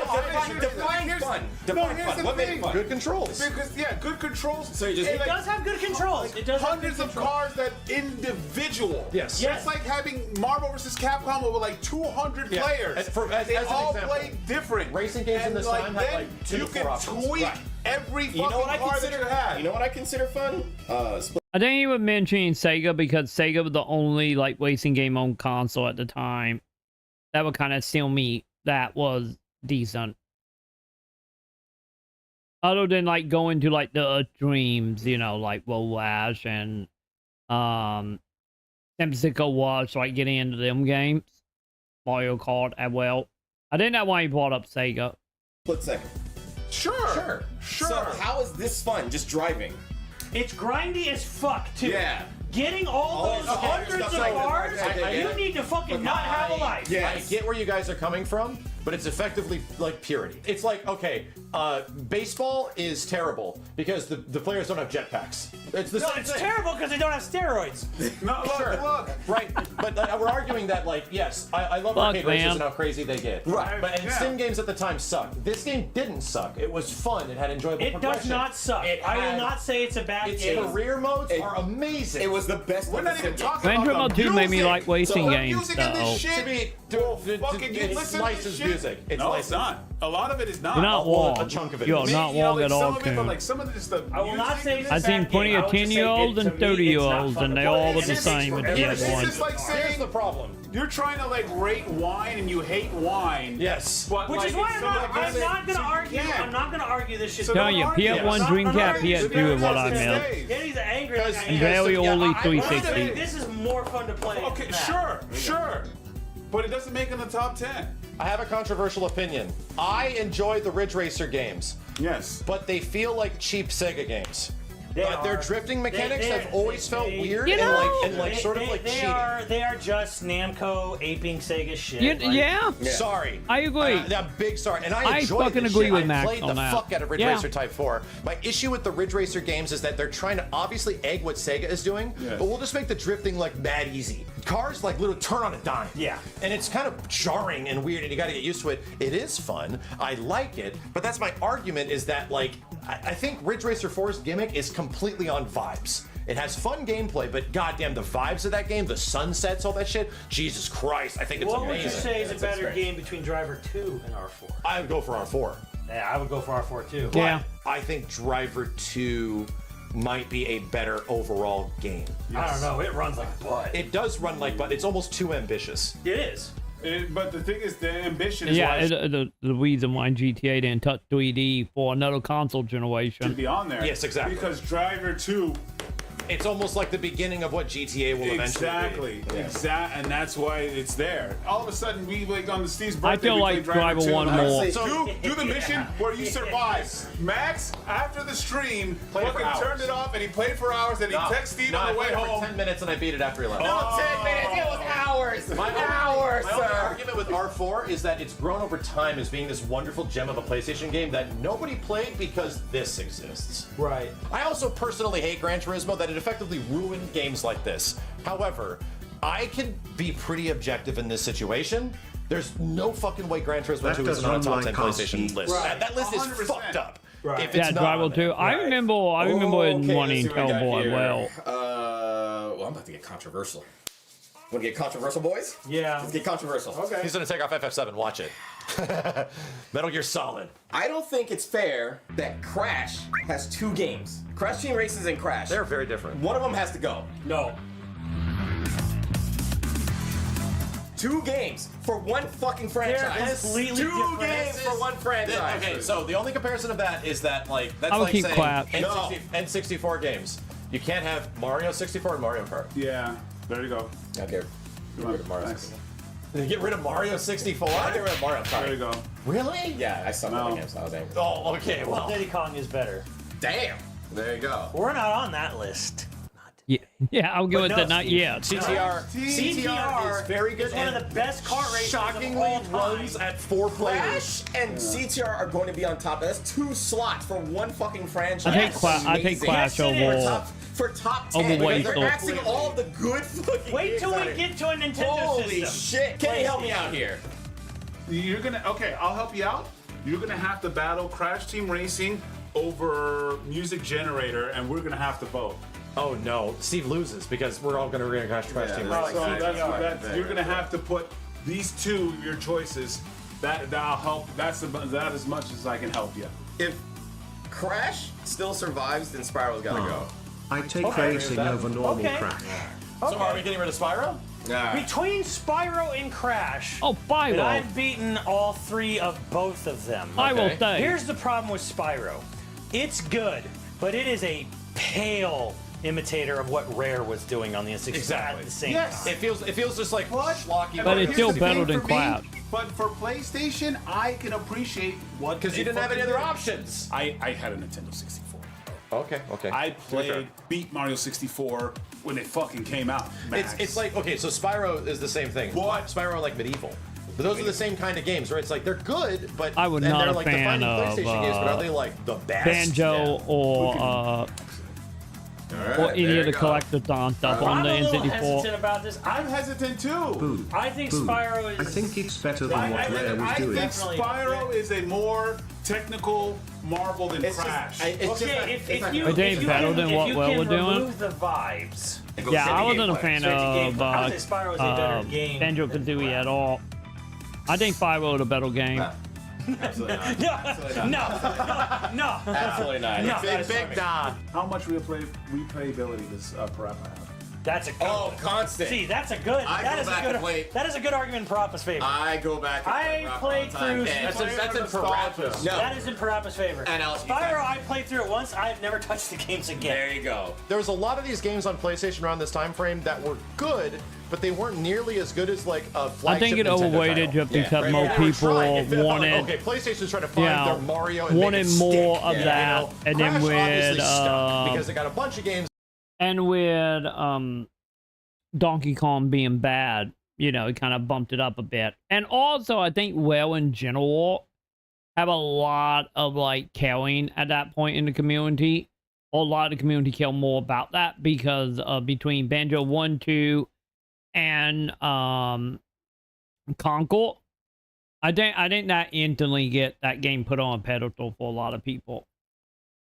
And I would say the only good whale game that was a collectathon, it Concord.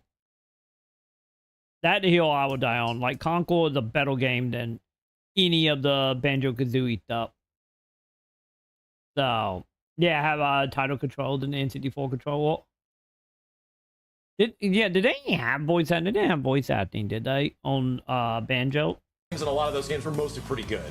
But to me, like a lot of games like Medieval and like the Spyro games, like Jersey Devil, Tomba, like all that kind of stuff, they were really trying. And all of them were like, I'm not saying they're bad, they were like 8s. They're like, hey, this is a good fun game. So in other words, music I will agree with. It lost to Parappa and it lost to Crash. It's gotta go. Okay. All right. No, Spyro. Where are we at, dude? Max is up. What are we at? Oh, did they have voice acting? 1, 2, 3, 4, 5, 6, 7, 8, 9, 10, 11, 12, 13 fucking games. 14, 15, 16. Oh, Jesus Christ. 16? Max, let's go. Come on, let's start picking. Come on, Max. Let's go. We're gonna start. Kenny Intelligence Cube. I'm sorry. Oh, Okay. the All right, Witcher let's go. voice Got it. acting. Easy. Got it. Kenny, next. Let's go. Got Music Cubic on. Generator over Driver 2. Kenny's trying to say is he's trying to nominate Music Generator's got to go. Yeah, he's Yeah, Driver was better than Music Generator. Yeah. He just doesn't want to look Steve in the eye and say it. Yeah. I still say Driver 1 better, We're though. removing Music Generator. I'm sorry, bro. Kenny? Are you trying to remove Music Generator, the game that we both played together? And that you guys... Yeah, I would say 502 is better than 501. I played that song. You remember the song that we made together? I made many songs. We made a song together, bro. Oh my God. Love is over. I have that song. We made a song together. I found a way to convert that song to MP3. I still play that song in my car. Oh no. I have the song on MP3 in my car. Oh no. Oh my God. Come on, bro. They both might get knocked out. Yeah.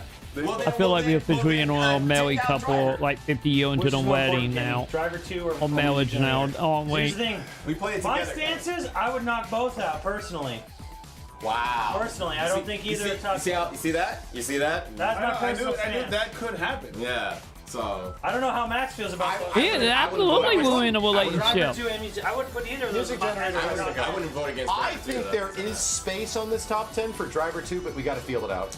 We have to get closer to the top 10. And there's also space I think Driver for 2 it Music out. Generator, so I don't even think we need to fill that out. I mean, I'm pretty sure that just makes I would get with sense, Driver so. 2, Music Generator. You know what I think, Kenny? I think there's plenty of other games here that... We actually want to play some of these games in our lifetime. Final Fantasy. Well, then you want to do a triple threat round. Final Fantasy VIII Music Generator Driver 2. Oh, Two of those are mine. You want to take away all three? Well, they're up for chopping right now. Yeah, I agree with Kenny. No, for sure. I agree with Kenny. Put two of Get mine rid of and them. one of Steve's. I just beat 8. Get rid of it. I think you understand the game. That's your okay. problem. I think that's a personal problem. Here's the problem. Kenny is willing to put it on a chopping block, and me and Simmons already trying to chop it. We just have to take it off. I'm sorry, Steve. Wow! Look at this, Jack. Do you see this? Why are you offended? Because remember the game. He till didn't I even said vote it out, though. That's crazy. Why are you offended? They did like some fucking mental mind tricks to say, oh, well, he kind of did it, but he kind of put on chopping block, but we did. He physically did not say to chop it off. They came up with a fucking workaround to chop it off. Do you see that shit, Jack? He didn't even say he wanted it off. They found a way to get it out without that. Do you see that? Wow! You see that shit? That's crazy. You know what happened. He knows the truth, chat. I'm doing the crap. I'm doing the crap, bro. You're gonna have to battle Final Fantasy VIII versus Mega Man X4. F4. Keep an F4.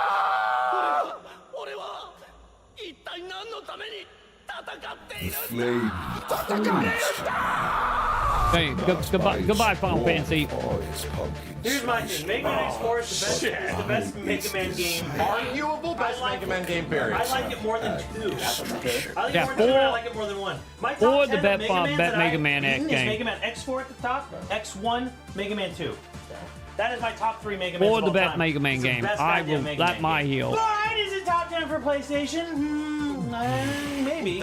Okay. Maybe. I mean, obviously FF8 has to go in that situation. Yeah, we gotta have Final Fantasy 7 here. We gotta get rid of 8. I played so much. 8 in nostalgia. Get rid of 8. Okay, no. To be real, if the FF8 demo was on here, that might definitely take top 10. A demo was To be great. real, in a demo situation of best game demos, bro, FF8 likely has the best demo of any fucking game. By the way, on the the demo PS1. was that demo is not the rest of the game. So it's many goated. copies of Brave Fencer Musai. Let's be honest. That demo was great because that demo was from the scene when you get on like the boat submarine when you go to the area with the Wonder giant why idol. they go back to that simple Mega Man gameplay design in the newer games like 11. That is a good point. Yeah, because I guess 11 is very similar to X2 or X4, wasn't it? I need to play more of 11. I bought 11 when it came out. I really loved 11. But I remember, I think I bought that like a week before Halloween or some shit, and I just never went back. But 11 is great. Leave the flip version anyway. But but I was saying the Final Fantasy VIII demo was the boat all the way up to you running away from the fighter with the whole Gatling gun with quick this. It was that whole section. That demo was great. Are we just axing Final Fantasy. We're axing it, okay. Yeah, get rid of Final Fantasy VIII. FF8 demo had me thinking, this is better than FF7, bro. Right. This game's so fucking amazing. All right. Personally, what I would cut? I mean, okay, well, personally, I got GT2, but it has to be there. It just has to. Okay. I'm glad we came to that conclusion. I'm not even going to argue. Fuck, that was scary. Because it's scary. It's so good and it's so revolutionary. But, like, honestly, Simmons, Kenny was rolling up his sleeves. Yeah. To me, there is at least 2 games on this list. Okay, well, hang on. What we got? Metal Gear, Parappa, GT. I would... Okay, how many are left? 1, 2, 3, 4, 5, 6, 7, 8, 9, 10, 11, 12, 13? Yeah, 13 left. I would get with Crash Team Racing, and Driver 2. Them are the ones that I would get rid of. I see them. That seemed like outliers.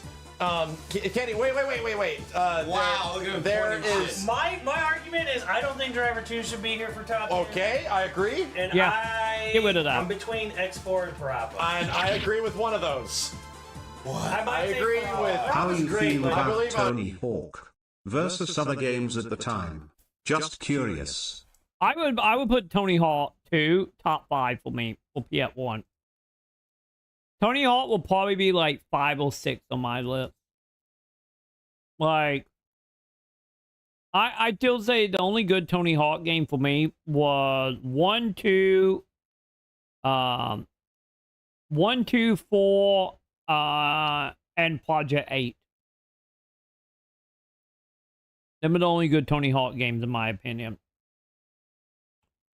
So yeah, Tony Hawk would be like 5, 6, 7, somewhere in that range.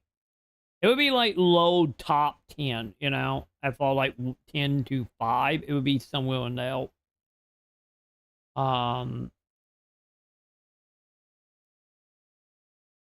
Yeah, out of friends. Oh, the Dreamcast. Okay. Yeah, I never played the Dreamcast version. I've only ever played the PS2, PS1 version of it. Yeah, the whole building the skate part was cool. I don't remember if you could do like actual quests or not. You know, like gate and all that. I don't remember. I think you could do, if I remember what, I think you could do like tag, right? If I remember what, I think that was like cam form for multiplayer with Tony Hawk 2. But I never met with the level editor that much in 2, because 2 I was much more like at the time in the PS1. I was much more in the collectathon of trying to find all the gaps. Well, I was in it. And also when it came to level design, level editor, like I said, Tenchu 2 was my shit. But yeah, it was Dreamcast. It was on everything, right? It was Dreamcast, N64, and PS1. If I remember why, I think it was on N64. I know the fourth game was on N64. On 2 games on here, I think can be taken off, and it's Driver 2 and Parappa. Yeah, see, I would say Driver 2 and Parappa. Parappa would be 10 for me, maybe. We should go after this fucking Final Fantasy trash. Tactics. Get that shit out of here, bro. There's no fucking reason. You got 2 fucking Final Fantasies. Tactics There's is 2 Final Fantasies. He had 3 for crying out loud. Now there's I didn't 2. put that on there. I don't care. There's 3 of them on there, bro. You're not one, those 3. This is the system defined by I'm JRPG. sorry, but there should only be 1. What the fuck? There should only be 1. What the fuck? No, dude. This is not a 1 per franchise. This isn't the same argument. Oh, it's totally different games and shit. Nah, it's not the same argument. These are the same fucking franchises. I would get rid of Tactic. No, Get rid of one of them. Like I said, I would get rid of Tactic. Just because War of the Lion is so much better. And also, that was a PSP game. That came out in what, like 3 years, 4 years apart?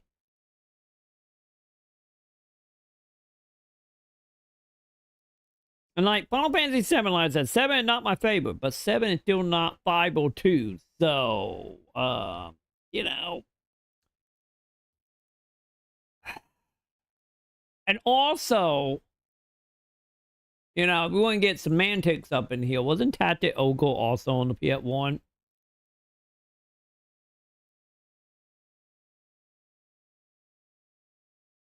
Yeah, I was like get rid of Tactic.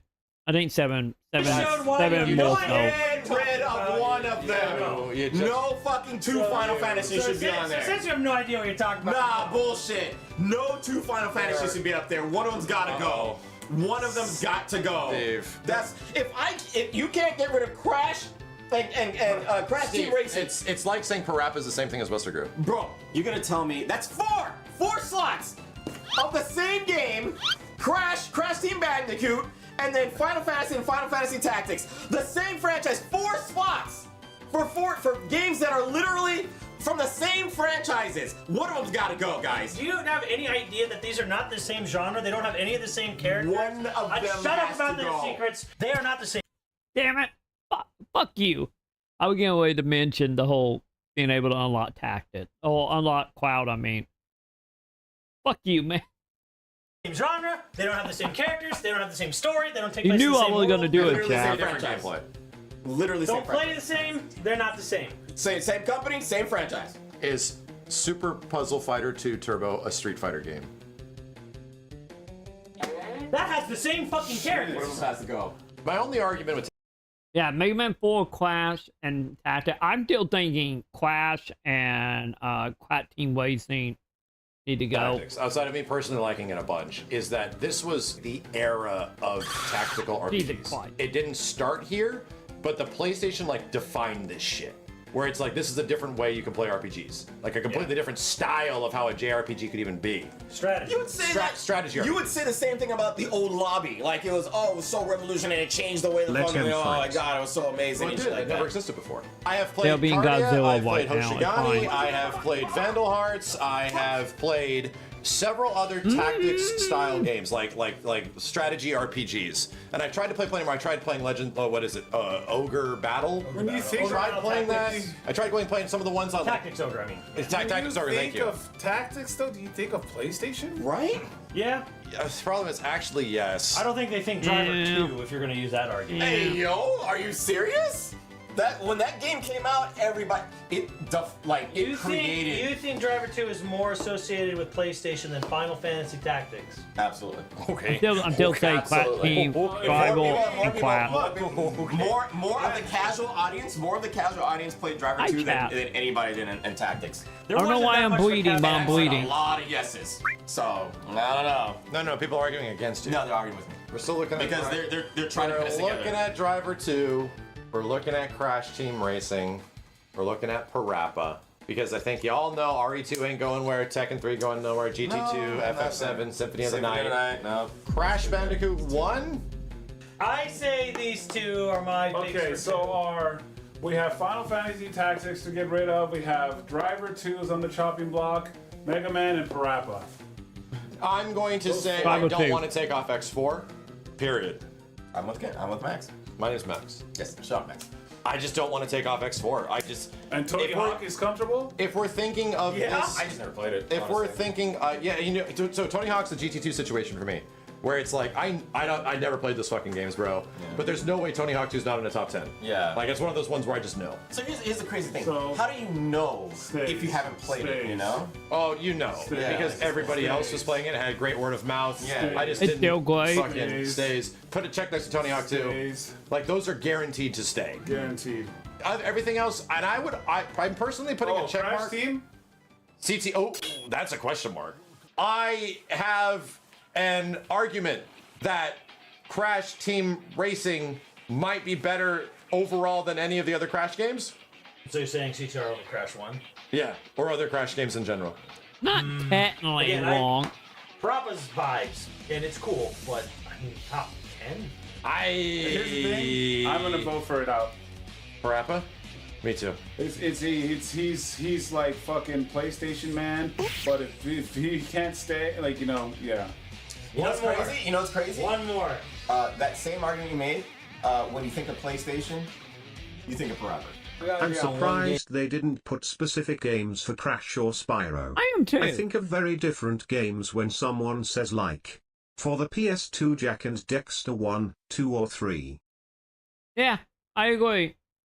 I kind of feel like Quack 2, 3, and Spyro 2 would be better than the base game. Just saying, I kind of think yeah.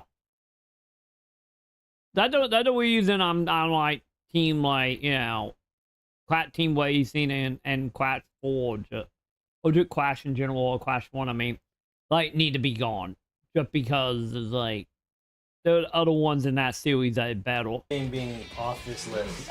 This is so fucked, bro. They are. Absolutely. I feel like I've been here. I feel like I'm in a time loop.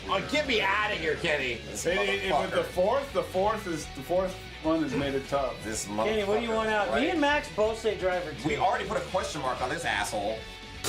Your argument for it holds no water. It's Crash, and that's Crash, so it can't be here. They're completely different genres. They can't exist in the same place at the same time. You're not providing an argument. Hey, you know what's crazy? This is a racing game.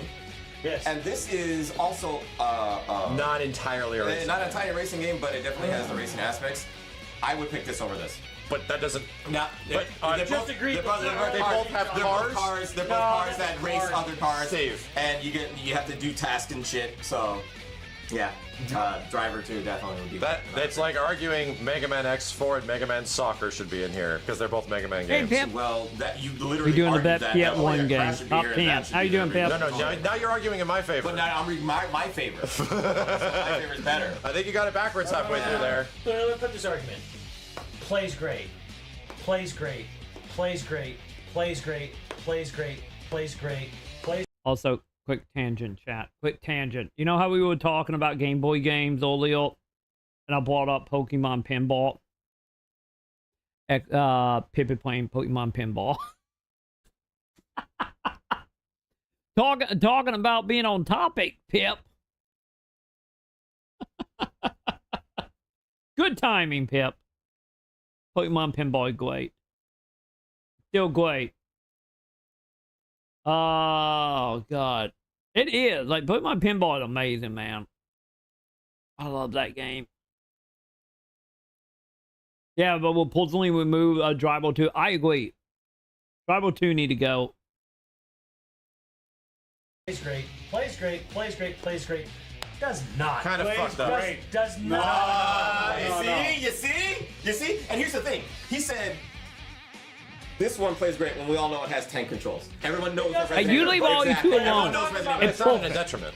It's not the controls. It's how it runs. The drifting and shit like that So was good. fucking fun. It was revolutionary. It was. I think it played better than some like the early GTA. Yeah. I love the drifting. Well, that's the like thing is that the GTA 4, which ended up on PlayStation 2, came out after this. This fucking created the idea of GTA. I have a proposition. Now that this is getting so difficult, I'm putting these two against each other, and I'm like, I love Driver. It's one of my favorite fucking games. Maybe you don't have to do that.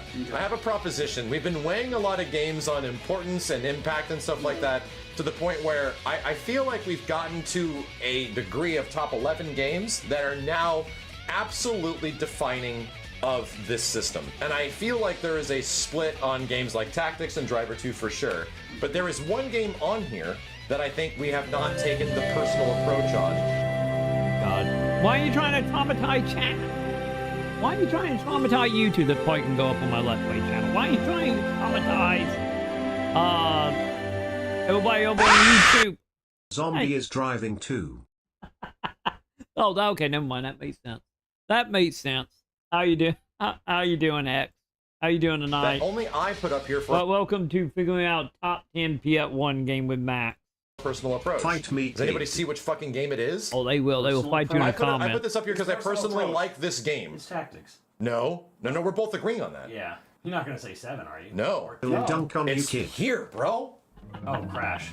Now at this point, I'm just saying that we're coming down to like some Team personal Blue Sky, I opinions. see. I'm on Blue Sky I like well Crash now. 1 a lot, I but made a fuck Blue me, do I Sky account. absolutely want to defend it against. Like I had a Blue Sky account from like a year ago, but I'm starting to use it a lot more because I think Getting tired of bigot Trump and Elon kissing and not getting a room. I know, why? I know. I had a realization, real quick, chat. Small tangent here. I had a realization that, okay, not a good thing personally, but I had a realization, chat, that morning. Well, I went to Twitter.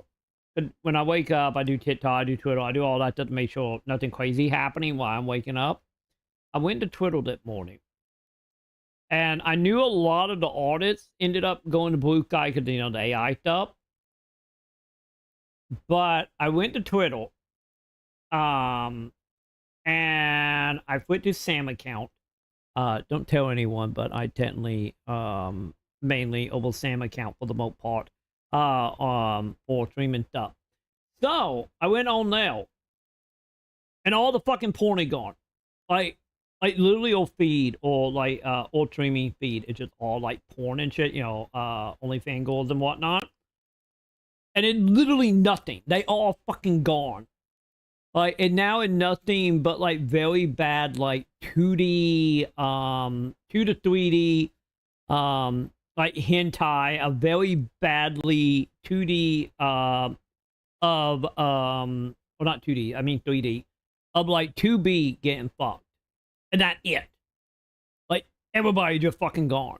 And I had that realization is if the audits are leaving, that means the foys are leaving. If the foys and the audits are leaving and the OnlyFans models are leaving, I don't think Twitter is for us anymore, chap. I'm just saying. So I'm gonna be using Blue Sky a lot more now.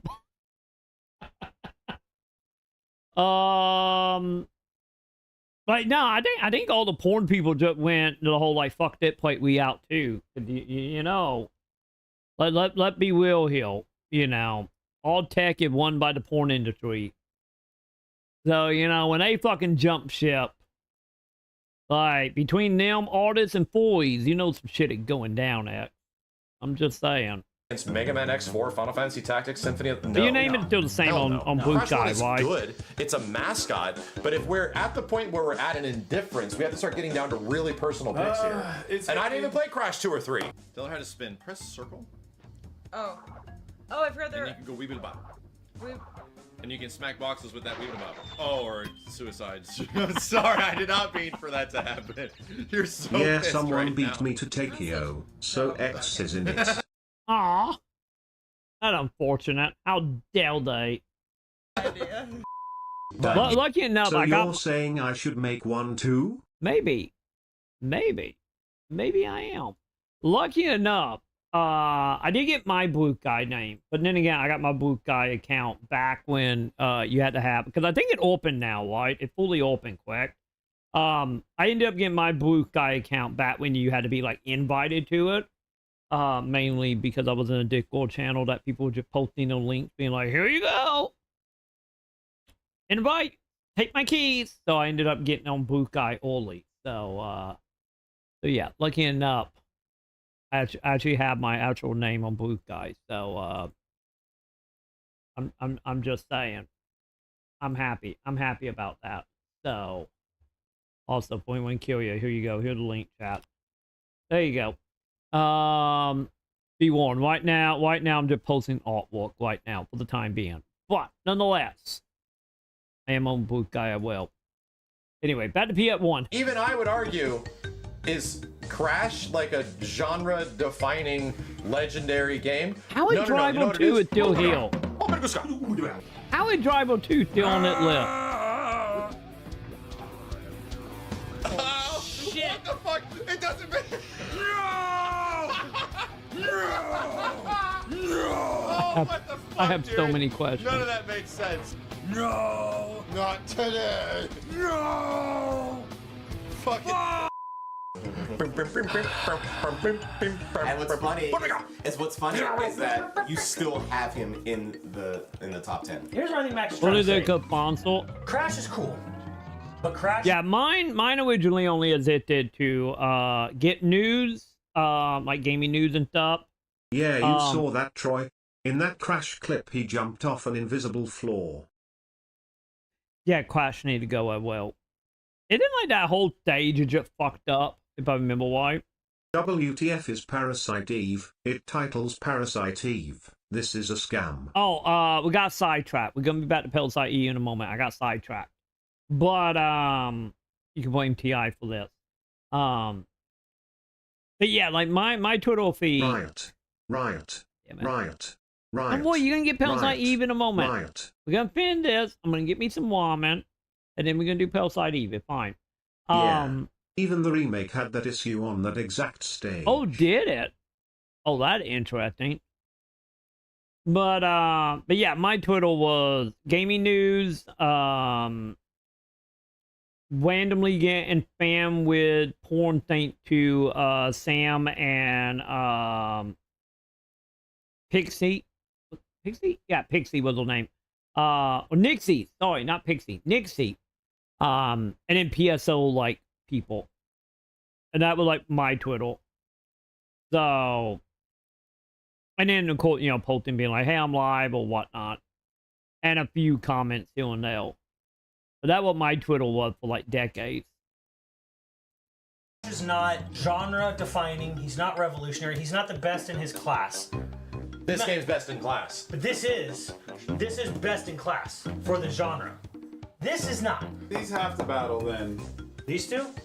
I would give it both of them. I give it Clash and Tribal too. I think we are saying if that is the battle. No, you got to battle. No battle. We're about to battle a whole bunch more. Yeah, exactly. When we get to what is the best Make game. the choice. I vehemently disagree with getting rid of Crash. Okay, so I am strictly on the side of Driver 2 should not be in top 10. All right. Period. Max, me and Good Max man. are on the side of Crash. I think Simmons loses here. Okay. And Kenny, you're defining one. This Crash will survive in Crash Team Racing. I'll fucking do it. There it is. Kenny argues against Crash. He wants so you want driver 2 on. All right, that's fine. We're at the point where we're not as much for mascots or like like defining elements and stuff. Like we need to go off personal because we're stuck. Oh God, we did it. Top 10, boys. Let's just show the chat where we're at. We're here. We're parched. We're famished. We did this for you because these are the defining games of the PlayStation. Final Fantasy VII, Resident Evil 2, Gran Turismo 2, Crash Team Racing, Symphony of the Night, Final Fantasy Tactics, Driver 2, Mega Man 4, Tony Hawk 2, Tekken 3, Metal Gear Solid, and every other game ceases to exist, and your mother has a fat ass. 11? What's 11? Huh? 9. Oh. Did you miscount? Did I miscount? Did we miscount? 1, 2, recount. 1, 2, 3, 4, 5, 6, 7, 8, 9. I'm gonna sniff this marker. Put that marker up my ass. Yeah, you guys sniffing the marker. Oh no, there goes driver. There we go. My 2 got out. We already agreed on that. GG's. Will they go for the down? Fucking called that, didn't I? God. Okay, chat. Okay, let. Okay. Well, this live. So we got Resident Evil, Tekken, Metal Gear, Crash Team Racing, Tactics.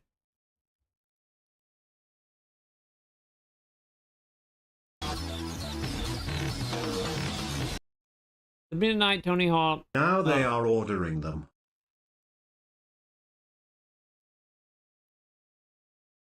Okay, that would be mine. I would put, out of all these, I would honestly, I would put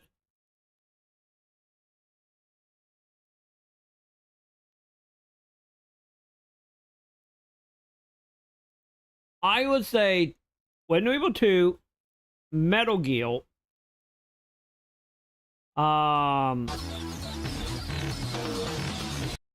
Symphony of the Night, Tony Hawk 2,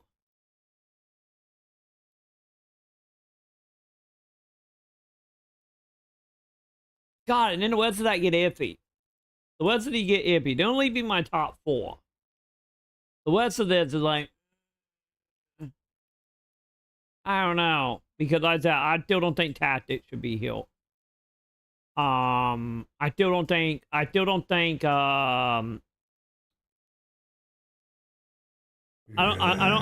Crash Team Racing should be here either. And then what was the other one? Tekken, okay, I will put Tekken at 5. Tekken would be 5 for me. And then Crash and Tactic, I don't think should be here. Think my top 3 of the 10 would be Metal Gear, Resident Evil, FF7. Yeah, I feel like Mega Man for me would be very close to top 10. 7 would be like at best 10. Because I still feel like 9 would be probably more accurate on my end from what I remember of 9. I would say 9 is better than 7. So, like, 7 wouldn't even be here. Gran Turismo would be, like, you know, in, like, the 7 to 10 range somewhere. But let's see. To map out a long-term strategy. Give me a night top 3 easily. Oh shit, that's a good point. So what is number 10? Top 10 is easily Symphony of the Night. Let's just look at this. Think the same, say otherwise, but okay, ATPRTSD.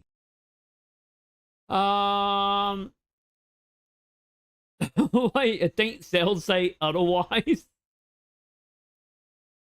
Maybe. Oh, I did see that, Coon. Yeah, that pretty fitting to our discussion from earlier tonight about PSO. You're not wrong, Coon. You're not wrong. I have a proposition. I'd say of personal feelings, but as well, I'm happy that it got this far. I will nominate. Mega Man. No, I will nominate a top 10 spot to Final Fantasy Tactics. 10 for Tactics. 10 for Tactics. 10 for Tactics. I'm just glad to be here. Yeah. It's glad to be Yeah. I'm just happy to be here. If I had to do this list, Number 9. I kind of agree. I have another. I know. Actually, no. I take that back. I would have put Quiet Team Racing at number 10. I take that back. Yeah, you're attacking the hell out of Mega Man, Kenny. They don't like great game. Jesus It's Christ. a great game. I Or CTR. I would argue Crash Team Racing or CTR. possibly Tony Hawk 2. I would say Crash Team. No, Tony Hawk 2 be like personal. top 5. Crash Team Racing. Crash Team Racing. Damn, bro, look at we're making some progress today. Get out of here. Holy shit. Yeah, I will flop Crash now. Team Racing is number 9. Number 8. I think we just became best friends in saying that, but I'm pretty sure it's Tony Hawk 2, right? Tony Hawk is in there. Tony Hawk 2 number 8. Tony Hawk would be like 4, chat. Absolutely, Tony Hawk would be like 4 or 5. I think, well, I mean, yeah. Tony. We have to get personal here. Yeah. We have to start getting personal here. Tony Hawk 2 number 8 or Mega Man X4? Because I think those two are I would put fighting at for number 8 4. right I would put at 4. It's already on there. Tony Hawk is there. All right. Tony Number Hawk 7, Mega Man X4. Mega Man would have been 8. Personally, I would put Mega Man. Yep, pretty much. Like, we fucking have played the shit out of that game on this stream. We've all played it personally. It's fucking great.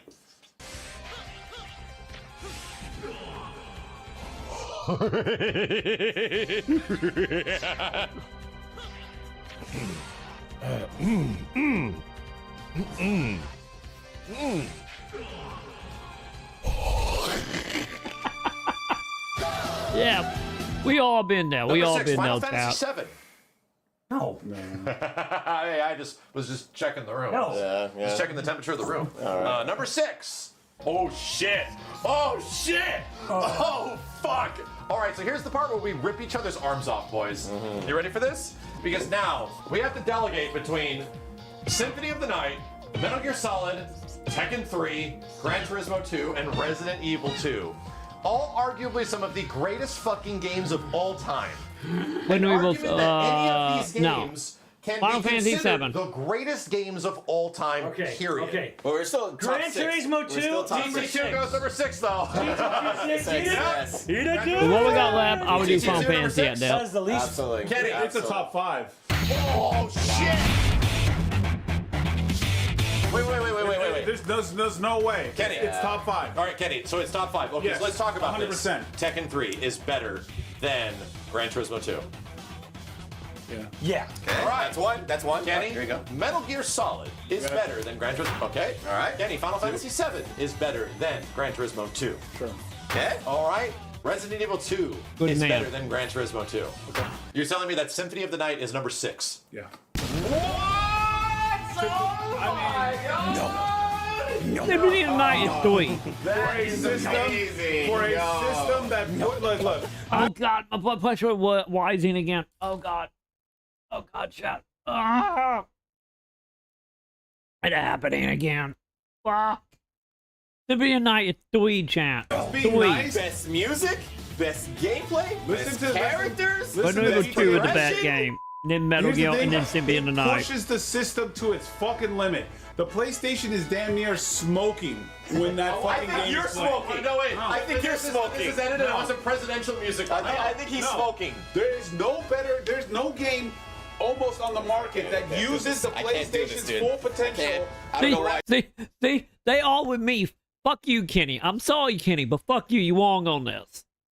Symphony of the Night, number 3. Why do you do this, Max? Why do you have this? There is no game that pushes that system harder. Makes no sense, man. Tell me. I don't Look, understand. Symphonies of the Night is great. It's beautiful. We have to deal with this. But this is no.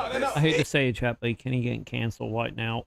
It pushes the system to its fucking limit. There is nobody that understands the PlayStation better than the Gran Turismo No, team. Gran Turismo is sick. I'll stand on that fucking thing. Gran Turismo is sick. Specific point is correct. That specific point you just made is 100% correct. Thank you. Everything you said is true. Yes. But the other games are more fun to play. The PlayStation is a rock, and Gran Turismo squeezes juice out of the fucking rock. I love me some Gran Turismo, but it's not better than Symphony of the Night. But here's the thing. I don't like sim racing. And you know what? Fine. You know what I'm saying? It's like, it's like people love fucking Madden. And hey, I think it's stupid that they have to buy the same game every year. Fine. but I can't take away a Madden fan's enjoyment of fucking Madden because I don't play Madden. Would you say, Chat, Kenny have not been the same since he kicked that flog, did he? That flog chained Kenny, chat. He don't understand Simpy in the Night anymore. Gran Turismo is the best looking game on the system? Arguably, yes. Probably two. Probably yes. We know what it started. It started because that goddamn fog at Evo. God damn it. No, it is not. Ultimately, it boils down to me and Steve are like firmly in it can be. Yeah, because you guys. But what does Max say? Are all those other games better or one of them worse than Gran Turismo 2? I played Symphony of the Night last year for the first time. I still need to watch that video, chat, of him playing True Symphony of the Night. I still need to watch that. He just reminded me of that. I found it to be very enjoyable, but also had several flaws. Your words are as empty as your soul. Mankind ill needs a savior such as you.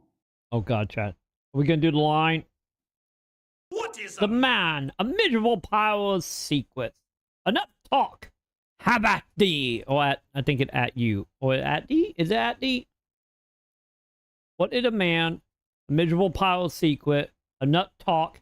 Have at you. I think it at you. I'm pretty sure it at you. Man, a miserable little pile of secrets. But enough talk.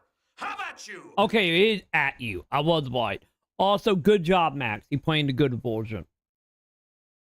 Don't get me wrong. The one on PS4 is good.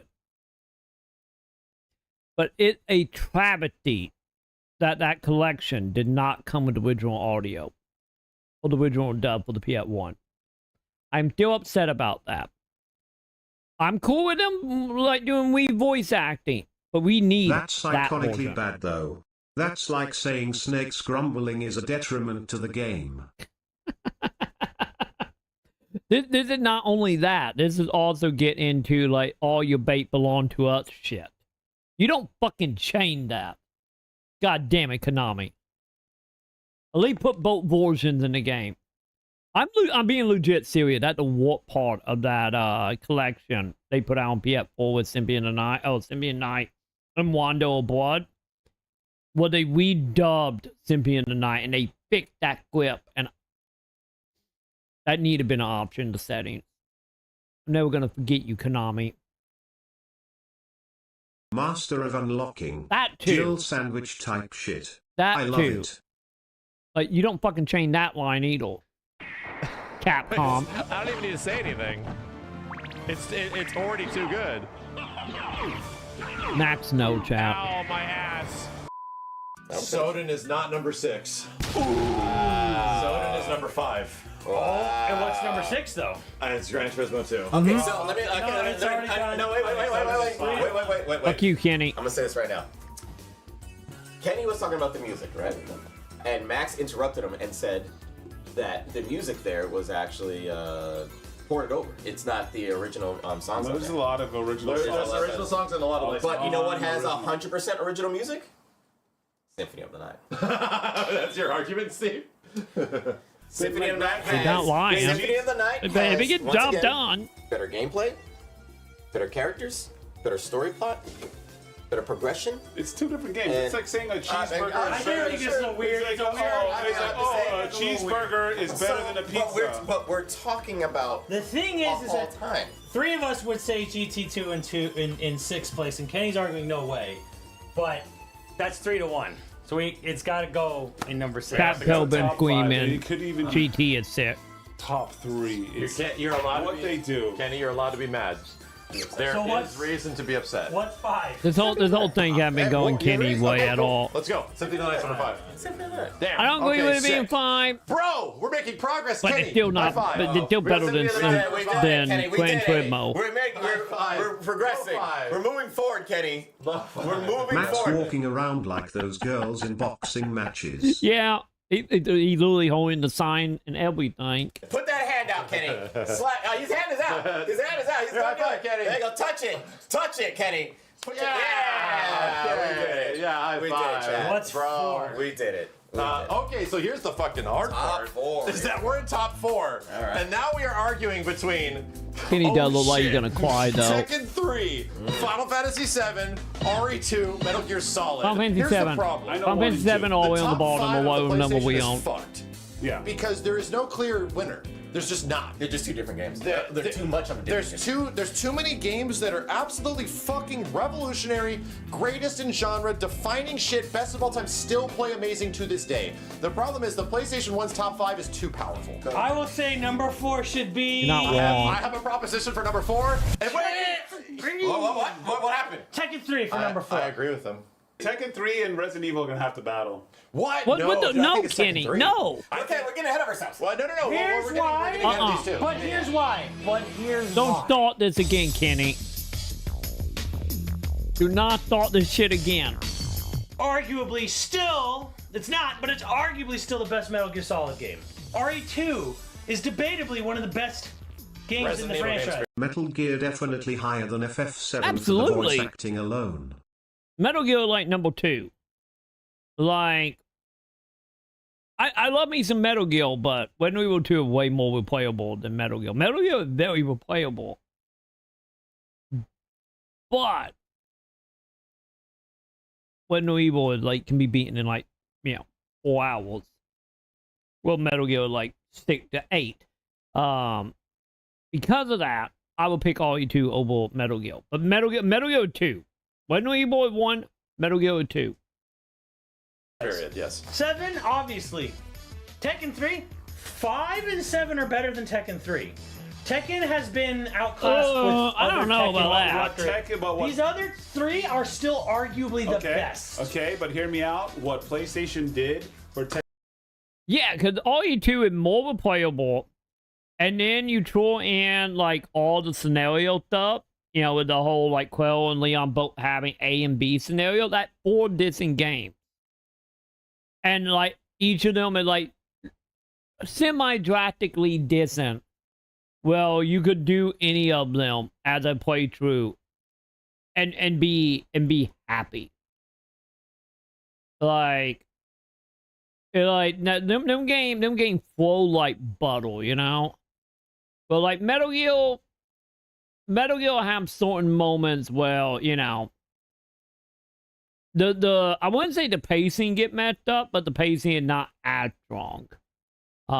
Example being like the torture stuff, the whole fighting with Sniper Whoop both times, the whole thing of having to go to this environment to change the key at the end. The final fight on top of Metal Gear was a pain in the ass. It's like, it like a handful of stuff in there that is like lower on the quality, list compared to a lot of the other stuff in Metal Gear. It's still great. But RE2 is a perfect game in my opinion.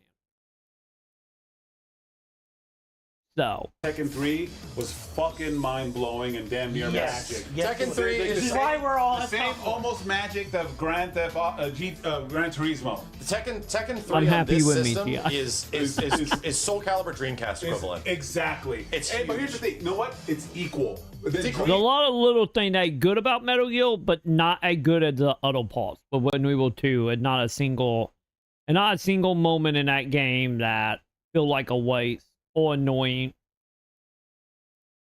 In lives is like whatever, yeah. I agree. Then Soul Calibur surpassed. I agree. But all it did was one up it. Yes, exactly. Yeah. What Tekken did was do the equivalent. It fucking matched, it damn near matched the arcade, which was almost. It was impossible at the time. It was impossible. So you're kind of saying RE2 should be 4. So is your argument that that Tekken 3 gets RE2's spot? Those have to battle. Okay, they have to battle for the next spot. They have to battle. Steven! Resident Evil. Do you like Resident Evil 2? What should be number 4, Steve? What should be? I don't like my answer. What should be number 4? You Tekken 3? Final fucking Fantasy should be 4. Actually, damn right. Okay, so Steve has made the argument Okay, much easier yeah. to resolve. Yeah, is that it? Yeah, Because between RE me and Simmons are Tekken, gonna it's agree Tekken. that Tekken 3 is number 4. Steve. But Final Fantasy 7 should be number 4. So now we're at. RE2's better? Yes. Okay, well that solves it. Really? Wait. Right? No, me and what do you say is number 4? I say Tekken 3 is number 4. That's what I say. Yeah, we're 2-2. And Steve says Tekken 3 is better than RE2. Steve, forget placement. What's better, Tekken 3 or RE2? So now we're at... RE2 is better? Yes. Since he won't agree with Tekken 3 being number 4. But so here's what Kenny says they should battle between RE2 and Right, but here's how I gathered it. Kenny proposes the battle. Yes. We were kind of on board that Tekken 3 is number 4. Steve proposes Tekken 3 is better. So it should be number 3. RE2 is here.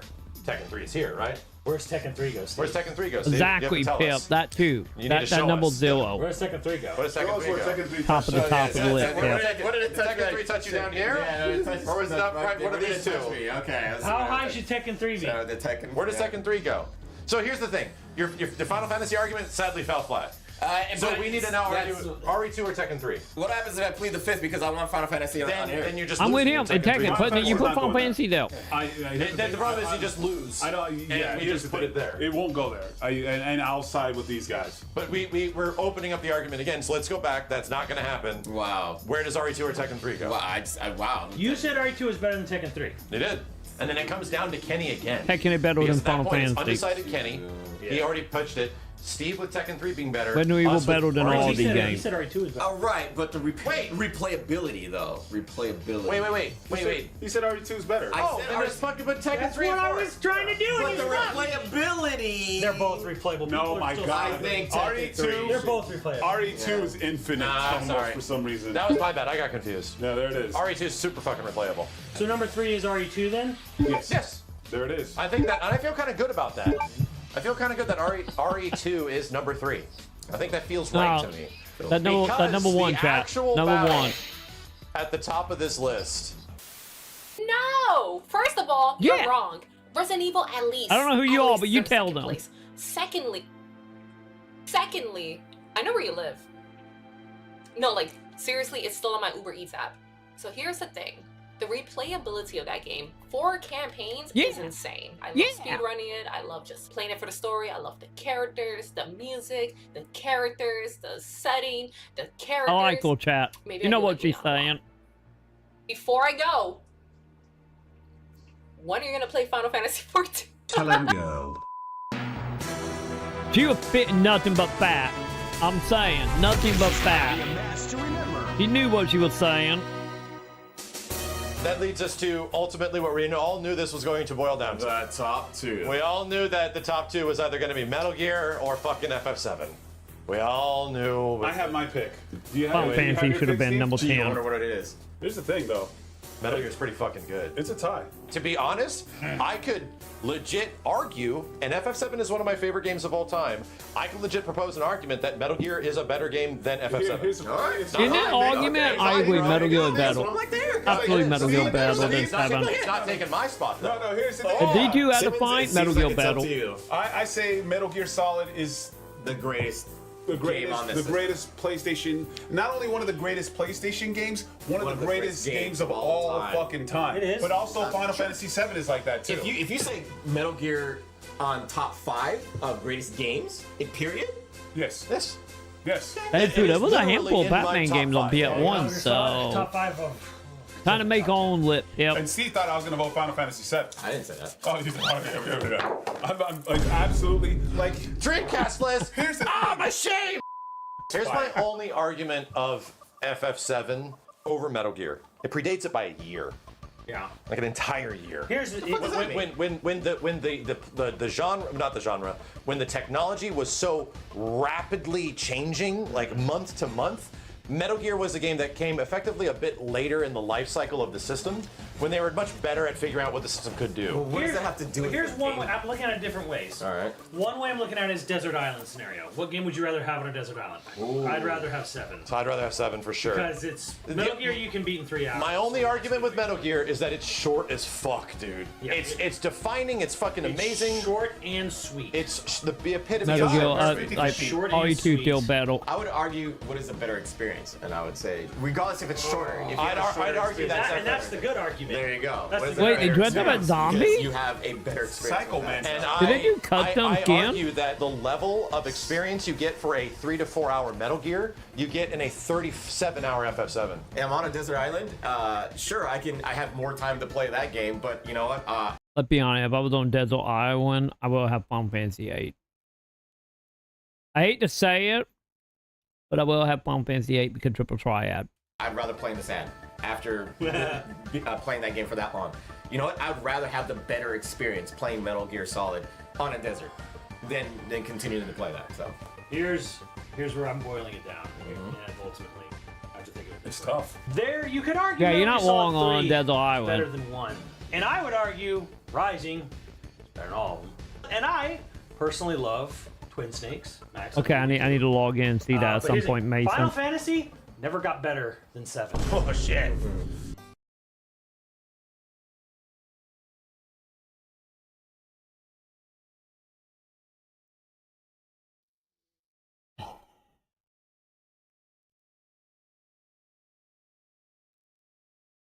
I think 9 could get questionable. Cause my mind went to that statement like shots fired. Oh yeah, shot super far. Just dwelling on that.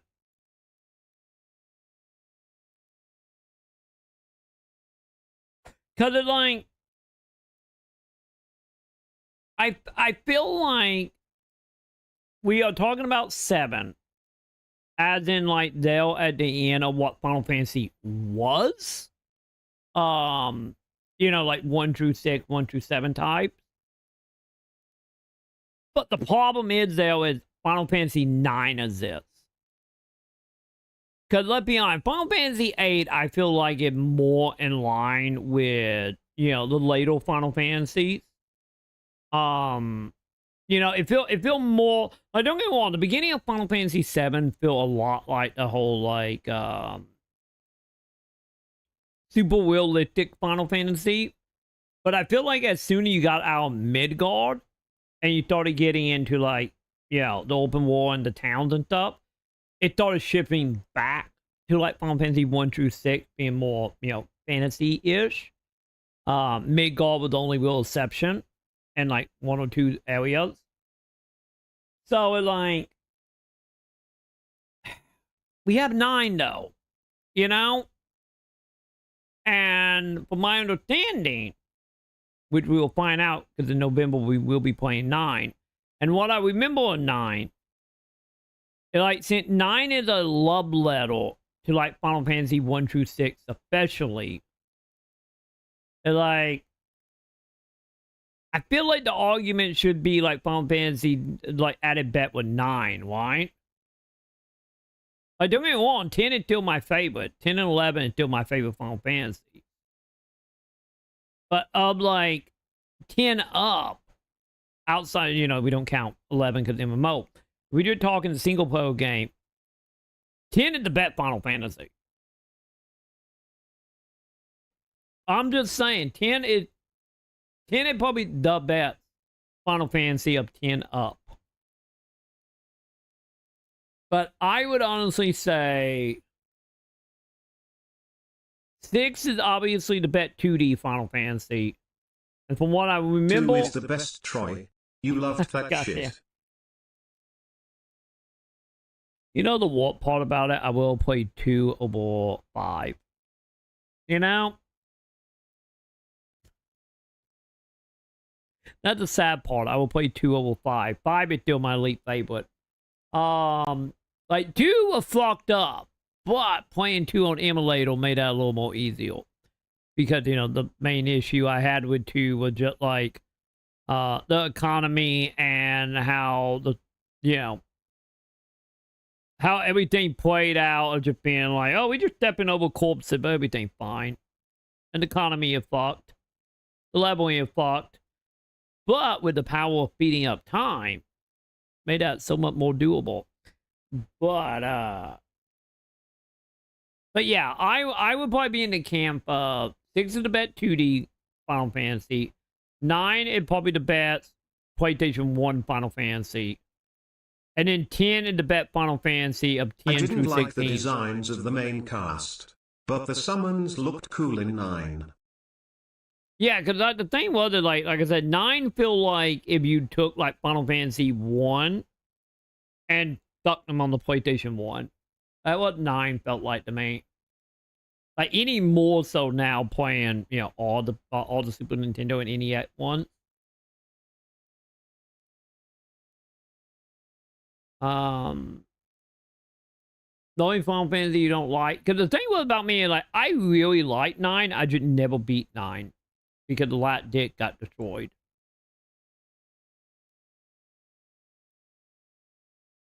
Sort of feel the same way, but 2 is it? True.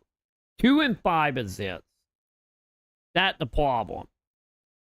Like 2, 9, and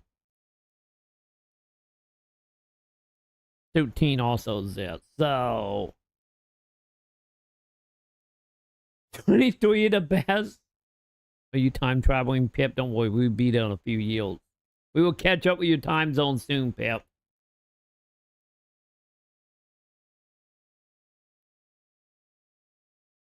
Yeah, I need to hop on and see them Goblin before Halloween and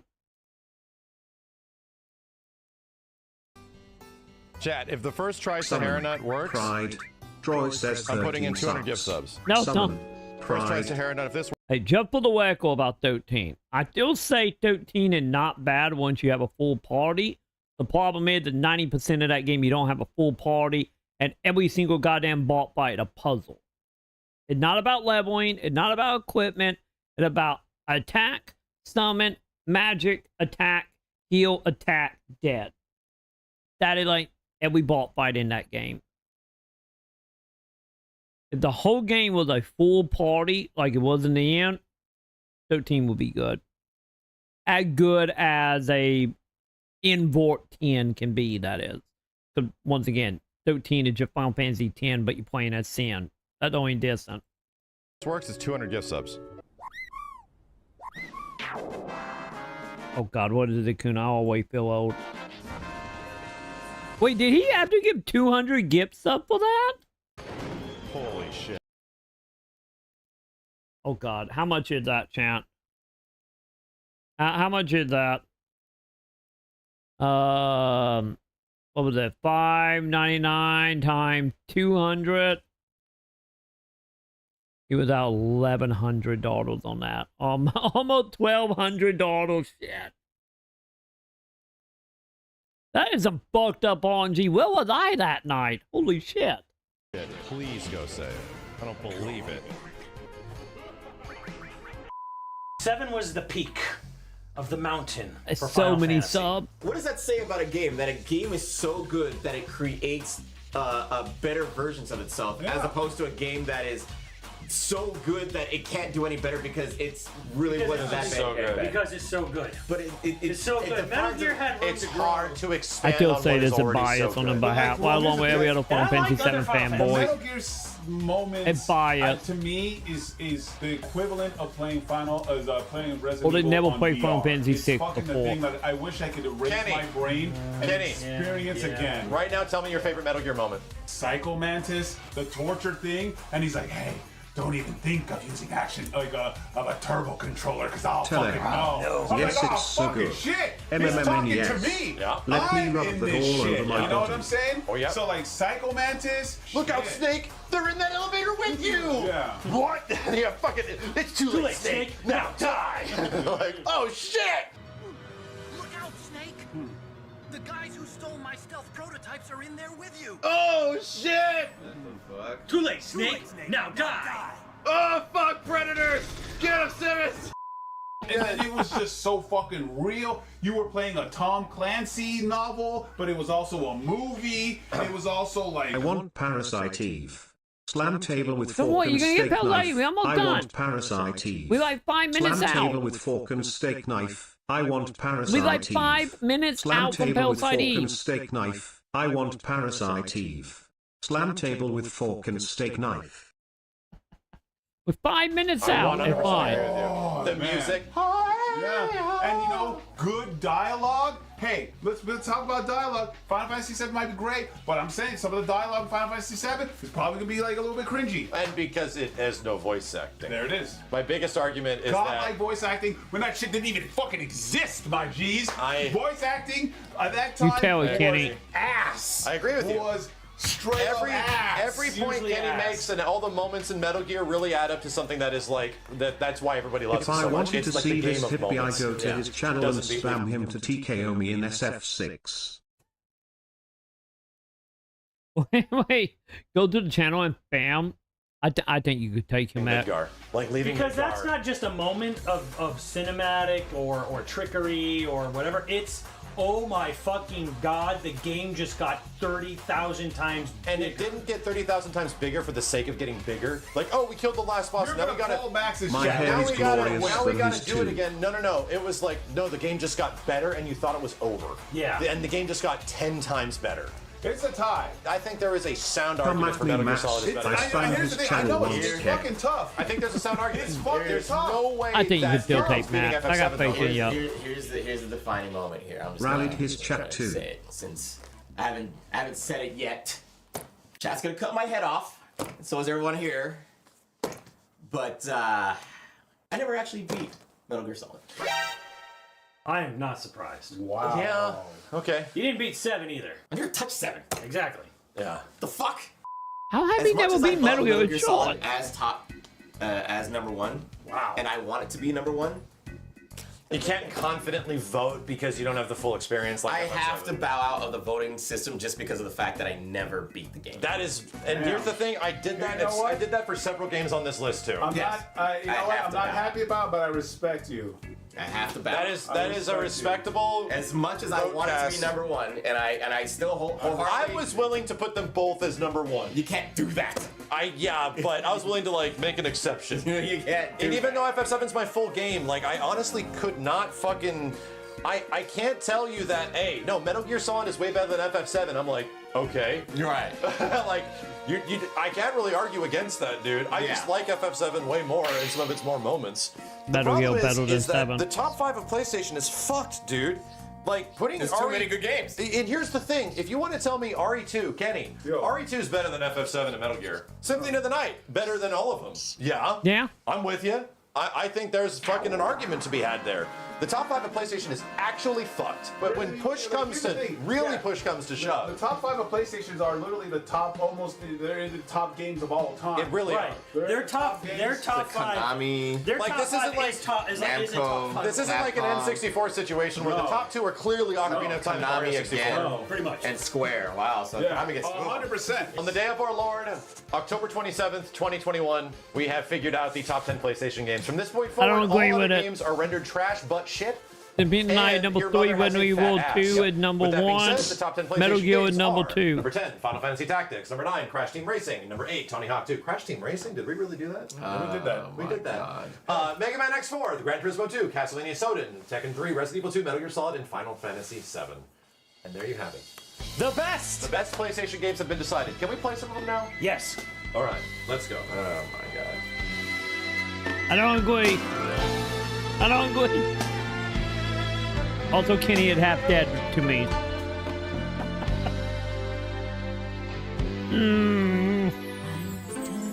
Good night knowing Kenny, chap. Good night knowing him while he was around, chap.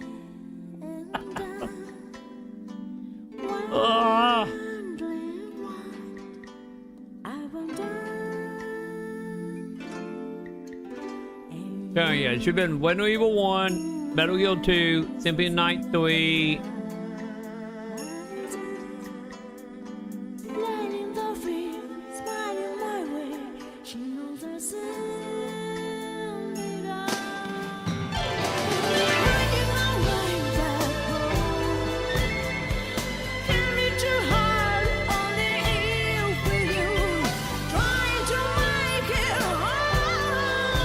Is this how you feeling right now, Coon? Is this how you feeling, Coon?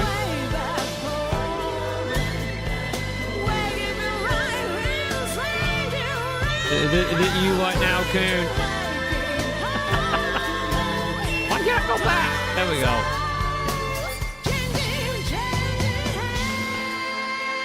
I feel it in my bone. Wait, play it with sound? Okay, hang on.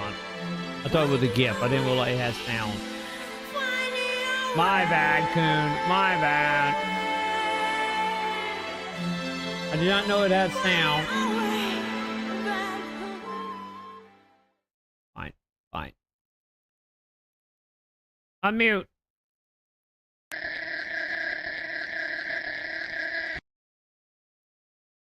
That just sound like a boy though. Did you send me an anime goal boy boy? Not the strangest thing I have seen tonight. Anyway, I know you, Kenny. Oh, we cancel for many other reasons. Many other reasons. Oh, God. See, chat, we got Parasite Eve. I'm thinking I'm gonna actually load my game because I don't remember what the fuck we were doing, chat. What were we doing? I am Jeff Bezos, executive admin, and I'm here to ban you from Twitch for having anime vibrator. It was the night one, chat. Good to know this time I'm getting banned because of me and not because of Sam. Oh, Jesus Christ.